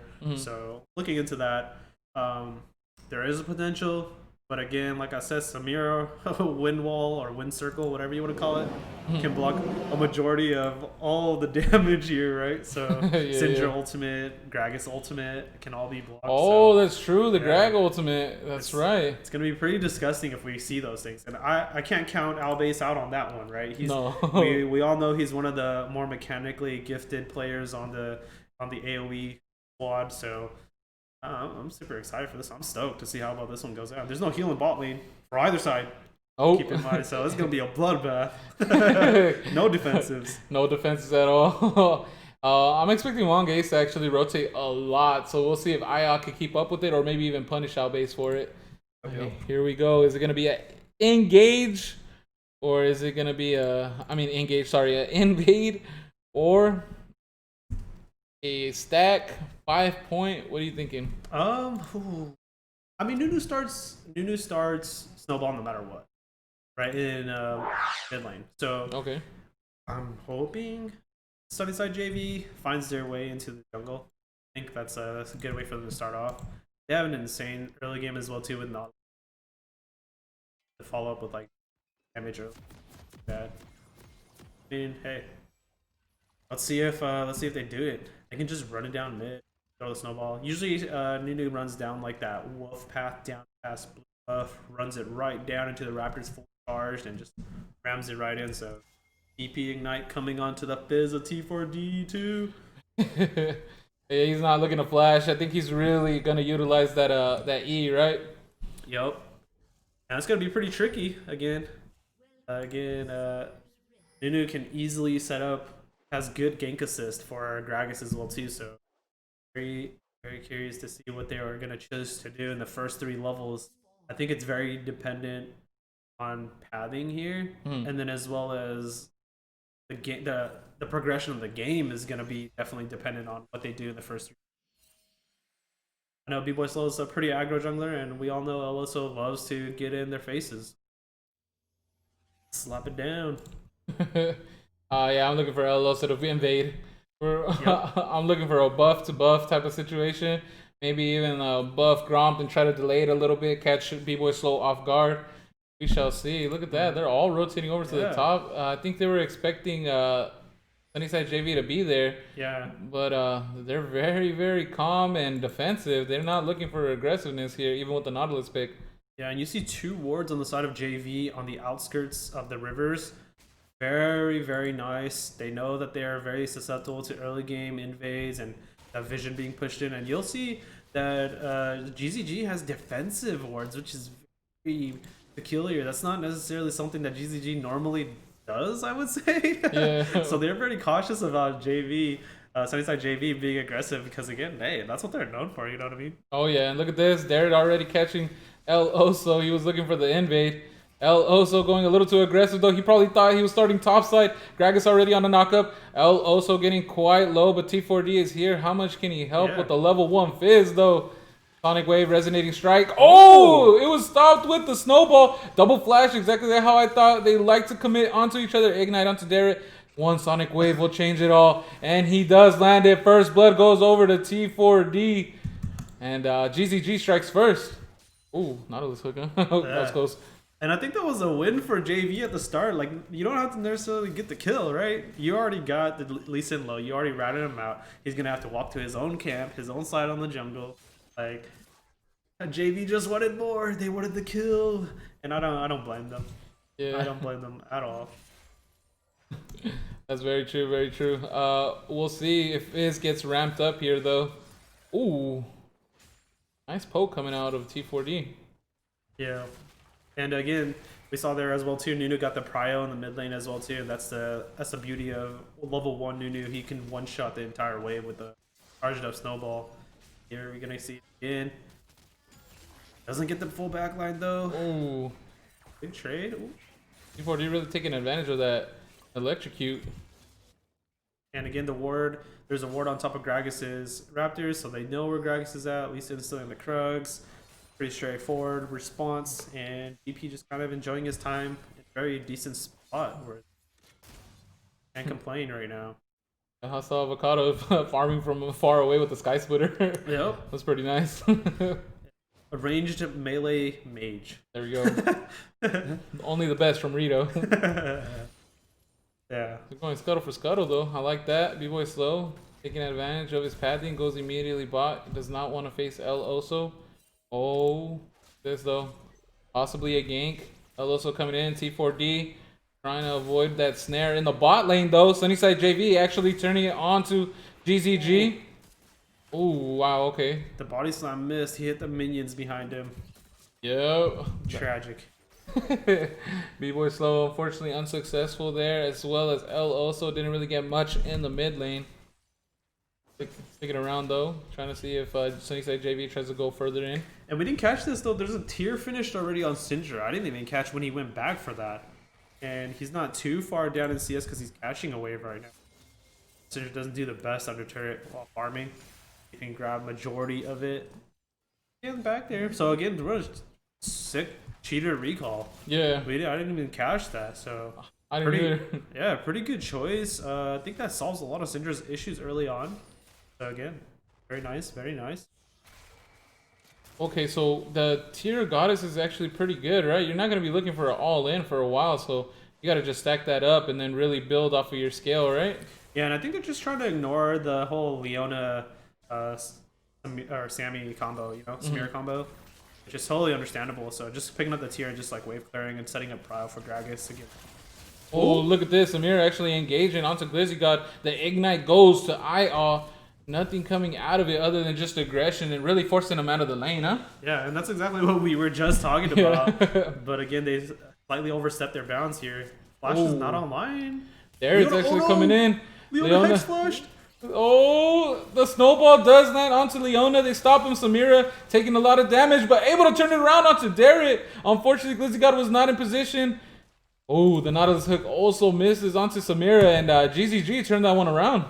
Yeah, and it looked like they had a miscommunication on which target they wanted to hit, right? I don't think it was notified that, hey, Leona doesn't have flash, we should probably go for her. And Samira got targeted by Nautilus, and then it hit the Leona. Didn't look so hot, but that was a really good Zenith Blade by Wang Ace to go ahead and absorb that snowball, allowing Albase to just throw out shots. Oh yeah, look at the pings with SunnysideJV. They know that El Oso's on the top side. I don't think he saw him. Oh, yep, they did. No. That's a missing ping from GZG. And it looks like it's going undetected. River Banded Krugs right there. Looks like Lee Sin's just going to opt for that instead. Nope, they're going to go for the dive. Yep. There we go. Stormbringer is going to come in. Make the turret useless. Oh, doesn't quite land the Sonic Wave.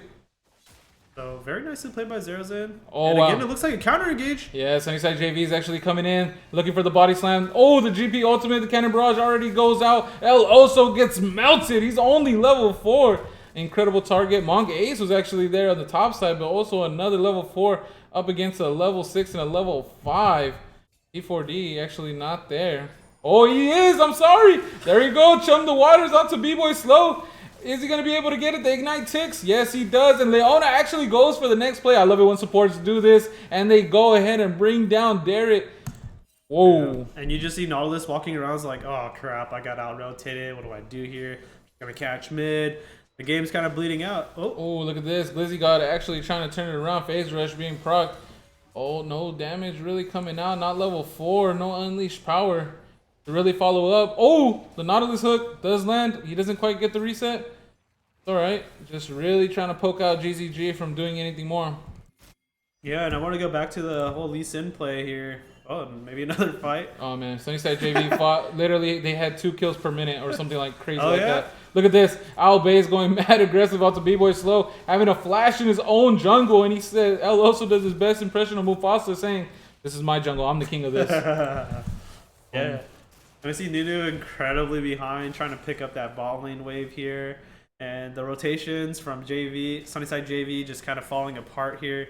Not sure where to go, losing so many resources, pushing off their waves in the wrong ways. And then again, going back to the play where in topside where Lee Sin got caught out with a reaction from SunnysideJV, and that's pretty much what's going to happen this entire game. Like, GZG is really good at responding, right? And they know exactly what they're going to do, but they're willing to sacrifice to make a even greater play happen, right? Where T4D was able to come in, and then Hustle Avocado with Mong Ace in the top side with that beautiful rotation again, and just found that play to react and respond with another double kill post losing El Oso. Oh, and look at this. El Oso really trying to claim this jungle as his own. Oh, did the body slam get canceled right there? I think it did. Decides to go over to the other side. No, why did he take a sudden shift? Probably was afraid of the autos, but unfortunately still goes down. I feel like he could have just walked out there, right? Like, yeah. Considering under turret. So, very, very questionable play. But again, he walks bot side, gets locked out from Samira. Walks to the top side, gets locked out by Lee Sin. Yeah. GZG just working really well together to optimize their control in the jungle right now. I mean, all they can do is just kind of bleed out at this point if GZG continues to push on there with that pressure. Yeah, if you have all priors in all lanes, I mean, jungle is the one who gets it. Oh, solar flare coming out. Doesn't quite hit Glizzy God. And Mongace already ready to go ahead and fight some more. 6 kills on the board, and GZG already 4K up, but Sunnyside are a group of rowdy players. They like to team fight.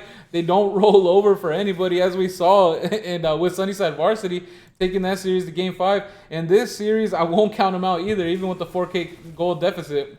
Yeah, and you see Gragas playing very cautious, and at least that allowed Lee Sin to have some space to get that Rift Herald. And I mean, it's just gonna slowly burn if Gragas just continues to sit here. So again, very uncharacteristic of B-Boy Slow. I normally see him just like, all right, so if he's in my jungle, I'm just gonna go gank. Yeah. And that's normally what I see, but it's not happening right now. But hopefully things are gonna pick up pretty soon. Yeah. It looks like he has nothing to farm here, so GZG trying to look for that play in top side. Hustle Avocado with the ultimate available to disable that turret. Yep. Oh, T4D actually going on to Derek, but he might meet 2 other members of Sunnyside JV. No flash to get out of there. The Nunu ultimate comes out, and the E is on cooldown. Depth charge, and it solidifies. Meanwhile, in the top side, let me go ahead and do a quick rewind. Leona is there. Hold on. 1 second.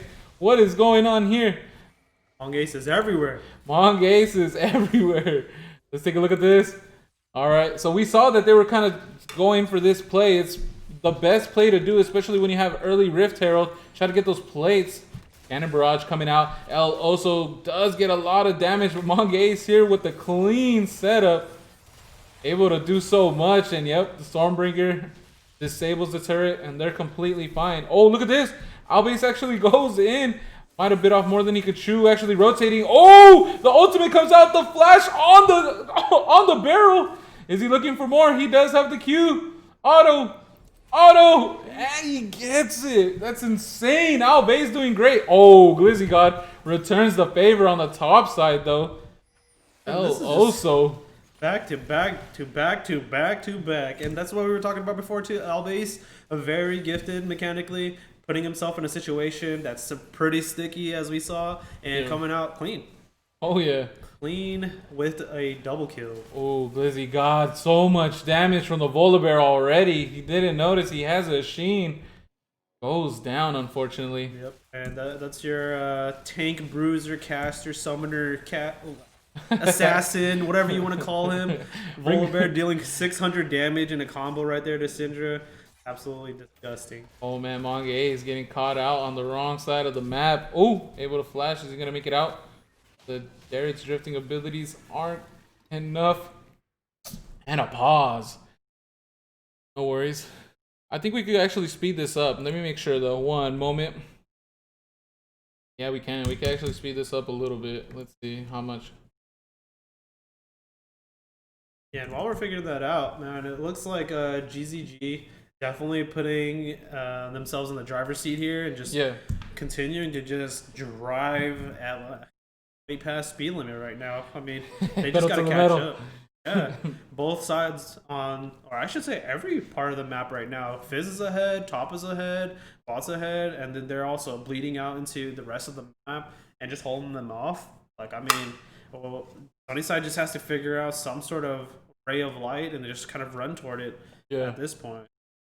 Oh man, Hopefully Sunnyside JV does not get flustered by this, does not get phased. This is the first game of a best of 5 series. Hopefully they can bring it on back.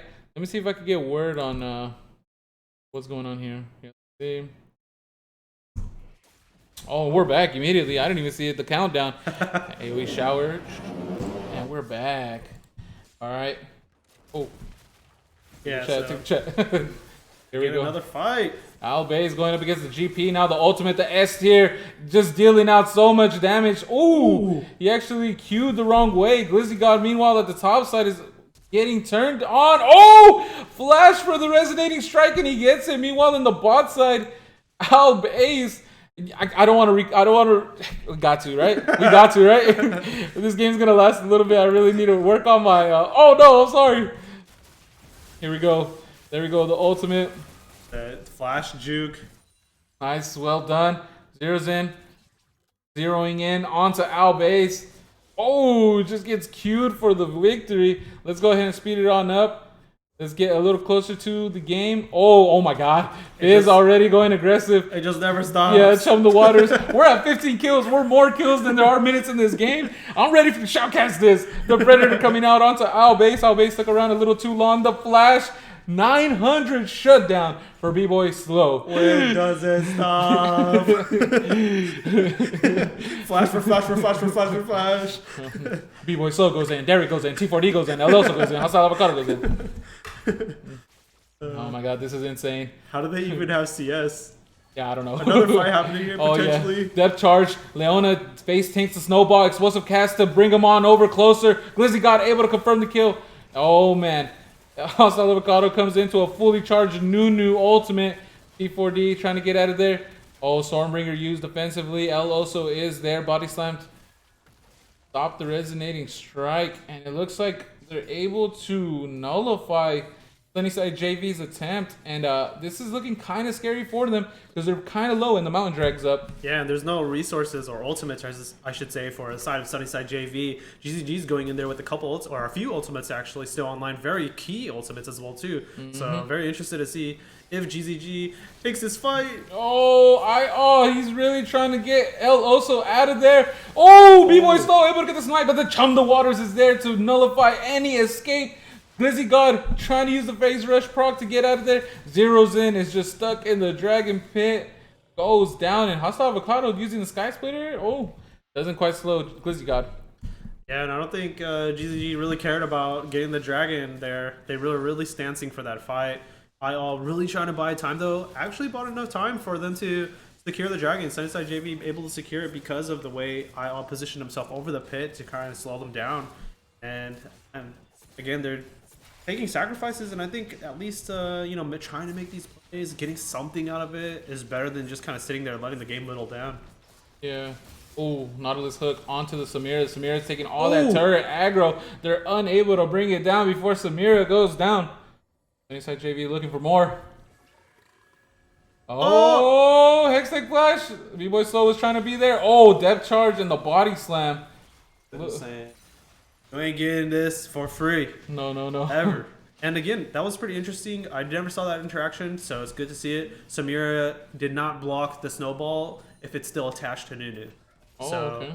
Very interesting how that one works.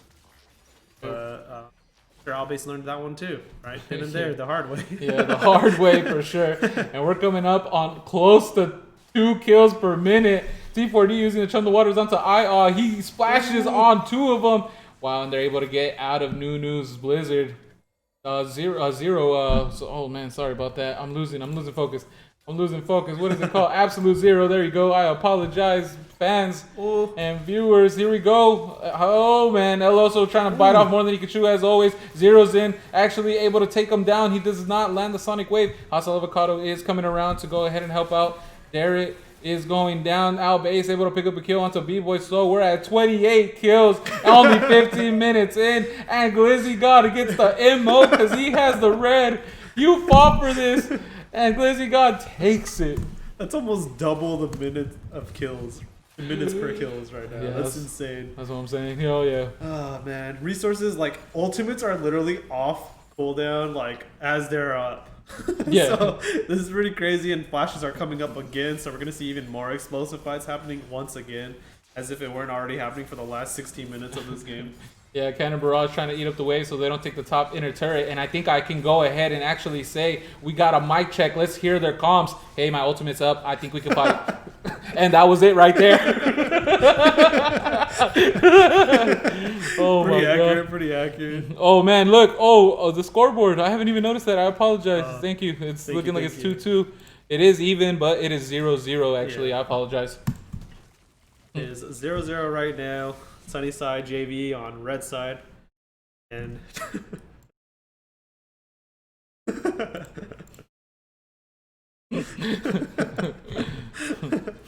just gotta ignore that one, Yeah. and then let's move onward here.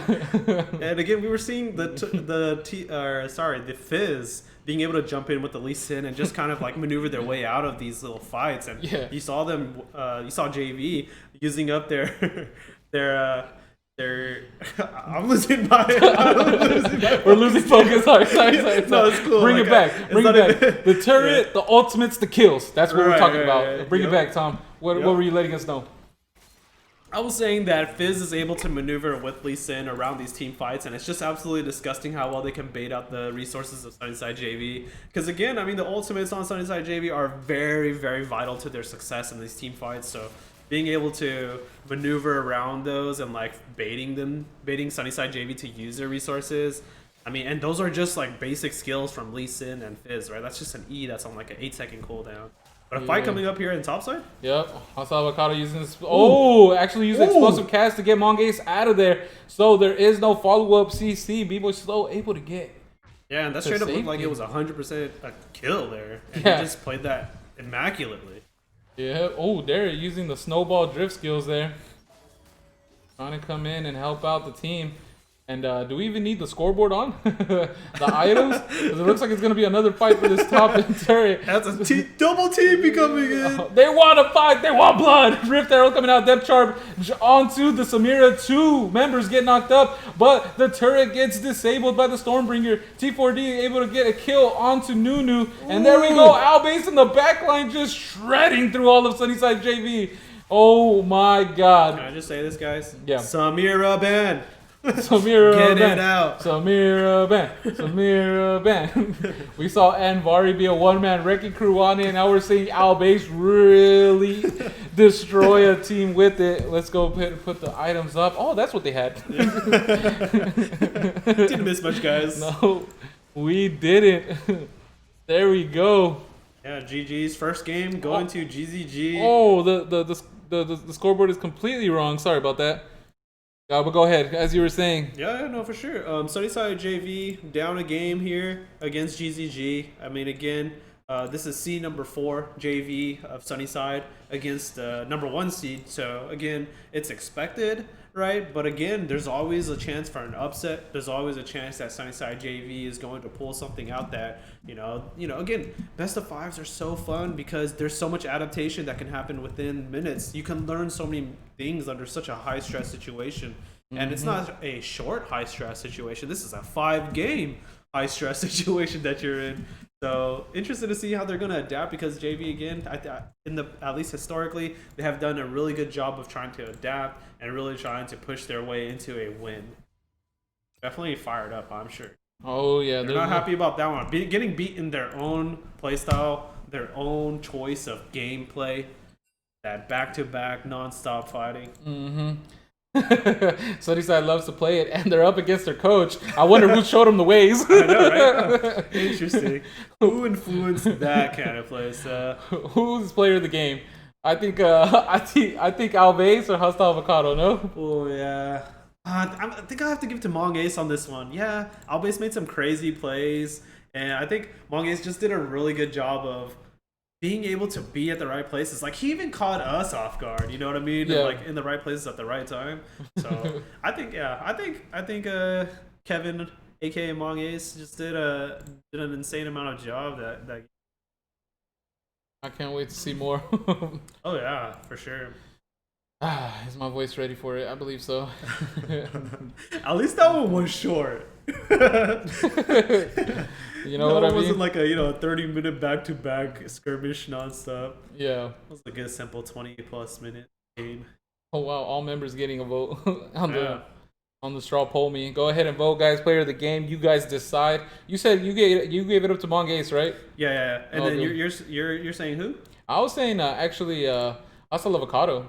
Okay. Yeah, I was saying Hostile Avocado just because he was able to really really confirm a lot of the plays that GZG was trying to do. You know? No, yeah, 100%. I think, man, it's hard. It's hard to say. It's also just because I was caught off guard for Among Us. Like every player on the team of GZG, I mean, did their part and more. You know what I mean? Like they showed their lane. They won their lanes. They're ahead in CS. They leave their lane. They go mess with some other lane. They go mess with the jungler. Mm-hmm. Hard, but again, yeah, I can definitely see that Hostile Avocado doing a really good job of. Really doing a really good job in that top lane as well too, to showcase that Zerozen has absolutely no chance. Don't let that Volibear go through. Or just don't play against him is what he's really saying. Yeah, exactly. And we're already just zooming through this player of the game. Who should we give it to? Hostile Avocado actually winning it by 1 vote. Mongace was there though. Mongace coming up close. Yep. So player of the game. Yep. Congrats to Spicy Guac Spicy and Guac. his fans out there. Shout out to you guys. Making it happen for him. Oh yeah, thank you to all of our viewers. We are in for a good one here. They are trying to make it quick. Malphite Yasuo banned, and it looks like Samira, Morgana, and Fizz banned. They did not like the Fizz. Keep in mind, Zillion's open. Yeah, Volibear is too. Yep. They decided to go for the Voldy. Have we seen Zerozen play that top side? No, right? I think it's mostly like B-Boy Slow that picks it. Yeah, so it could be a potential jungle swap or the flex. Sorry about that. But I'm not too sure. I think Zerozen actually has pulled it out. Oh, and they're doing the reverse matchup. Wow, I Hostile feel like they're Avocado. having conversation at this point. You know what I mean? Maybe. Hostile Avocado's like, take some notes, son. If Volibear is top side, Hmm. obviously. So, again, hey, I love to see it. Spicy Guac showing them up. I don't even think that's a winning matchup for GP. So, just to be like, yeah, I could play it better. I like to see it. Definitely love that. Yeah. Hostile Avocado actually loves GP. That was one of his pocket picks back in the day, and he carries it out through his whole competitive seasons. Yeah. Jack's being picked up, so yeah, it might be B-Boy Slow in the jungle. Yeah. With the Volibear. And that's actually a really hard matchup for Jax. GP does super well into any melee matchup. Maybe minus some tanks. But in most melee matchups, GP just does absolute bonkers in those lanes. So cool to see it. Jax again, or Zerozen picking up this matchup into that. Surprised he didn't pick up Riven into this matchup. Riven actually does extremely well into GP if you play it pretty well. You don't have to play it extremely well though, but again, love to see the T4D band as well too, the Fizz band. Oh yeah. And Graves being picked up for Aloso, and then another Leona pickup for Long Ace. Sure, why not? You know what I mean? Yeah. Oh, they banned out the Zillion. I actually think they wouldn't go for the Zillion only because it takes some time for him to use the utility and gain some items. I think what GZG is trying to do is a fast play style and try to end the games early. And I think maybe they learned some vital information here. And I don't want to say too much, but they slowed down the bans and they pushed the Zillion ban to later stages. And, you know what I mean? You see what I'm putting down here? You picking up what I'm putting down here? That's some vital information right there. You're right. Like the games are going extremely fast. So I mean, what are you gonna do, right? If you got to ramp up. So again, a Ziggs, and then we see the Ziggs, man. Okay, of course, just to prove us wrong here. Yeah. Look at the satchel charge helps take down turrets. It really looks like they're going for a dive comp. Leona on the Mongace on the Leona, and Alistar Syndra being picked up. So it looks like an Orianna mid. I mean, I guess. I haven't really seen Derek play Syndra, but I've seen him.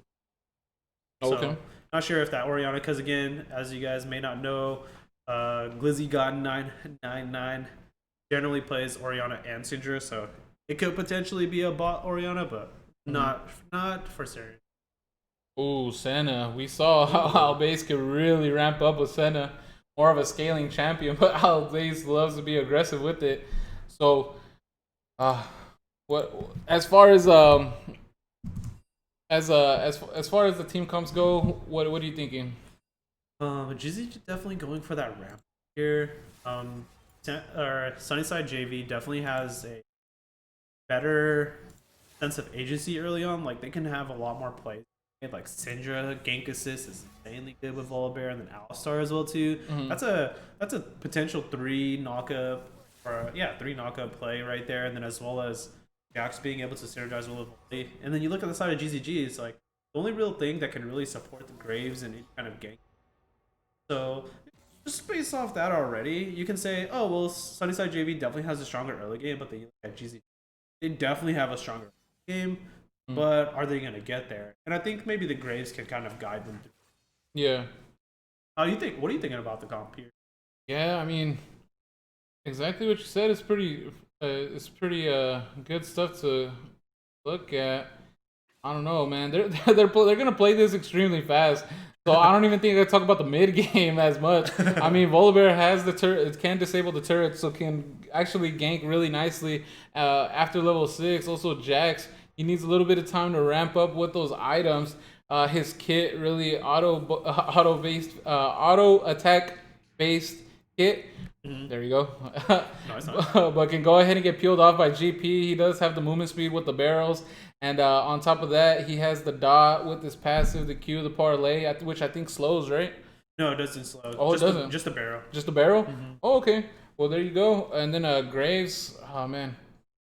Yeah, I don't know what to make of it because I don't know how they're going to play. I just think GZG is going to try to go pedal to the metal from minute 1. And hopefully SJV is ready for it. I think they have a nice team comp to really be ready for it, right? Oriana has a shockwave, can go ahead and peel out with the Q and W abilities. Alistar headbutt people out, pulverize. Like you said, Volibear and the Jax really have a nice synergy. Stun, Sky Splitter slow, enables Jax to go ahead and walk on in with the stun. Yep. Oh, man. Yeah. The thing I'm worried for GZG is like, okay, well, if Graves is going to find a lot of the fights, right? Also is going to find a lot of the fights. Are they going to move to help him? Because Ziggs doesn't do a good job of like having to straggle around, trying to throw his bombs. Yeah. You know what I mean? The same thing with GP. It's like, oh, well, I have to walk forward and pop my barrel. Let them come into my barrel. Same thing with Senna is like, can't really chase too well as well, too. Yeah. So the only person I really see helping is Leona. And again, notoriously known to be everywhere at the right times. Yeah. I think it's going to work out pretty well. I just hope that the game doesn't bleed out too early for GZG. I'd love to see this one hit mid-game. Yeah, I want to see this one hit mid-game too. Glizzy got on the Syndra. That his number 1 pick there. A lot of people like to ban it. They do not want Glizzy got on that champion. So kudos to GZG leaving that up. But Glizzy God needs to go ahead and make a name for himself and say this champion needs to be banned from me. He was actually showing some silver linings in game 1, right, with the Syndra. Oh, yeah. He was catching out some kills, stole the red buff with a nice little Graves emote, saying, "Hey, good job, guys." Yep. And he definitely is super comfortable on that champion to the point where, hey, if the game starts going a little sideways, he's comfortable on that champion. He knows exactly how to get back into. Yeah. And that's the thing. It's like you were saying, you just can't really count Sunnyside JV out when Glizzy God has this in. I feel like there's so many times where they come back with that.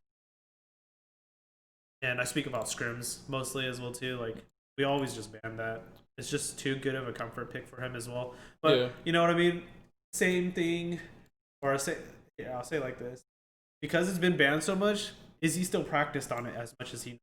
You know what I mean? Ooh. So not sure if that's like one of the things that he's kind of struggling with right now because he feels entitled to play it, you know? Yeah. So I mean, hey, he didn't show that he was faltering in the first game. I mean, he did have to blow his flash early in the game script side, but I mean, aside from that, he was still doing a lot of good work aside from that play, like throughout the rest. I think if he ramps up, I think we're gonna be in for one heck of a game.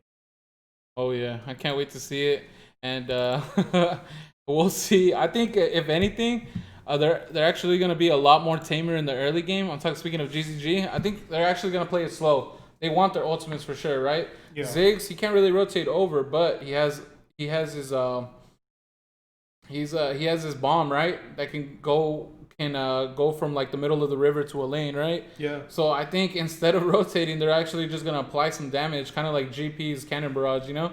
Yep. And then on top of that, they have a GP cannon barrage that helps out with map assists, and then Al Base having a global ultimate in his kit as well, the shield and the heal. So they don't really got to be there to be there, you know? Yeah. I didn't even notice that at first.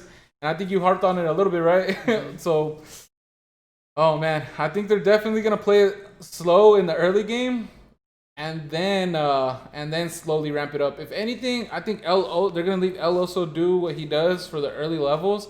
And once everybody kind of becomes online with their ultimates and maybe their first item, I think that's when they'll kick it into gear and really ramp out of control. Yeah, no, I definitely agree. I don't want to see the game bleed out level 1 or level 2 again. Mm-hmm. I want to see them like. I mean, I do want to see them throw their resources and blow their resources and blow everything here, there, all the time. But like, I definitely want to see SunnysideJV have a much better approach to it. Yeah. I can't wait. We got 24 seconds, 23 seconds. We're coming on in.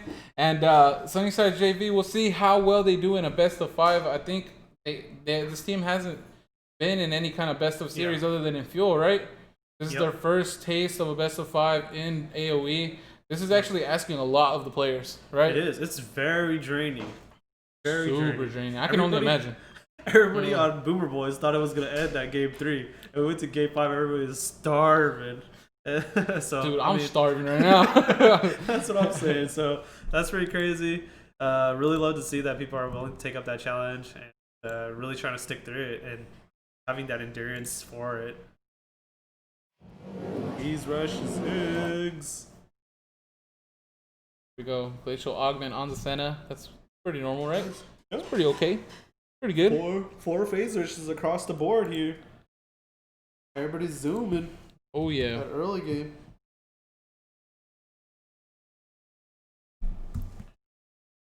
And then no heals again. Triple TP on both sides. Looks like they both read each other really well here. And TP on Albase on the bot lane of GZG. That just goes to show, hey, they're playing for the long haul here. They're not really looking to do anything too crazy or looking for them aggressive plays. Oh, tradition. The use. Alright. Here we go. We'll see how long it takes. You think it's gonna be a long one? Maybe. No, it's not. Immediately. Tradition. Maybe I mean no. And it looks like we see an invade coming from both teams. They're gonna meet in the middle. Other. They're gonna meet in the middle. Oh my god. They actually are doing what I've been thinking about doing. What? They were all gonna stand there and see if they peeked around the corner. And see if they could catch someone there, but they didn't have the tools to do it. If they did, like a long range CC, that would've been nuts. Yeah, because I mean that's like a common thing right now, right? Even in solo queue, even in AOE games. Ooh, B-Boy's slow. B-Boy's slow is in a bad spot. He's trying to run to his team. Unfortunately, cannot. First blood goes over to T4D. No. I don't want the game to bleed. 400 gold in his pocket. He's gonna be able to get another starting item. I feel like he did this again. He did it last time too. What? Where he could have just walked under turret as Gragas is level 2 and could have just got out. I think if he just ran up, he would have just got out. Yeah. Don't be afraid to die. Like as long as the gold is what really you capitalize off of. And then he started with Q. Best clear skill. That's probably the worst out of the 3 that you could choose for Volibear. So yeah, pretty tragic. I would say. Yeah, further putting him behind there. Unfortunate. But we have another pause here. Possibly a lag. That's why he didn't run up. Yeah, maybe. We'll see. We'll throw it onto that. Right. That was hilarious when Avari got lagged and died because I thought the black shield got melted and he was able to get stunned, but he stood there for a long time, and I was like, "Yo, dang, that's a clutch Tarek stun," but really he just lagged out. And then I saw Yeah. I saw the chat, and I was gonna say like, "Yo, did you really hear?" Like nothing, and then just at the end of it, you just heard like back up. Yeah, no, like he was being super aggressive. Because here's the story. He was doing well in bot lane, right? There was like some sort of like 40 CS discrepancy or like a 50 CS discrepancy. He had a huge he CS, walked up. Yeah, we were like all confident. We are like, yeah, we're just gonna clear this war. If they want to fight us. We're gonna win. And he goes, like we're joking about it. We walk up to the war. He starts shooting and he goes, back the F up. And then as he says that, he instantly disconnects. But like his voice gets cut off on Discord, but we're like, dude, are you okay? And he didn't respond, so we're like, oh, okay, because it didn't say disconnect in game yet. Yeah. You know what I mean? It disconnected like 30 or like I don't know, like 5 seconds later, and we're like, oh, that's what happened. That's hilarious. And look at this. We saw a little bit of the Rogue Gaming, I think, doing this right. Got the auto ignite. It's not enough. Forcing Derek out already that soon. And was it Rogue? Who was it who was doing those mid lane ganks? It was one of the lower CT. It was nuts. They're trying to do the best they can to go ahead and do that. And look at El Oso already up in the top lane. Did he see him? No, I don't think he did. Minions are in the way. Not the best for Graves. Graves does get a flash out already, starting with the counter strike. Dodges any kind of autos. Yeah. And I think, you can argue, hey, Jax didn't need a flash there. Jax didn't want to take damage. This is what I'm thinking. So just being able to save the flash for HP and just scaling in, it's a lot better. But now Volibear having a tough time because, again, Derek having his flash and TP blown up here. Yeah. Still level 1. Taking a lot of damage from T4D, but he's able to return it, those autos. Orianna has empowered autos with the passive, and look at this. Also getting the phase rush onto B-Boy Slow. Ignite, forcing him to flash out of his own jungle. No one can even rotate either. Jax at his turret. Orianna having to deal with T4D. This is looking tough already for SunnysideJV again. And I would say that wouldn't be a bad situation for B-Boy Slow if he was healthy. Because if he was healthy here, if he had flashed sooner and ran straight bot, the bot lane was actually set up well for a gank, so... Pretty unfortunate that he decided to keep Graves' time a bit longer there. But again, Graves just running to the opposite side of the map because Ziggs has priority as well too due to the lead that he's been getting. And just straight up looks for the double scuttle with that really good jungle path into the top side. But if he only got one scuttle. Yeah, but I mean, he's going to be able to pad up and get it. Sorry. He also has like a really good path from like doing his bot side all the way around up. And if Volibear plays scared here, which I highly doubt B-Boy Slow gonna run straight. He shouldn't run straight to the top scuttle, but he's top scuttle. So props to him. Gets the outplay here onto LSO. LSO being greedy, and then he could have went top scuttle instead, and then went downward. Okay. So that was a slight misplay from LSO, but it's a safer route regardless. Yeah. And it's faster. It's way more efficient. You can argue either or here. All right. Speaking of being aggressive here, we got Mong Ace going in using the Zenith Blade stun. Onto Hostile Avocado getting extremely low. Oh, Zero's in actually able to take him down. Well done. Did he TP? Yeah, he TP, came back into lane and punished Spicy Guac himself. And then you see the straight up instant call by disrespect by Hostile Avocado. It's like, it's not a big deal. I'm going to save this TP too. I'm going to walk. Jeez. Super greedy plays coming out of Hostile Avocado. And I'm gonna be real. I think it's gonna work out because Zerozen can't freeze the wave. So again, props to Zerozen showing that he does have some fight left in him though, and it is going to show Hostile Avocado. Hey, don't disrespect me. Don't pick that GP early. Yeah. That Volibear flex got you there. Oh yeah. Lizzie got Telly to the bot lane.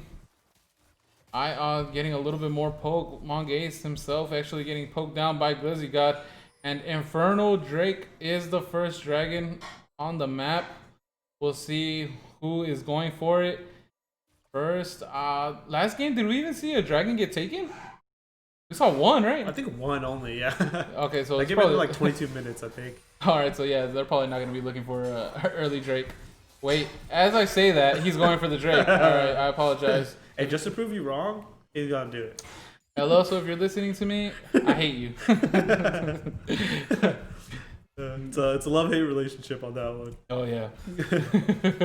Yeah, and I don't blame the Graves choosing to make this option as well too. He doesn't really have anything to farm on his side. You know, Raptors, but it's kind of out of the way as well. Yeah. Ball lane doesn't really have anything to do here too. Gives another win con as well. Oh. Big poke, preparing for the dive here potentially. Yeah, I believe so. Yep. Mong Flash Ace lining available. up. Among Ace. Yep, lining up perfectly. Oh. They saw him though. They saw him. Yeah, the pings are coming Yeah. out. You can't get into that little corner without being seen. Oh really? Yeah. Oh, actually trying to stop his recall. T4D doing his best. Yeah, Derek's flash is coming up soon. Oh, double shockwave. Mong Ace does use the stun, has the aftershock resistances, and gets out of there. Oh, B-Boy Slow is there. T4D Oh, not gets too bad. slain. Yeah, not too bad. Gets executed by the turret. Also, Avocado getting the best of these trades, so it makes me wonder how well Zerozen did to pick up that solo kill in the top lane. Yeah, and Derek's flash was coming up. Oh, another fight. Oh, so close. He walked back into the barrage. Yeah, he did. Oh, that was almost so damn clutch. Yeah, Zerozen almost outplayed that.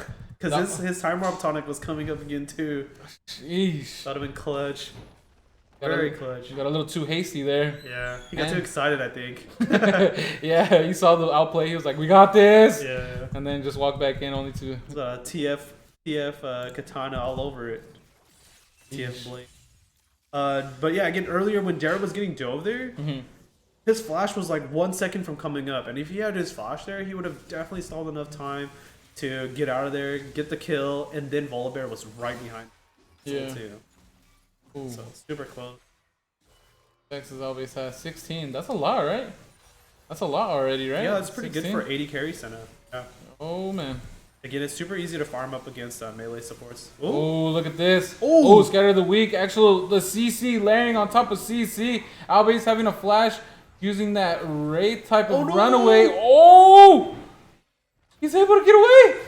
Oh, props to Mong Ace. And the turret shot confirms the kill. IL goes down. They turn around to gank. They canceled like 3 auto attacks. I know. I saw that. Maybe they were trying to pass the kill. I don't know. Oh, look at this. Mong Ace actually running onto B-Boy Slow. B-Boy Slow gets the shield from Guy Splitter. T4D trying to walk away. A lot of damage coming out. Ooh, trying to turn it around. T4D trying to get his spacing. Zeros in. Actually, zeros in onto El Oso. And T4D picks up a kill onto B-Boy Slow. So, back and forth, back and forth. Blizzy God gets a kill onto Alb Ace. And we are officially 1 kill per minute. And this is exactly what I was talking about. I love to see this where Sunnyside is doing a much better job of trading the kills or trading the fights across the map at this point. Right? Yeah. It's not even about kills. It's about the fights across the map. Like El Oso was getting fought up in that wolf camp. And another fight happening up here. Yeah, Zerozen has double buff though, so he's gonna be getting the most out of these trades. Also, Avocado so low. Is the burn gonna tick him down? No, survives with 11 HP. That's insane. I feel like he should have committed. Yeah, he should have just fully committed. El Oso is here. Unfortunately, the collateral damage is online. He might be able to get it. No, he doesn't. Oh, he didn't ignite R. Yeah, he did not. Unfortunately for him, Zerozen able to walk away with the double buffs. Real pretty. And he's looking real pretty up in the top lane. I love to see it though because they're playing so mechanically, like they're trying to play mechanically safe, but then they're also trying to push the limits and be like right at the borderline. Yeah. LSO was just a little too greedy there. I mean, it did look pretty free, but then that minion line was coming in and it gave a free jump, so it was like a double flash from Zerozen. Yeah. Just beautifully played. And LSO was probably thinking, oh, I have phase rush up. I can just phase rush, run past the minion wave, and cash it, but Yeah. boom. Zerozen just playing it really well with the counter strike as well too with that timing. Forcing Graves to E a little quick draw early. Oh, look at that. Lizzy God actually gets snared. Oh man, and they are turning it around. B-Boy Slow was in the back line, but unfortunately his team could not take him to the turret. Glizzy God is next to go ahead and get layer CC. He is getting extremely low. Zenith Blade really stalling off. He's able to survive with so little. Now the Sky Splitter comes out for Volibear. Volibear is doing a lot of damage and he executes him with the Stormbringer. Glizzy God's on the other side. Scatter of the week. Long Ace goes down, and that's a double kill for B-Boy Slow. Oh no, he's meeting with El Oso here. Oh my god, Unleash the Power. Melts him down to 25% health. And that True Grit doesn't give you no MR, so... We are slowly surpassing the 1 kill per minute mark. Yep, I love to see it. We're trying to see the 2 kill, 3 kill, 4 kill per minute. Yep. And this is really good for Glizzy God, I think. It allows him to get to a portion or a part in the game where he can start one-shotting people. And then that forces GZG to have to build some sort of MR, you know what I mean? Because a Locket or a what is it called? The other support item that heals everybody? Redemption? Redemption's not going to save them on time as well, too. But again, big fight here. Oh, Solar Flare actually misses. Alb Ace does pick up a kill onto Derry. IO gets extremely low, trying to fend off the rest of the team. B-Boy Slow able to confirm onto the Dragon. Oh, whoa, I apologize. What was that? I got thrown off. But here we go. Oh, Alb Ace confirms the kill onto B-Boy Slow. He is 4-2-2. Zeroes in on the wrong side. Got split up from his team. Collateral damage. El also says, give me the run back. I want that kill. And, that's a 4 for 1, right? Or 4 for none, actually. Yeah, none of the GZG players fell there. But again, that was one of those classic Sunnyside JV plays. Let's get the dragon and not care about our lives. And hey, maybe it may actually play out for them. Not too concerned. Well, it's a Cloud Soul, so a lot of utility coming out with the ult reduction. And then it's looking like it's going to be a Mountain Soul map. Yep.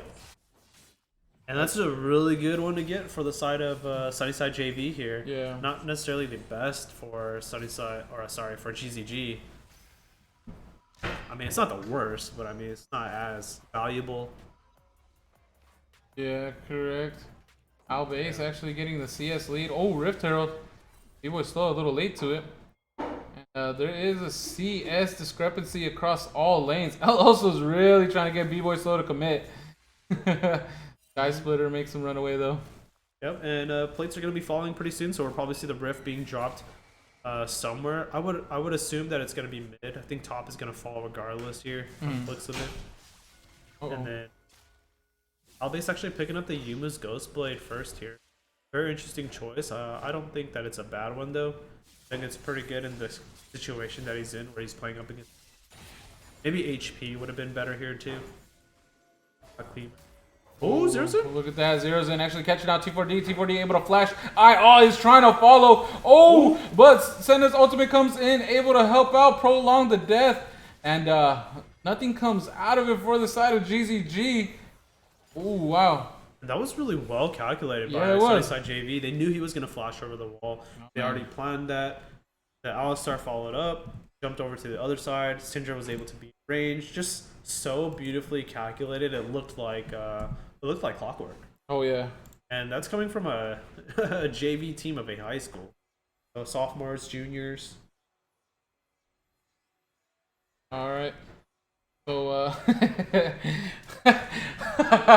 all right, the reasoning is hilarious. I'm not going to put him on blast, but just know it was important. It was important, and I'm glad he's going to go ahead and get that for himself. Oh, yeah. Oh, man. We got a gameplay, though, guys. Sunnyside JV, if you're listening, we got a game to play, boys. All right, looks like the R's are coming out. The chat. Let me take out the chat. Let me take out the chat before I switch over. Oh, we're already in. It looks like they're trying to convert onto them. There we go. Yep. And this is actually a lull state right now, as LS and Atlas would say.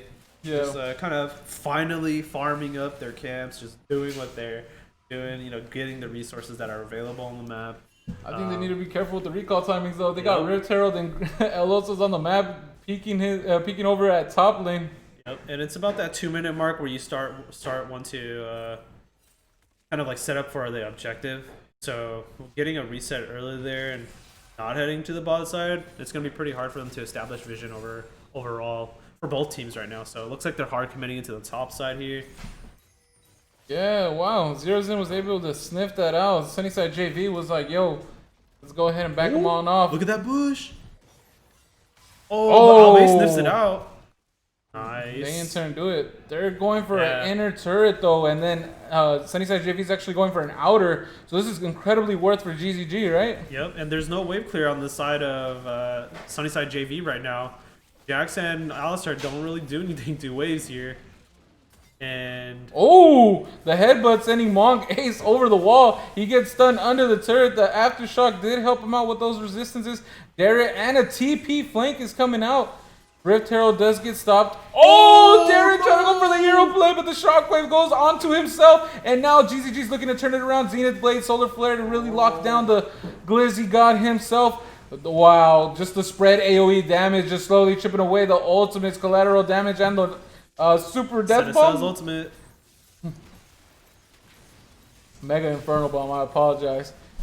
And that whole Rift combination with the Satchel Charge on Ziggs is just a disgusting combination. They blew up that burst turret, immediately sent the Rift into the inhib turret, and immediately got that charge, and just having that kind of pressure is absolutely disgusting. Yeah, that's a 15-minute top inhib. That just pretty much guarantees a dragon here. Yeah, but I know the thing about early inhibitors is it could actually be a window of opportunity for the enemy team to really farm up and get back in this game, right? Yeah. I would only say if there is a champion that can deal with super minions very well. And the side of Sunnyside JV, they don't really have a champion that smashes through them, especially since one, Jax doesn't have Bark yet for that max HP damage, and then he doesn't even have Trinity Force done yet. So clearing those supers are gonna be a huge waste of time. But yeah, if what you're saying, 100% true. But it's not as efficient when you don't have someone like Vayne, you know what I mean? Rise is also really good for clearing supers, but Sunnyside JV, very proactive. Wow, so I love this. Sunnyside JV really trying to look for a play. They were expecting GZG to go for the dragon, but they have an open inhibitor.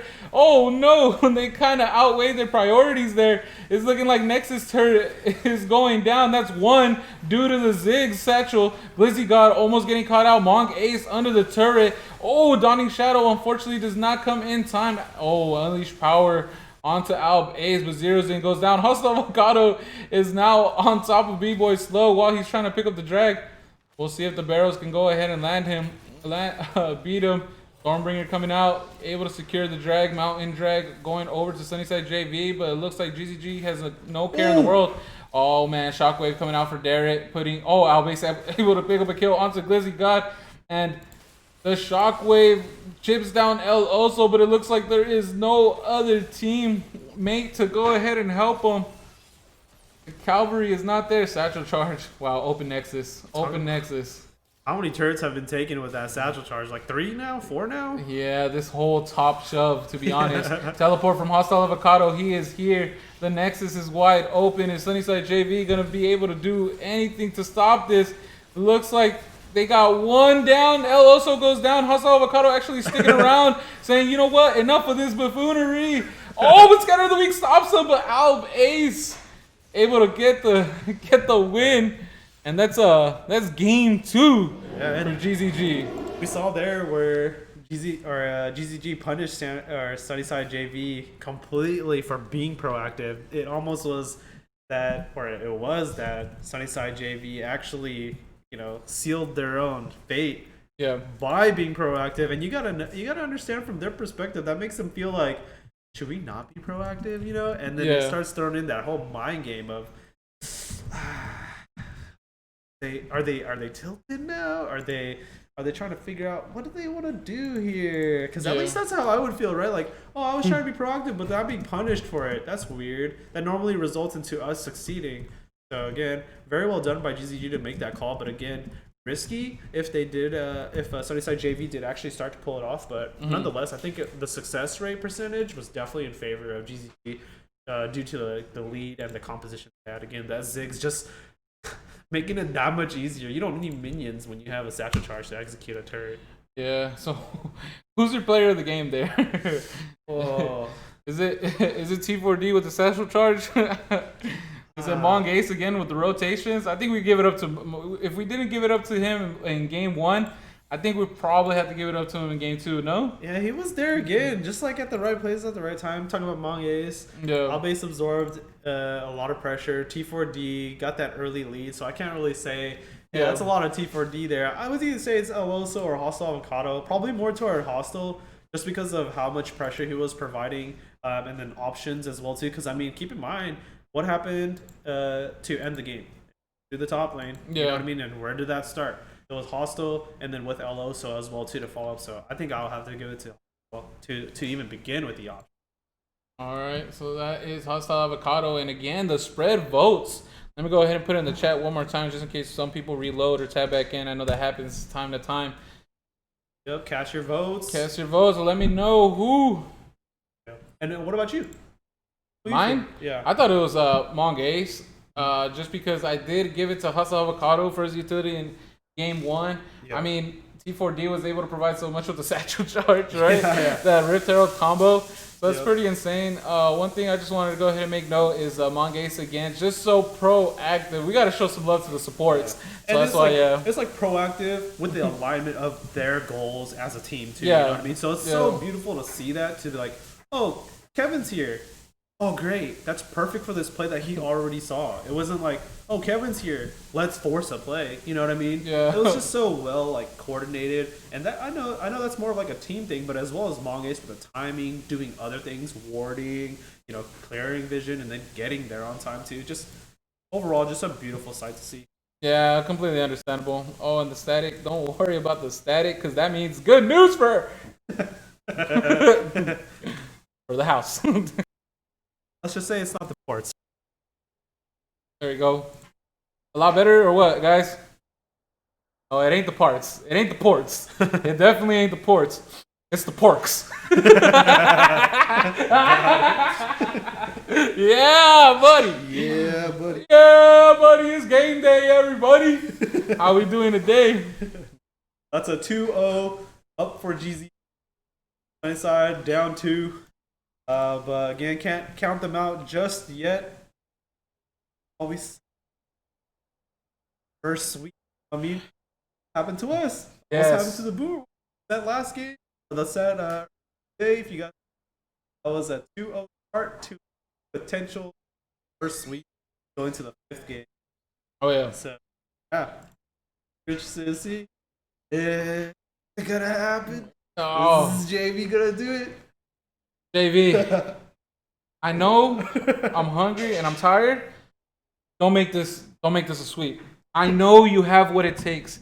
You are the only team to take a game off of them. Oh, you're cutting out like crazy. I thought it was me. No, I'm loud. I got the voice. Anyways, Sunnyside JV, you have what it takes. Control the aggression. Understand the fiesta that GZG is going to bring upon you. Have what it takes. Please. I believe. Don't get lost in the sauce. Play your game. Don't play theirs. That's right. Play your game. Right. Oh my god, they started already. They're ready to get these done. Boom, boom, boom, boom, boom. Gotta be on top of it. Happens every game. When does this stop? Not that I don't want it to, Yeah, don't worry. Let me move it on up. Yeah. Or do you want me to actually? No, let's go. Let's go. All right. I'll get in there. In there. Speaking of getting in there, we have the bands showing. Samira is in Volibear band. Yeah. And we see that blind pick Fiora. That's just like pure disrespect now at that point. And let's see if JV has the answer to it. Who counters? See. I mean, Malphite, but Malphite's banned. Jax does pretty well into it. Darius does pretty well into it. And More Shan split was up. pushers. Matchup. I'm gonna say this, guys, and I used to be an avid Ribbon player. You gotta have below 50 ping to beat. I'm gonna say that right now. Yeah? That's not because you can't beat the riposte, you can't beat the attack speed slow. It's just not. It's no bueno. It's no bueno. Riven's all about auto cancel. I mean, hey, Zerozen may prove me wrong. You know what I mean? I'd love to. That's his comfort champ. Yeah. He likes that champion. Those that champ and Jax too, right? I think those are his two like go-tos. I would say. Exactly. Yeah. But that Tristana, we all know where that's going. Likely, right? Jungle. I'm gonna say it. L also gonna take that into the jungle. There's a hardcore chance. Obviously, he could flex it to Albase because Albase is a prolific 80 carry player. Can't put him on any champion. He'll find a way to succeed. Especially someone who could go as aggressive as Tristana, right? One of the strongest level 2. If not, does not scream Albase's name. Picked, you know what I mean? Exactly. But El also does take it into the jungle. ECG, ooh! And they're Leona. Yeah. Interesting. Interesting. Does that? I'm guessing it might be a Nautilus pick then. Yeah. That's not because I mean, look, it's I don't know. Yeah, no, those are all correct picks, all correct bans, no typing in the lobby. Nope. No mishaps here. Looks like everything is what it's. Ooh. Ion. Sounds a bird. That's a Kevin. Kevin likes Mongace likes Sion. He does like Yeah. all right. I know it. So much for a flex, you know what I mean? It's just on the jungle. Yeah. And it's a jinx. I love it. I like to see Albase on little pop off champions. You know? It's always nice to watch it perform again. And on the side of GZ, make it look, or I guess I should say, Albase makes it look like clockwork when he is an AD. Gets those pop off moments. Again, that Samira flashback already. Playing that 2v or 1v2, popping off over the Yumi Vayne bot. Is that the first time we've seen Yumi this entire season? I think Bong Ace pulled it out, but we did miss a couple games, and I swear Volibear in the top lane for Sunnyside actually played in one of those uncasted games. And also, I think Yumi on the Bong Ace pulled out the Yumi casted games. I'm not too familiar though with what was selected. But yeah, let's go over to the champ select screen. Yeah, and Yumi Vayne is a pretty disgusting combo. Yeah. It also requires a lot of range. I don't know how well sound fares as important. I guess I really haven't thought about it. Definitely haven't seen. Wonder if that's something that GZ kind of working. I mean, they banned Leona and Morgana kind of. They were trying to play here, so Yeah. I mean, it does sound like they prefer this maybe. Well, I think that might be a direct Yumi counter. Think about it. You get one knockup, it's 2. Right. You get one slow, it's 2. I don't know. I'll just laughing because I'm like, if we see that, that's gonna be nuts. That means it's gonna be for GC. Oh man. Yeah, and Jinx doesn't necessarily need anybody to engage. It's more of just like building that space in between for her and the champions. Sound does that pretty well. Sound just sits there, charges the Q, and you can't walk forward. Jinx is buckets. Yeah. I can definitely see that being extremely good. And then Sound has a pretty good engage for the rest. There's no other initiation skill. So what do you think about JV? Matchup in the top lane kind of throws me off, but I think they have a more well-rounded kind of comp. Especially since Slow is doubling down on their aggressiveness. Basically saying like, "Oh, I'm not gonna let off the pedal." Like, yeah, we kind of got swamped in game 1 and 2 with the aggressiveness and kind of fed into the fiesta. Yeah. I mean, Lee Sin, he's doubling down, right? Lee Sin, jungle, best way to go ahead and maximize that pick is to get an early lead for your laners yourself, invades or the ganks. So, yeah, you got to be thinking he's doubling down. I appreciate that. I appreciate that confidence. Yeah, and it's game 3 match point already for GZ. So I don't blame SunnysideJV for trying to go through. But you say SunnysideJV? Glizzy Gods, yeah. And then look at GZG as well too. Yeah. Yeah. I don't think there's any swaps going on here. I think this might actually be the case. No, And I think think so? Yeah, I think Glizzy God's going on the Oriana. Put the game on my back. Glizzy God has gone full God mode. I don't. Yeah. I don't think there's what's happening. I think they're all gonna keep their champions here. Yeah. T4D is gonna play San mid, and that goes to show. Did they counterpick this properly?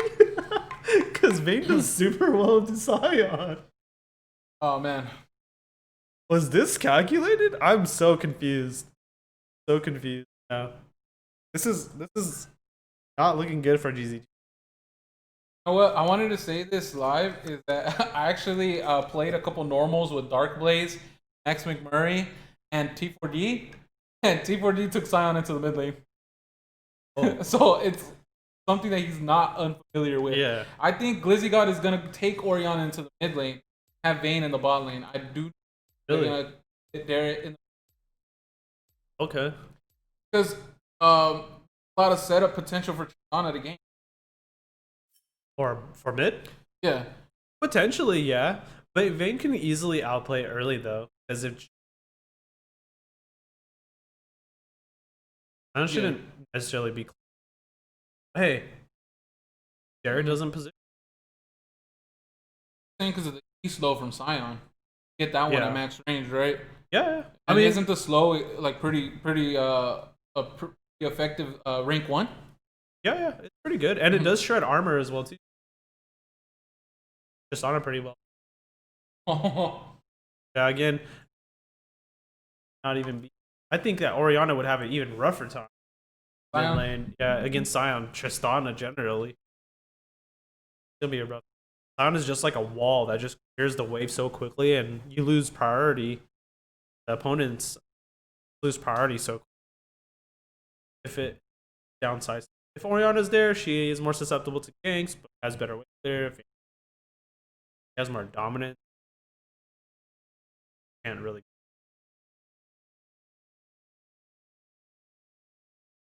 AV has the best opportunity to get back series with this draft, right? I think so. Yeah, this is like the full-on Hail Mary right here. Yeah. Just going for it. Go deep. I thought it was go hard or go home. I was going with the Hail Mary thing. Oh, go deep. Go deep. Yeah, okay. All or nothing. Got to risk it to get the biscuit. All that kind of, all those terms, all those phrases. Got about a minute left. Want to take a quick break, or do you want to just talk a little bit more about what you in AOE? Break here. See you guys in a bit.